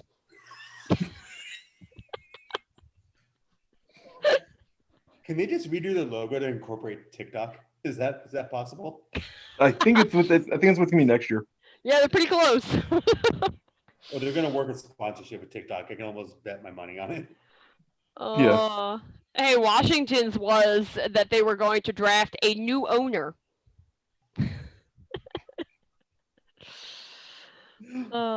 See if Walt gave anyone any reaches. I'm just looking live. I'm just looking at Walter. The Colts were projected to draft, quote, replacement quarterback for when Wentz gets injured. In week 1. Dude, that poor guy. The Bears were projected to pick a great player that Ryan Pace cuts in 3 years to save cap space. I mean, yeah. Still unhappy on the team. That's why he joked and said that what's his name's gonna be definitely picking he's coming to the Bills for $2.5 million in 4 years. Mark my words. Justin Fields. The Broncos were projected to pick someone to help them go 5-11. So this was clearly done before somebody realized there were 17 games. So. Yes. Walt, by the way, Walt from Walter Football fame that Kyle looks at and I look at occasionally too. It's like gave Mac Jones a D grade for the Patriots. A D? That sounds about right. Yeah. I mean, all right then. We'll see. Because he's basically Jones is his description is he's Jones's Andy Dalton with DWIs. Oh. I was gonna say, what did Tom Brady get when he was picked 199? Because nobody knows that. Yeah. I was telling Kyle how bitter I am about that because it's like especially living in Western Europe because you just don't give me Bills games out there. It's like you only hear that like every time the Bills play the Patriots, only hear about 16 times a broadcast. Oh, that's it. Yeah. Only 16. That's not that bad. They've cut back. You know he's only on the They've team. cut back. Wait till Thursday Night Football when it's Bills Buccaneers to open the season. Oh, the over under on that. Did you know that Tom Brady was drafted 199? Hey Kyle, did you know that Jacob Hollister was college teammates with Josh Allen? No way! Holy shit, that's news. That does seem to be a theme though about this year's draft. It's kind of funny you mentioned that because I was even thinking about the Eagles drafting up. Moving up again, they were at 6, and then they moved down to 12, and then they moved back up to 10 to grab Devonta Smith because Devonta Smith played with Jalen Hurts. So maybe they actually are committed to this guy, and they're not just going to bail on him midway through the season and starting Joe Flacco. You know, who knows? Oh, I have my biggest loser of the night. Joe Burrow. Yeah, because he didn't get protection. None. That poor dude. I could just picture him at home. Walt actually gave Etienne. Walt gave Etienne Jaguars an F grade for that pick. Really? Yeah. And a D- for taking the Steelers D- for taking Harris. Yeah, because they need line help. Like he's not going anywhere. Or a quarterback, but. They laid their bed. They decided to keep Ben for another year. They'll get one next year. But no, it's funny. The NFL memes for the Bengals was literally life insurance for Joe Burrow. So that poor dude. It was such a good story for him coming out, like the hometown boy, and just he's from like Southern Ohio. He just got wrecked every time he got out there. And his knee decided to explode midseason when he was like doing rookie of the year stuff. Road. Well, but you're standing there and your offensive line is Swiss cheese. Like, what do you expect?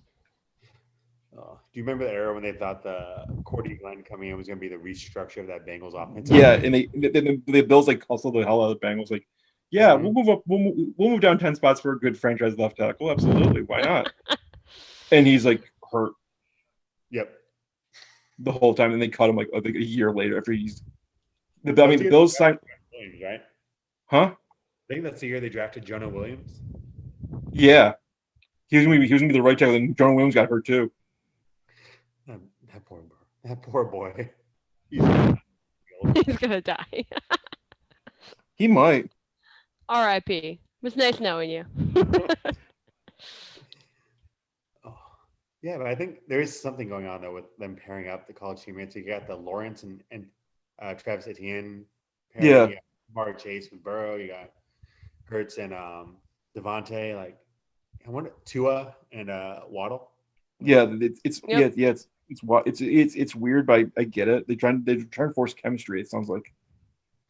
I almost feel like they're trying to get their quarterbacks comfortable. You know, you have guys like, Tua's awful. Joe Burrow is probably going to be fine. He probably doesn't need it. Tua needs a security blanket. Jalen Hurts needs a security blanket, especially if Zach Ertz isn't going to be around, because the tight end is kind of always the security blanket. If we don't have Zach Ertz, he needs somebody that he's, has that chemistry with. So I kind of get it from that regard, that you're trying to give this guy a chance to succeed. And your mindset goes, the best way to give him a chance to succeed is give him the guy that he already succeeded with in college. Yeah, 100%. I get that. Yeah, but remember, there's a guy named the guy who coached your team named Chip Kelly. He tried that with all the Oregon. Okay, players. Well, Chip Kelly was trash, and he's not a coach anymore. Actually, he is a coach. Okay, not in the NFL. Thank God. Like, clearly the problem was Chip Kelly. He's Kyle's best friend in LA. Oh my God, dude, he fell off so hard. He should have just stayed at college. Still didn't want to. Brandon Bean commented about the Rousseau pick. Quote, "You just don't luck into 15.5 sacks." I mean, you're not wrong. But he's coming off a really good D line too. Like him, you got Jalen Phillips. Like the entire Miami defense was actually really good this year. Yeah. Well, then again, he didn't play this year. Never mind. Yeah, you're absolutely right. They're rusty. Pretty fresh off a year off too. But he gets to learn from two really damn good ends. So we'll see. Yeah. All right. Let me see if there's anything else you care about. Like, I don't care about the Sabres. They lost again. Oh, that's right.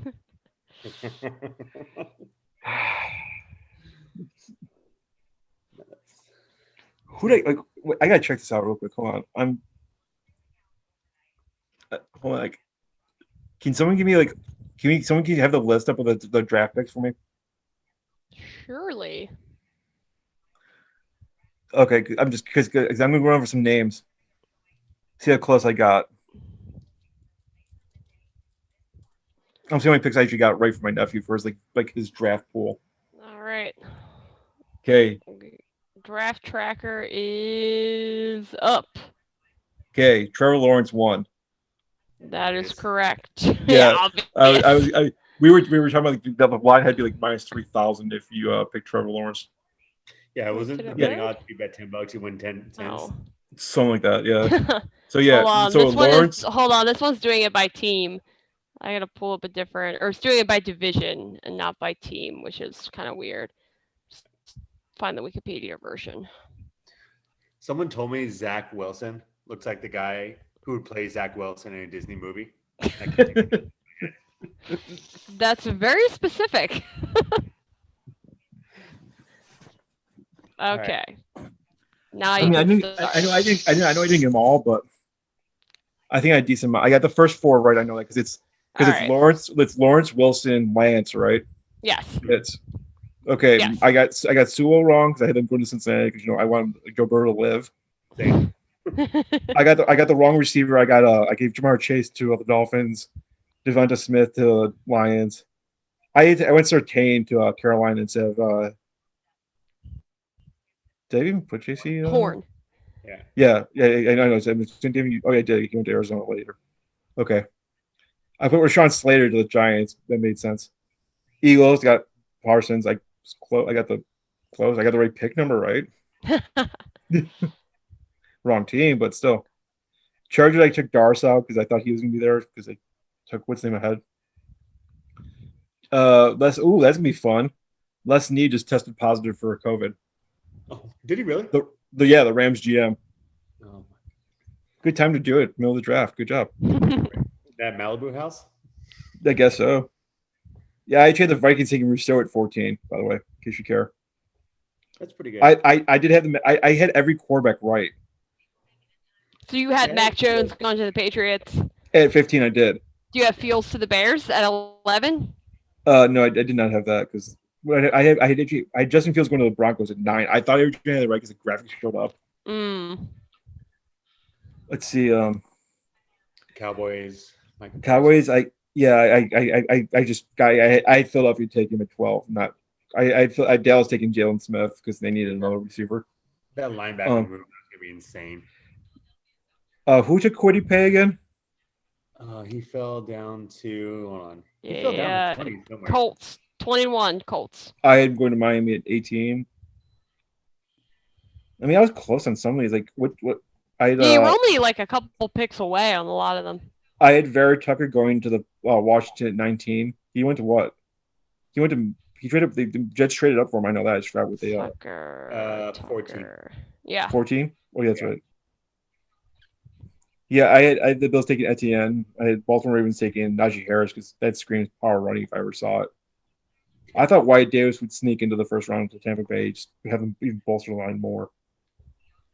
And I had Samuel going to Samuel going to the Packers, Newsom going to the Saints. David Collins, I thought that was a bit of a reach for Arizona, but we'll see. Yeah, maybe it's what they need. I think the Eagles are going to pick Samuel at number 37 because they're gonna try to run that back again. They're gonna give it another shot. Asante Samuel, number 1, didn't do so hot, but his son might be better. Yeah, that'd be fun if they trade up to like 33 or 34 and try to get him. That would be kind of funny. I mean, right now they're set to pick 37, so it would be the 1, 2, 3, 4, the 5th pick of the second round. And he could be there. Yeah, I could see it. I could also see them feeling like they have so much draft capital, so they feel like they want to spend it all, and they move ahead of Jacksonville to try to pick, we got to steal him off the board. Getting Jalen Hurts 2020 vibes. I wanted to like that pick. I really did. I was trying to talk myself into it.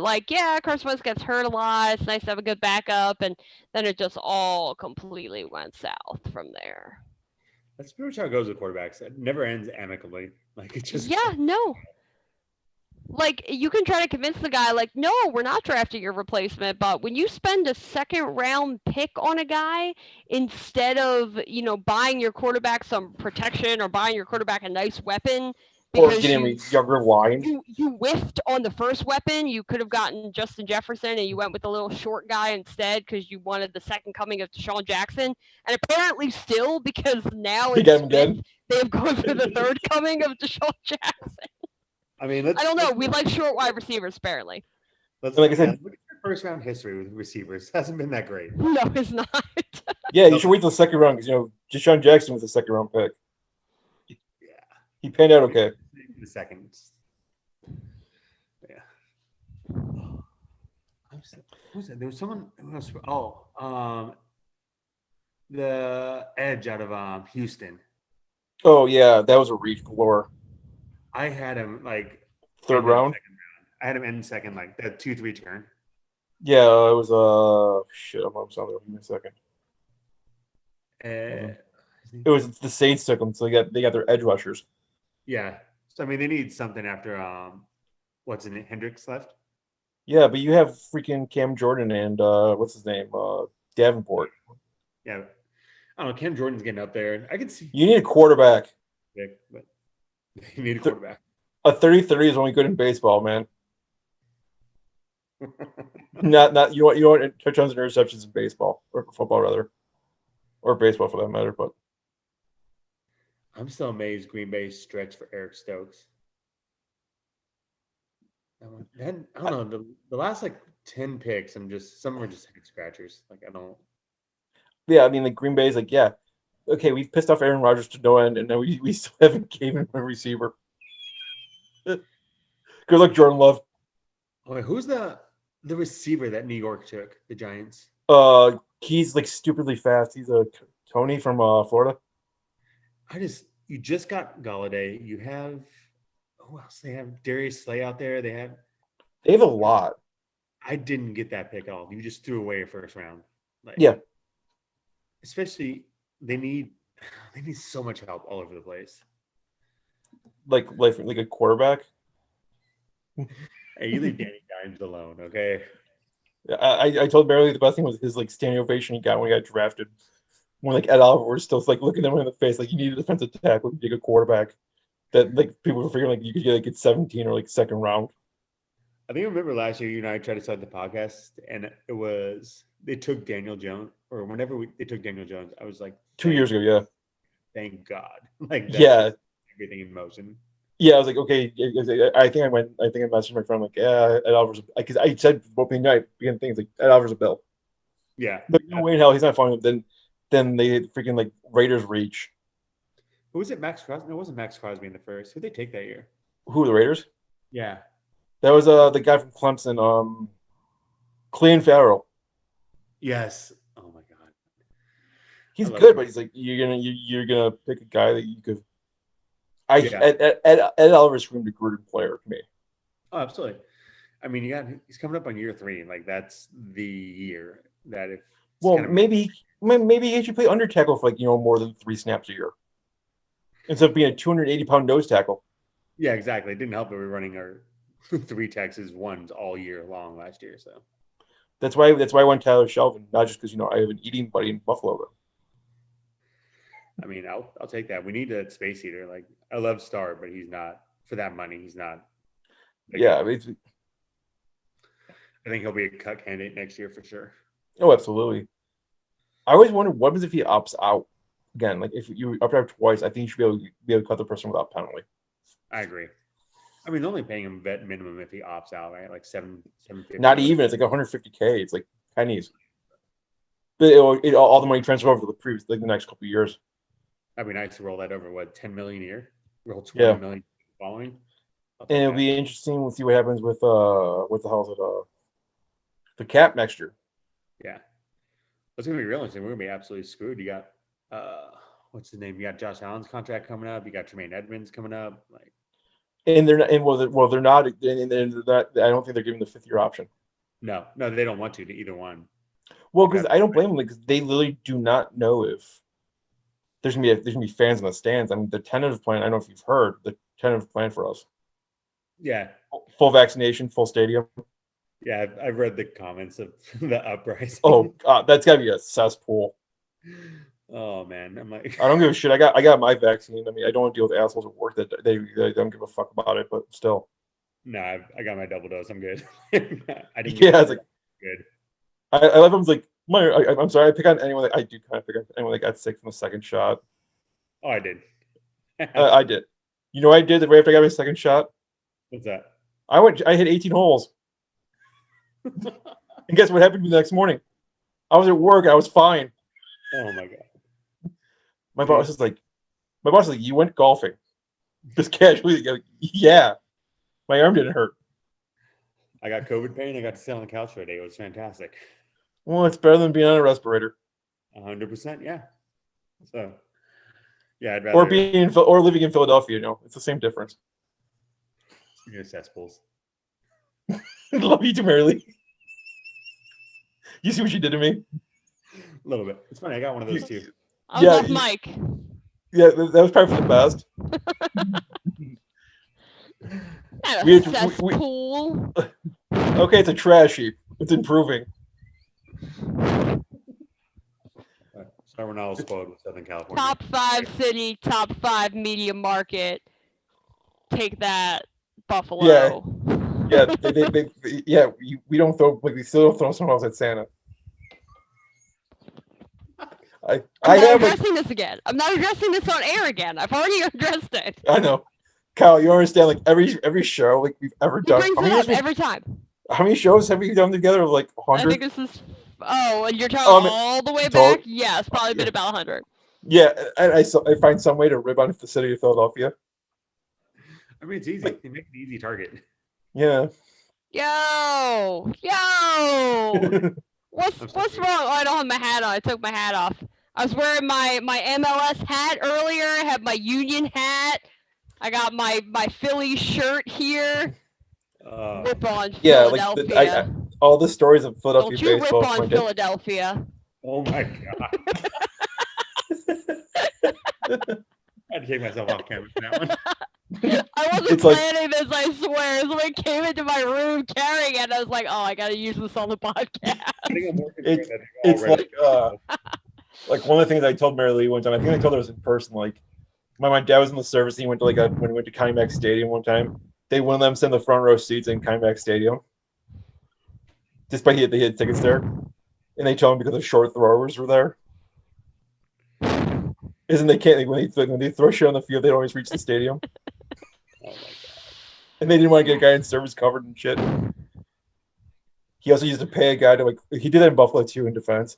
Listen, we don't throw stuff anymore. You're not allowed to bring batteries in. So you can even throw them if you wanted to. Actually, the best thing about speaking of throwing batteries in the Bills, like the best thing ever for that is like the fact that like who we have as a reserve rusher that was on the practice squad last year, Mary Lee. Mm-hmm. We had Brian Cox Jr. on the team. Oh yeah. Right. It's just funny because like I think they interviewed him. Like I think Tasker and Steve Tasker and Chris Brown, the guys that do like this, we have a Bills show here, and they interviewed Brian Cox, and that's what he thought about it. Because Brian Cox is like I'm not my dad. Yeah. Yeah. And even though I'm talking about Brian Cox Sr., they actually talk to. Yeah. Well, I mean, if you've ever seen what he did, kind of infamously, when he got introduced, like the team, he walked out like this. Oh yeah. Yep. Yeah. Not gonna go well for you. No, especially when you got it's the dead of winter and people are throwing shit at you as it is. Yeah, Brian, put your helmet on. That's what I told him. Like, congratulations, Dan Marino. You're one of the most hated guy in Buffalo.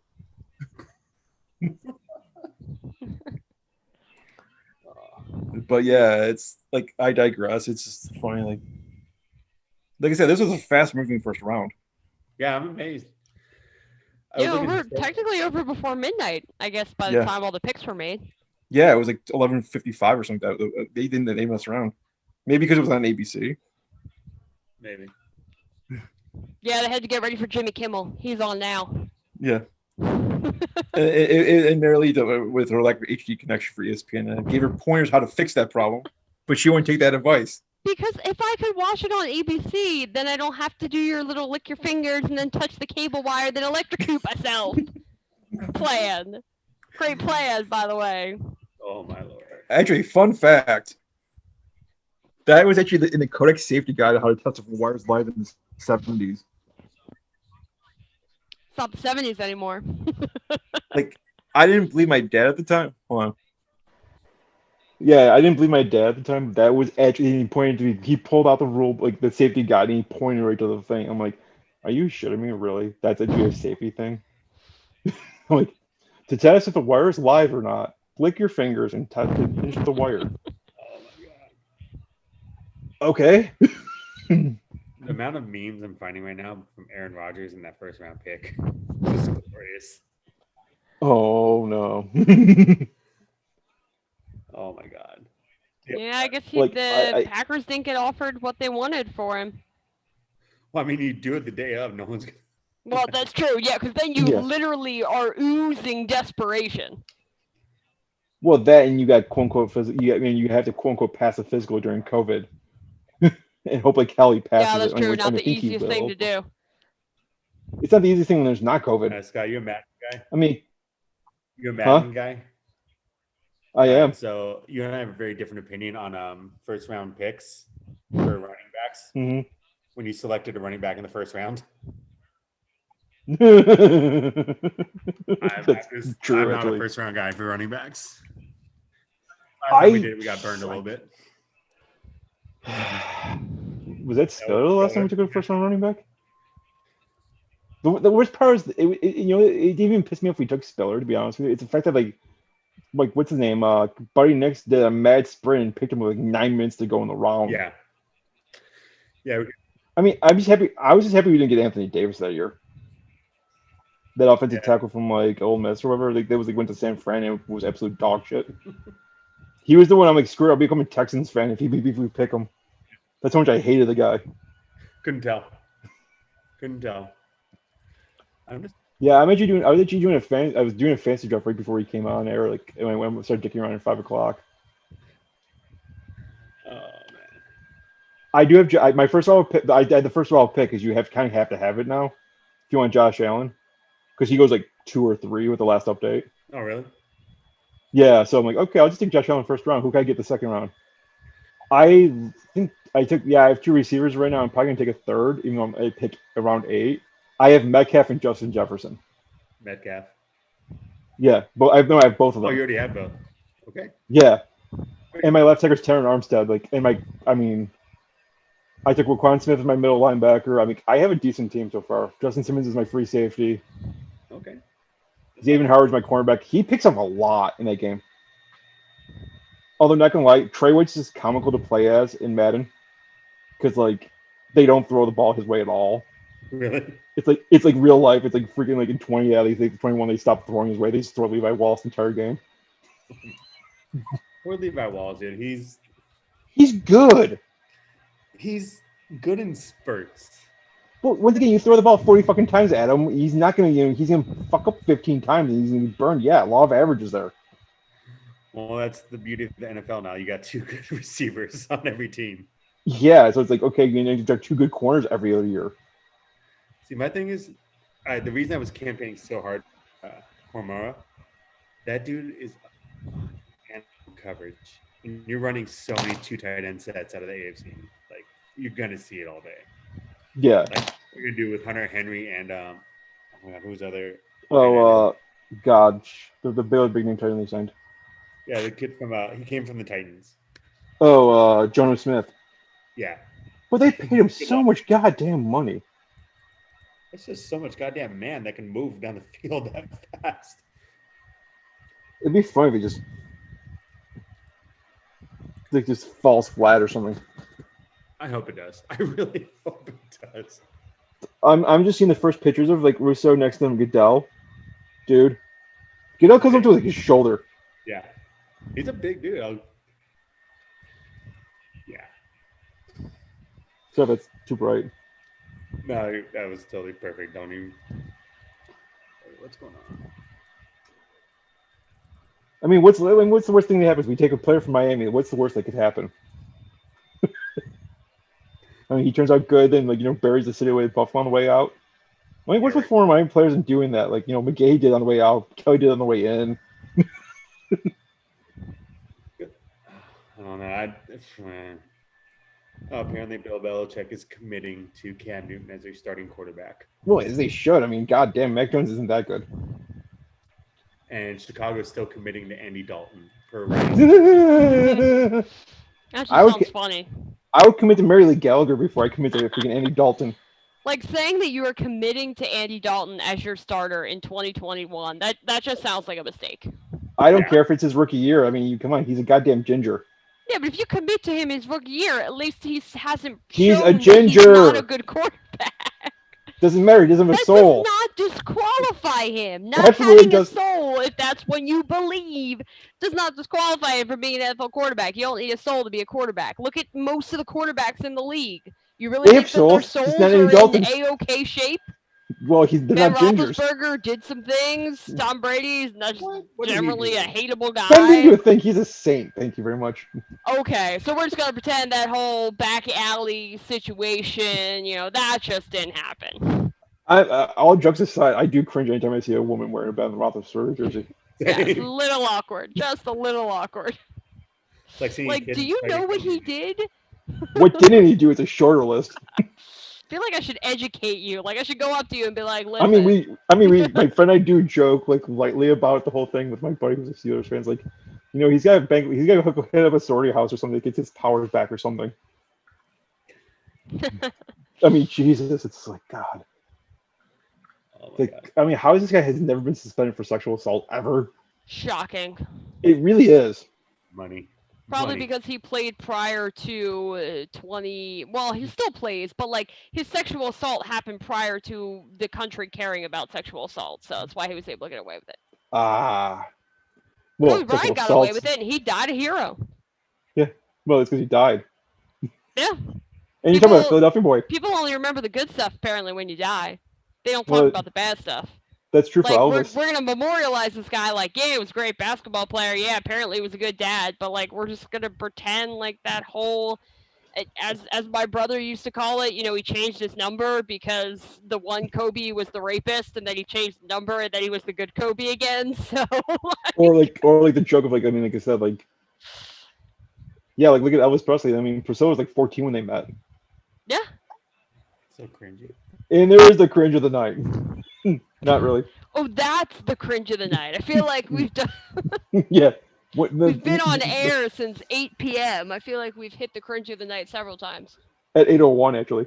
It's a good thing it's not sponsored. Like, I always laugh when you watch baseball games and they're always like, oh, like that's the Toyota precision play of the game. And they announce it in like the first inning. I'm like, okay, so what if a better play is made later in the game? Like, what are you supposed to do? Just ignore it and be like, yeah, that was okay. But because we had already said this was the Toyota precision play of the game. Actually, the funny thing, that actually happened at a Sabres game. They did it in 5 minutes into the game for like the big hit of the game. Like the Karuba collision of the game, because it was like two centers colliding together. Like we're not even gonna vote. They just the teammates hit each other. It's over if they win. Well, that was literally like one of the Phillies games I watched, and the commentators are like, well, they're like, the way the pitching is going today, we're not gonna get many of these, so sure, like play at the game. It was like, okay. You never know what's going to happen later, but I guess you're contractually obligated to throw one of those in there. So if you get to the 9th inning and one hasn't happened, then you're kind of screwed. Then you got to be like, oh, this routine fly ball catch in left field is the precision play of the game. Or, it could be 7 innings. They could get a no-hitter and I get credit for it. Listen, still bitter about that. We'll always be bitter about that. So not fair. It's like such a double standard, like for what we talked about. Like it's like, okay, you get like 7 innings, there's like no like you get a no hitter, it's not a no hitter, but like you go into the 10th inning, guys on second scores a run, you blow a save. Oh, that's the other thing that drives me crazy. Like that should not be on the pitcher's line. It's an unearned run, but it shouldn't be you blew a save. You didn't put that runner on second. The rule mandated that you started it that way. So if you're going to play that rule where the double, like you said, the double standard, if you were going to put that on the pitcher's line, then the rule should apply to the starting pitcher that goes a full 7 innings and doesn't give up a hit. Because it wasn't his fault. It wasn't his fault that he couldn't pitch 9 innings. Well, in defense, Doc Ellis didn't do lines. He just did acid. He just did acid. You never heard about that? You know who Doc Ellis is? He's kind of infamous for pitching a no-hitter, apparently on acid. All right, then. Well, they used to always say Andre Agassi won tennis tournaments while on meth. So nothing surprises me. Yeah, it's like, how is like... Yeah, guy was so good at tennis, and then he comes out afterwards, he does this interview, he's like, I hate tennis.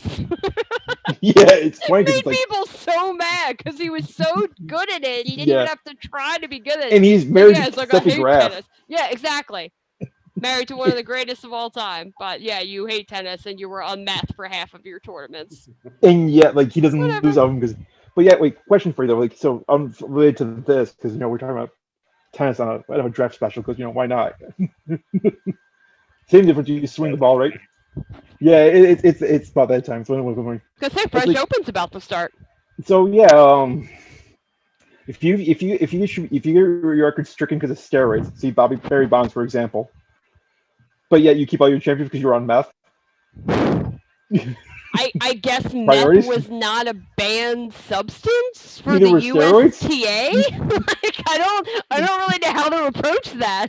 I mean, is meth a performance enhancer? Like, does it make you better at playing tennis, as the way that we know steroids makes you better at playing baseball? I don't know. It's like it's a good point. Yeah, someone you mentioned that. It's like, if you're using meth, you should probably resign from all your championships you won. But I mean, the good thing is with each passing day, Andre Agassi's records are falling by the wayside because there's 3 guys who are pretty good at tennis who are playing right now, and who will be playing until the end of time. So and still killing everyone. Like literally, the French Open is about to start, and I have not looked at the odds yet, but I can tell you, I can guarantee you, I would bet the house that it is Nadal as a solid favorite, and he's going to win.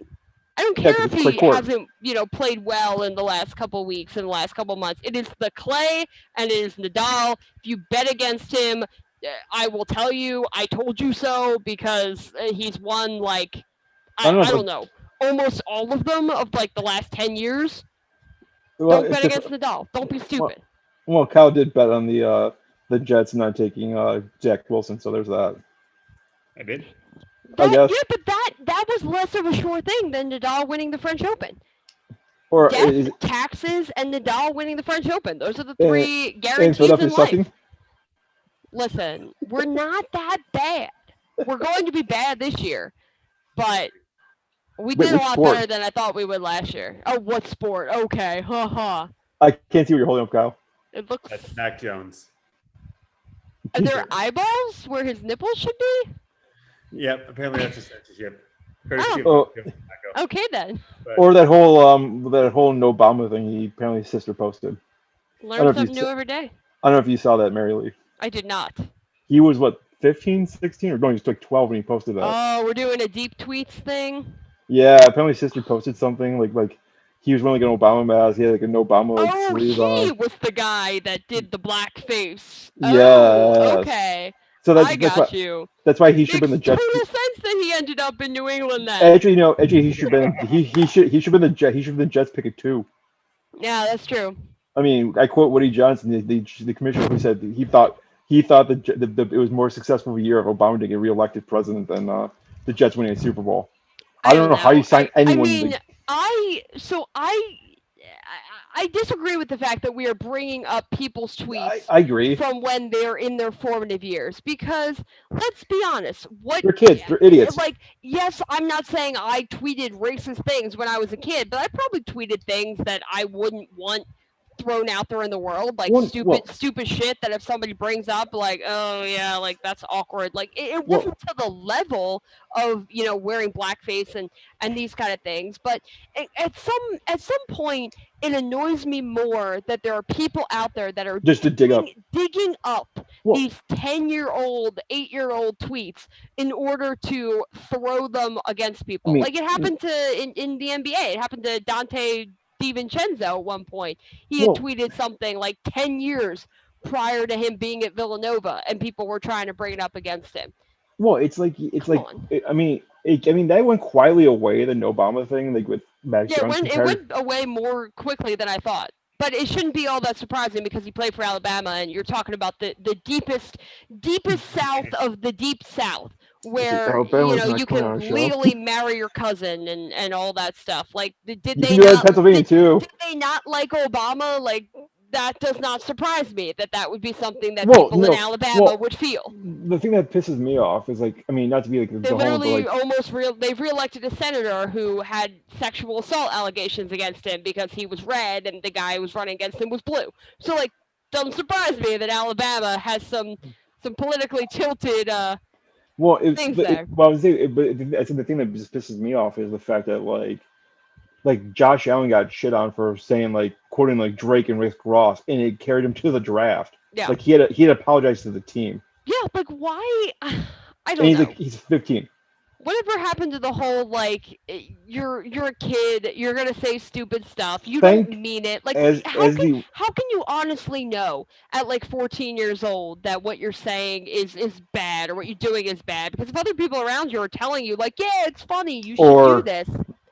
Or you're gonna become a star. Or the musicians, or the rappers, or the the people that you're listening to as influencers. If they're doing something and you're following them, is it really your fault for being impressionable? I mean, the only 14-year-old I would say he has like a bigger pedestal is Arch Manning, who's me the number one pick probably in the 2026 draft. Just because of his name. It's pretty far away. Yeah, but I have faith he's gonna be good. Yeah, the pedigree definitely comes with it. That's Cooper Manning's oldest son. Yeah. Who's actually really funny, Cooper Manning.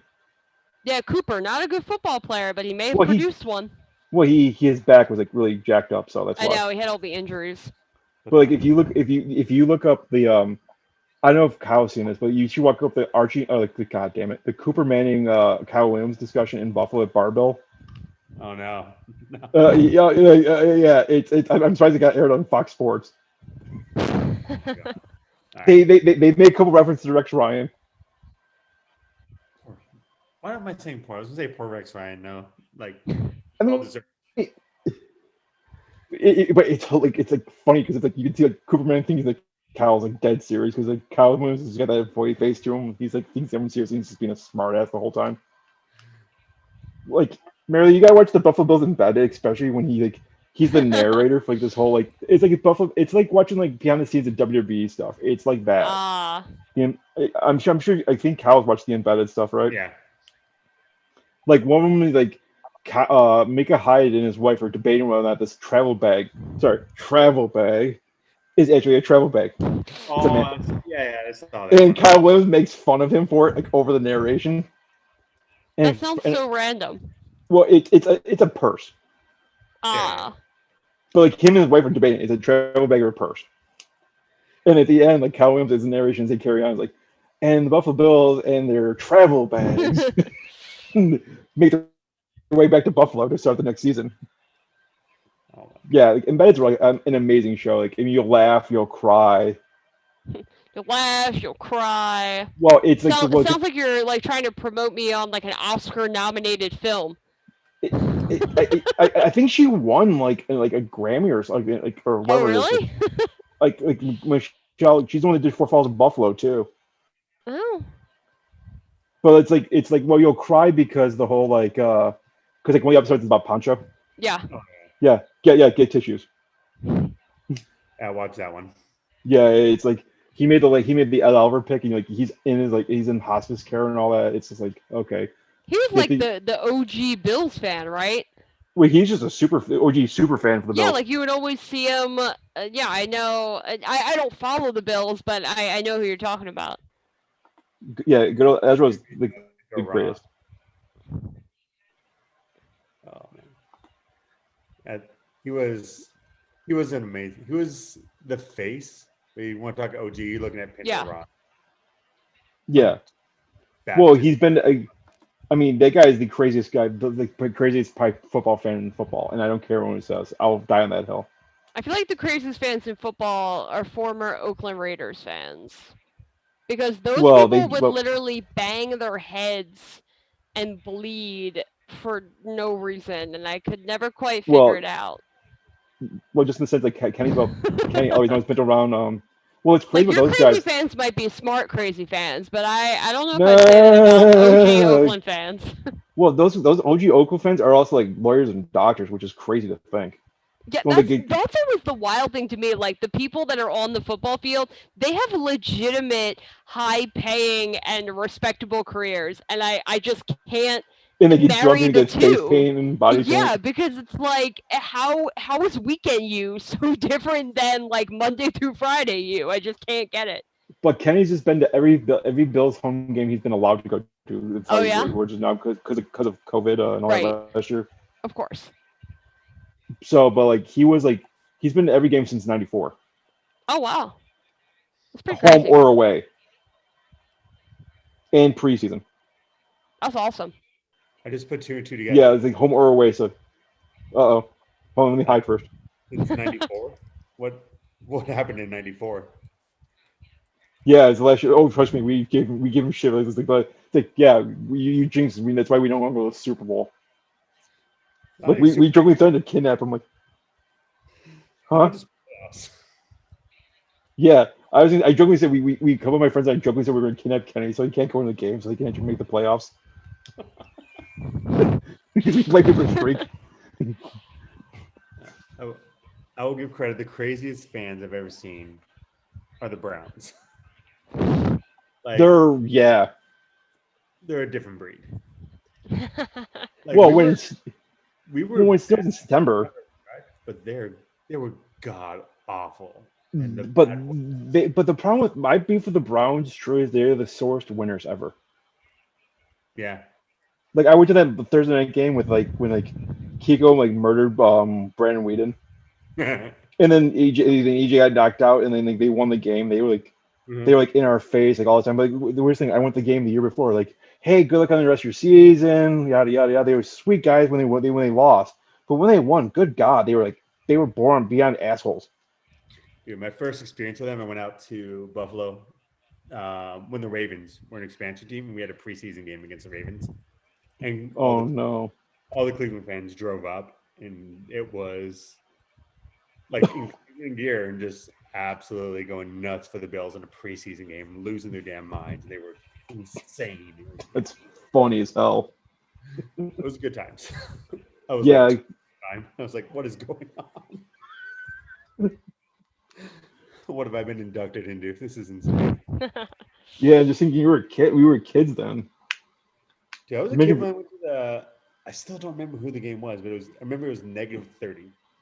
It had to be like 10 years old, and we left at halftime because I just could not do it. I think it was Bills Jets. It was like a wild card game. You're how old again? 35.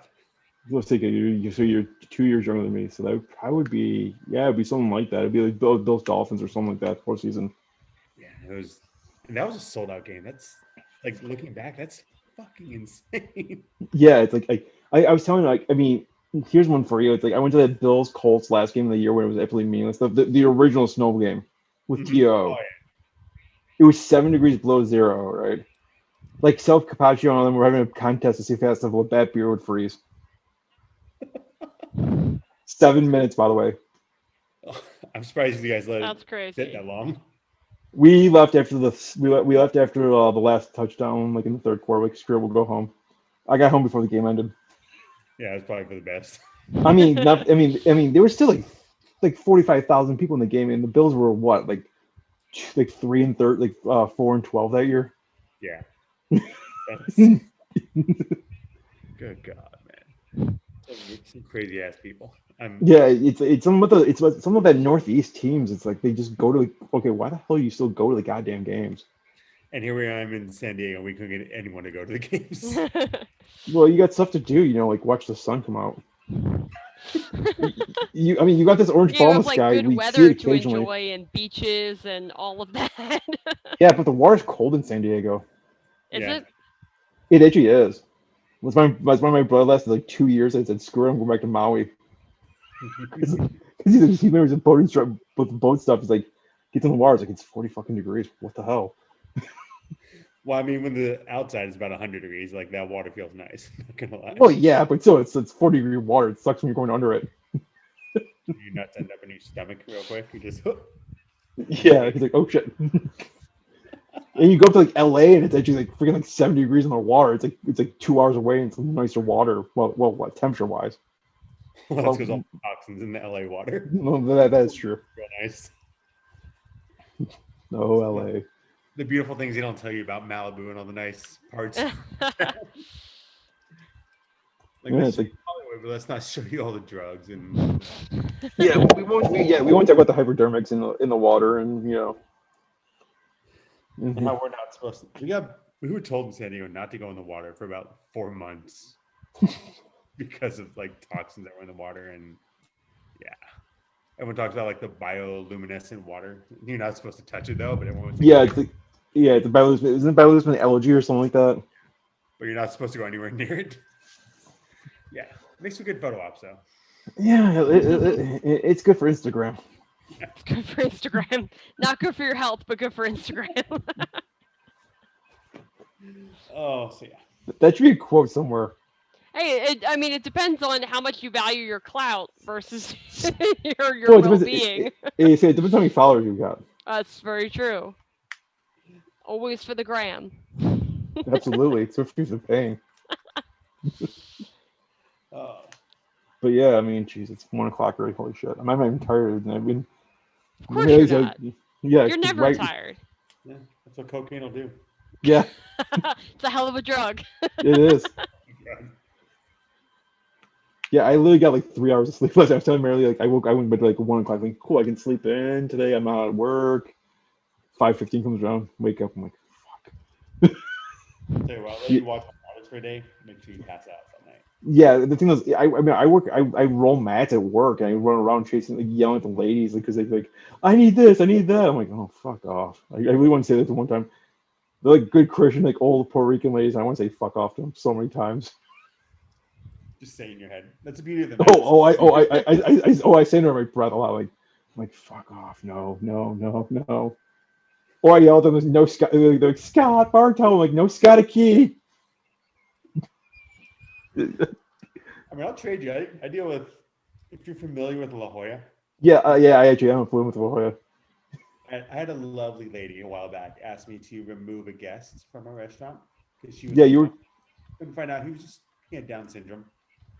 Oh my god!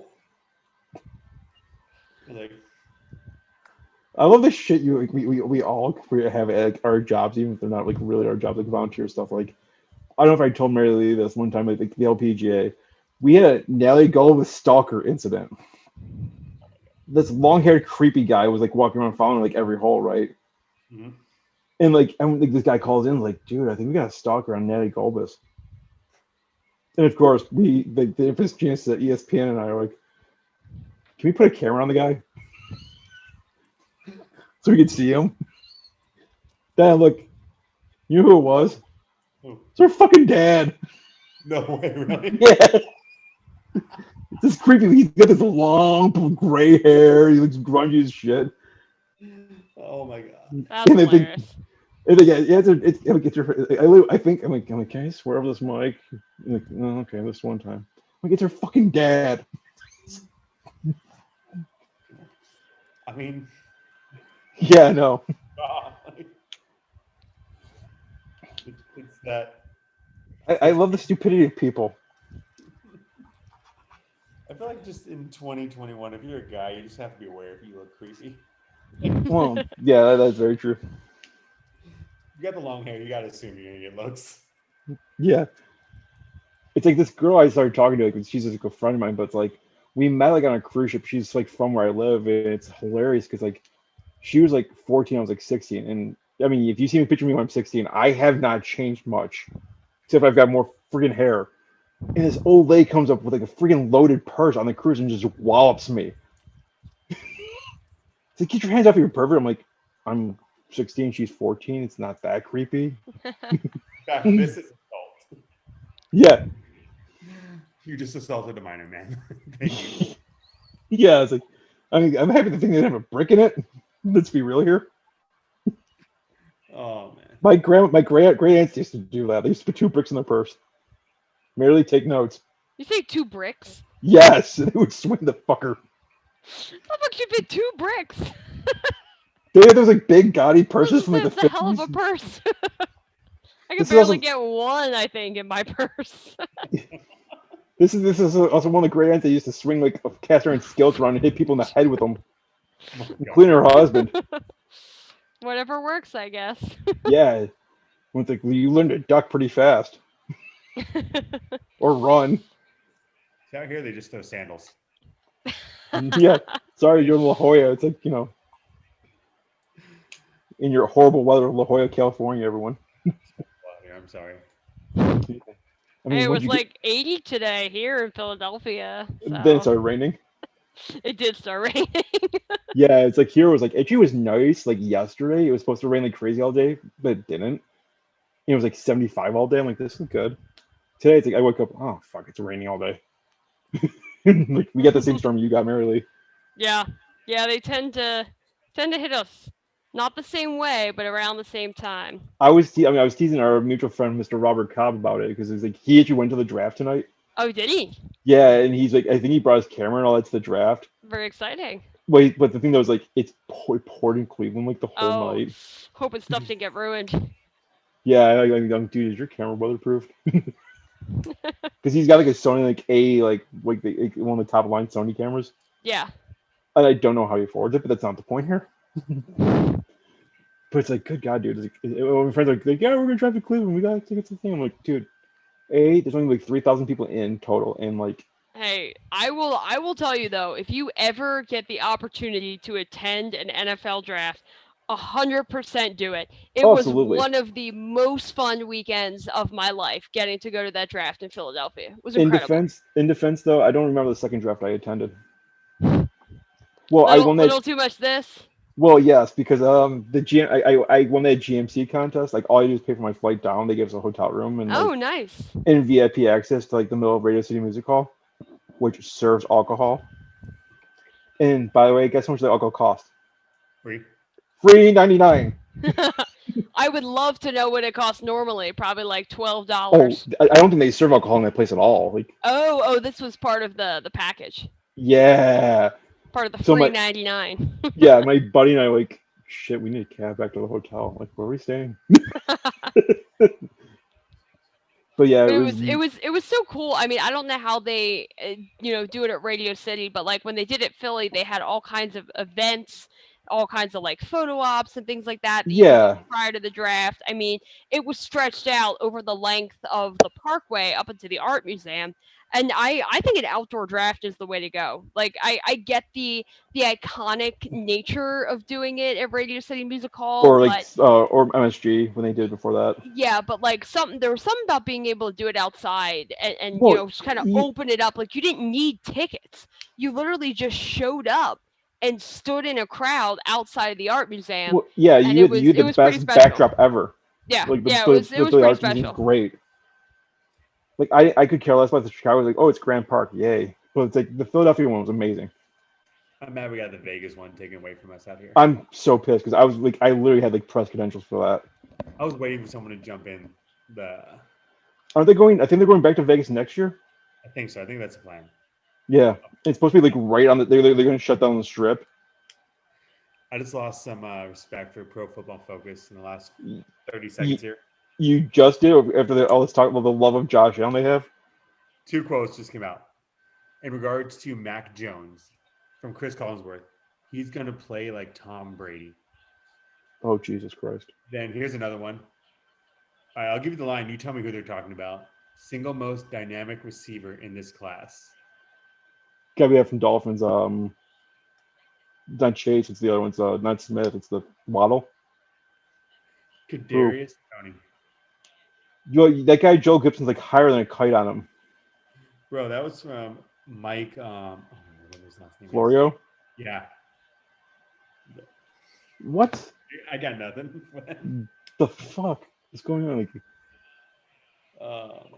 It's seriously. I will give PFF credit for actually apologize. The main guy that does the draft stuff actually apologized for Josh Allen. Right. He flat out said, "I'm sorry, I was wrong." See, what I hate more than mock drafts, I hate draft grades. You can't do them like right as they come out. No. I mean, unless one's like really egregious, I can get that. Like I said, when I was at the draft for 2011, when the Titans took Jake Locker at 7. Yeah. We're like, what the fuck is going on here? And then Minnesota's at Hold My Beer. We're taking Christian Ponder at 12. There wasn't that many good quarterbacks coming out for a few years in that window. Like no, there's a reason it was like Cam and everyone else. Yeah. And next year's it's supposed to be like one of the worst classes for quarterbacks. Apparently, they all came out this year. Yeah, I was thinking I couldn't think of like any star prospects coming out. Unless Alabama has someone else in their back pocket I don't know about. Even then, you're going to trust a one-year starter? Yeah. I'm going to start watching high school football. I'm excited for that. You might as well. I mean, I started watching Trevor Lawrence in high school. Like his team. Well, that's because he was kind of like he lost 3. I was telling him earlier he lost 3 games in his career. You know that? Yeah. None of them were regular season games. Yeah, if you want the top quarterbacks next year, it's going to be Carson Strong out of Nevada. Okay. Spencer Rattler out of Oklahoma. Hey, maybe he's. And that's just a straight mobile quarterback. It's nothing. I mean, the only quarterback that's possibly I know that's decent. That could have been quasi decent this year is Derek King from Miami and Houston. I remember watching Spencer Rattler a little bit coming out of high school, like some of his highlight stuff, which is obviously highlights, so everyone looks great on highlights. I would hope so. I'm wondering if Oklahoma might have another Heisman candidate quarterback. Yeah, I mean, the wholly small schools. It's like it's like the guy from Nevada is your top rated one. Cincinnati's your 4th best one. So bad. Thank God for Josh Allen. Thank God for Josh Allen. They weren't joking. That was the year. That was the year to get a quarterback. Unless your name was Josh Rosen. Unless your name is Josh Rosen. God, it's like. I mean, what soured me is like everyone's like, oh, he's better than Allen. I'm like, no, Like, because I'm like, when his offensive, like, when Colton Miller calls him a prick in his interview, if your starting tackle calls your quarterback a prick, I mean, you've done fucked up there. Like, you think any offensive lineman would call Brady a prick to his face, or like, in an interview? Probably not. If he retires, probably. When he's trying to come out for the NFL, yeah, no.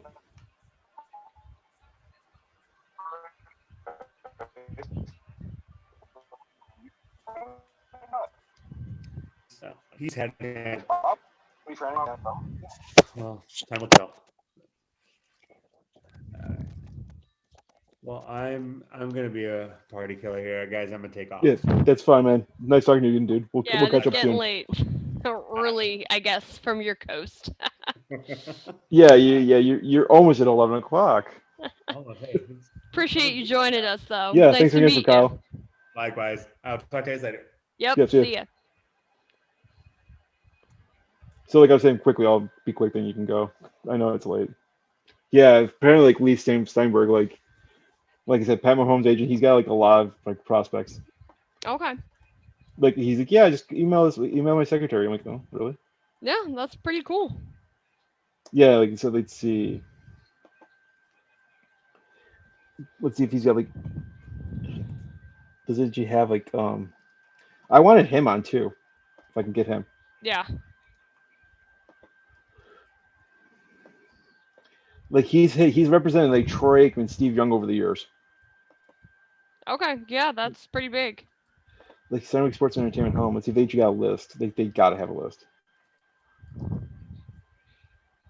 He said you had 11 Hall of Famers. Like, let's see, Howie Long, Steve Young, Troy Aikman, Warren Moon, Thurman Thomas, really? Bruce Smith, Derek Thomas, Kevin Green, Kenny Easley, Tony Gonzalez, Edgerrin James. And, he's got, Pat Mahomes. Mm-hmm. Yeah, not a small list. I'm just looking. I'm just seeing if there's anyone besides, like, that sticks out for me. Kareem Hunt. Jerry Jeudy. Ronald Jones II. Yeah, obviously Mahomes. I think we've heard that once or twice. Yeah. Can you get Pat Mahomes on? Yeah, that'd be fucking crazy. That would be Tua. He's got two.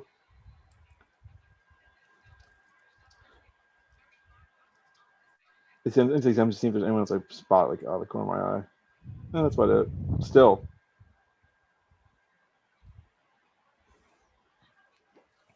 Yeah, he's like the standard. Like he's like the original like super agent. So, like I said, even if I get him on. Yeah, true. Like his story, like I just want to like pick his head and like talk story. Yeah, no, he would definitely be a good person to talk to. Oh, that's too bad we kind of suck. And I am gonna. I still want to message Miss Dixie Carter, see if like she would comment about her pay-per-view. It would be great. I think she would. Yeah. Hey, shoot your shot. It's always a no unless you ask. And let's see. Yeah, that's about it. I got nothing else. You can go to bed now if you want. Like, I mean, I'm probably up for like an hour or two because why not? You're still gonna stay up? I'm not tired now. Man, you crazy. I gotta get up at 9 a.m. for my daily meeting. At least it's 9 a.m. Finish writing this nonsense about May sporting events too before I go to bed. The only two things I've got to do tomorrow is write a paper and go see my chiropractor. Oh, yeah, nothing. Yeah, it's only a 5-page paper. That I'm getting an A in the class, and I'm like in my final exams in 2 weeks. Oh, yeah, there you go. You should probably put some attention to it. I honestly, I really haven't. Like I've been taking any notes for the class at all. Like I've just like copying. I've done What's like. the class on? It's a history class. Okay. But still, yeah, it's like bodies of war. So it's like I've kept up with it. Like I've been. It's like weekly modules. We have to do stuff. Oh, okay. But still, it's just like final exams like 5 short answer essays. Like I mean, I'm ready for it. I can probably pull it out of my ass if I have to. Yeah. Like, she gave us a bit of a study guide. She's actually really awesome. It's a little weird because she's like my age exactly. I think she's 37. Oh yeah. So like we were talking about some of the kids in our class. It's like, it's weird. We gotta teach them like 9/11 is history. Yeah, that is kind of weird when you think about it.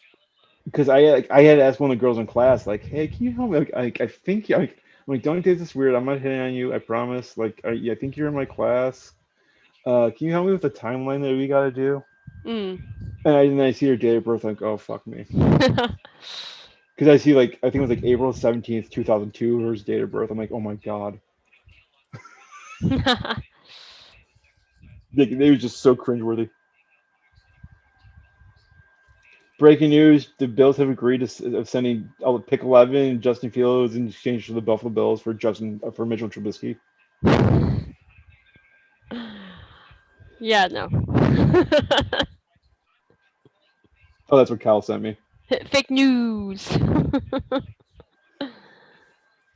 I think I sent that picture to you. The one I forgot who had that. It was like it says like there's a picture of like a woman's garments and it says just essentially says more women upstairs. I'm like, is this a trap?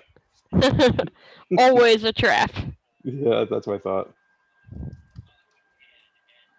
But yeah, I got nothing else. I need sleep. Yeah, I'm good to peace. Sounds good. We'll talk soon. All right. Probably plan on a show like Monday or Tuesday or something like that. Sounds like a plan. Okay, Stan. All right, peace out. Good show. Good draft. Good show. Interesting draft. Good draft for some teams, bad draft for others. Absolutely. All right, have a good night.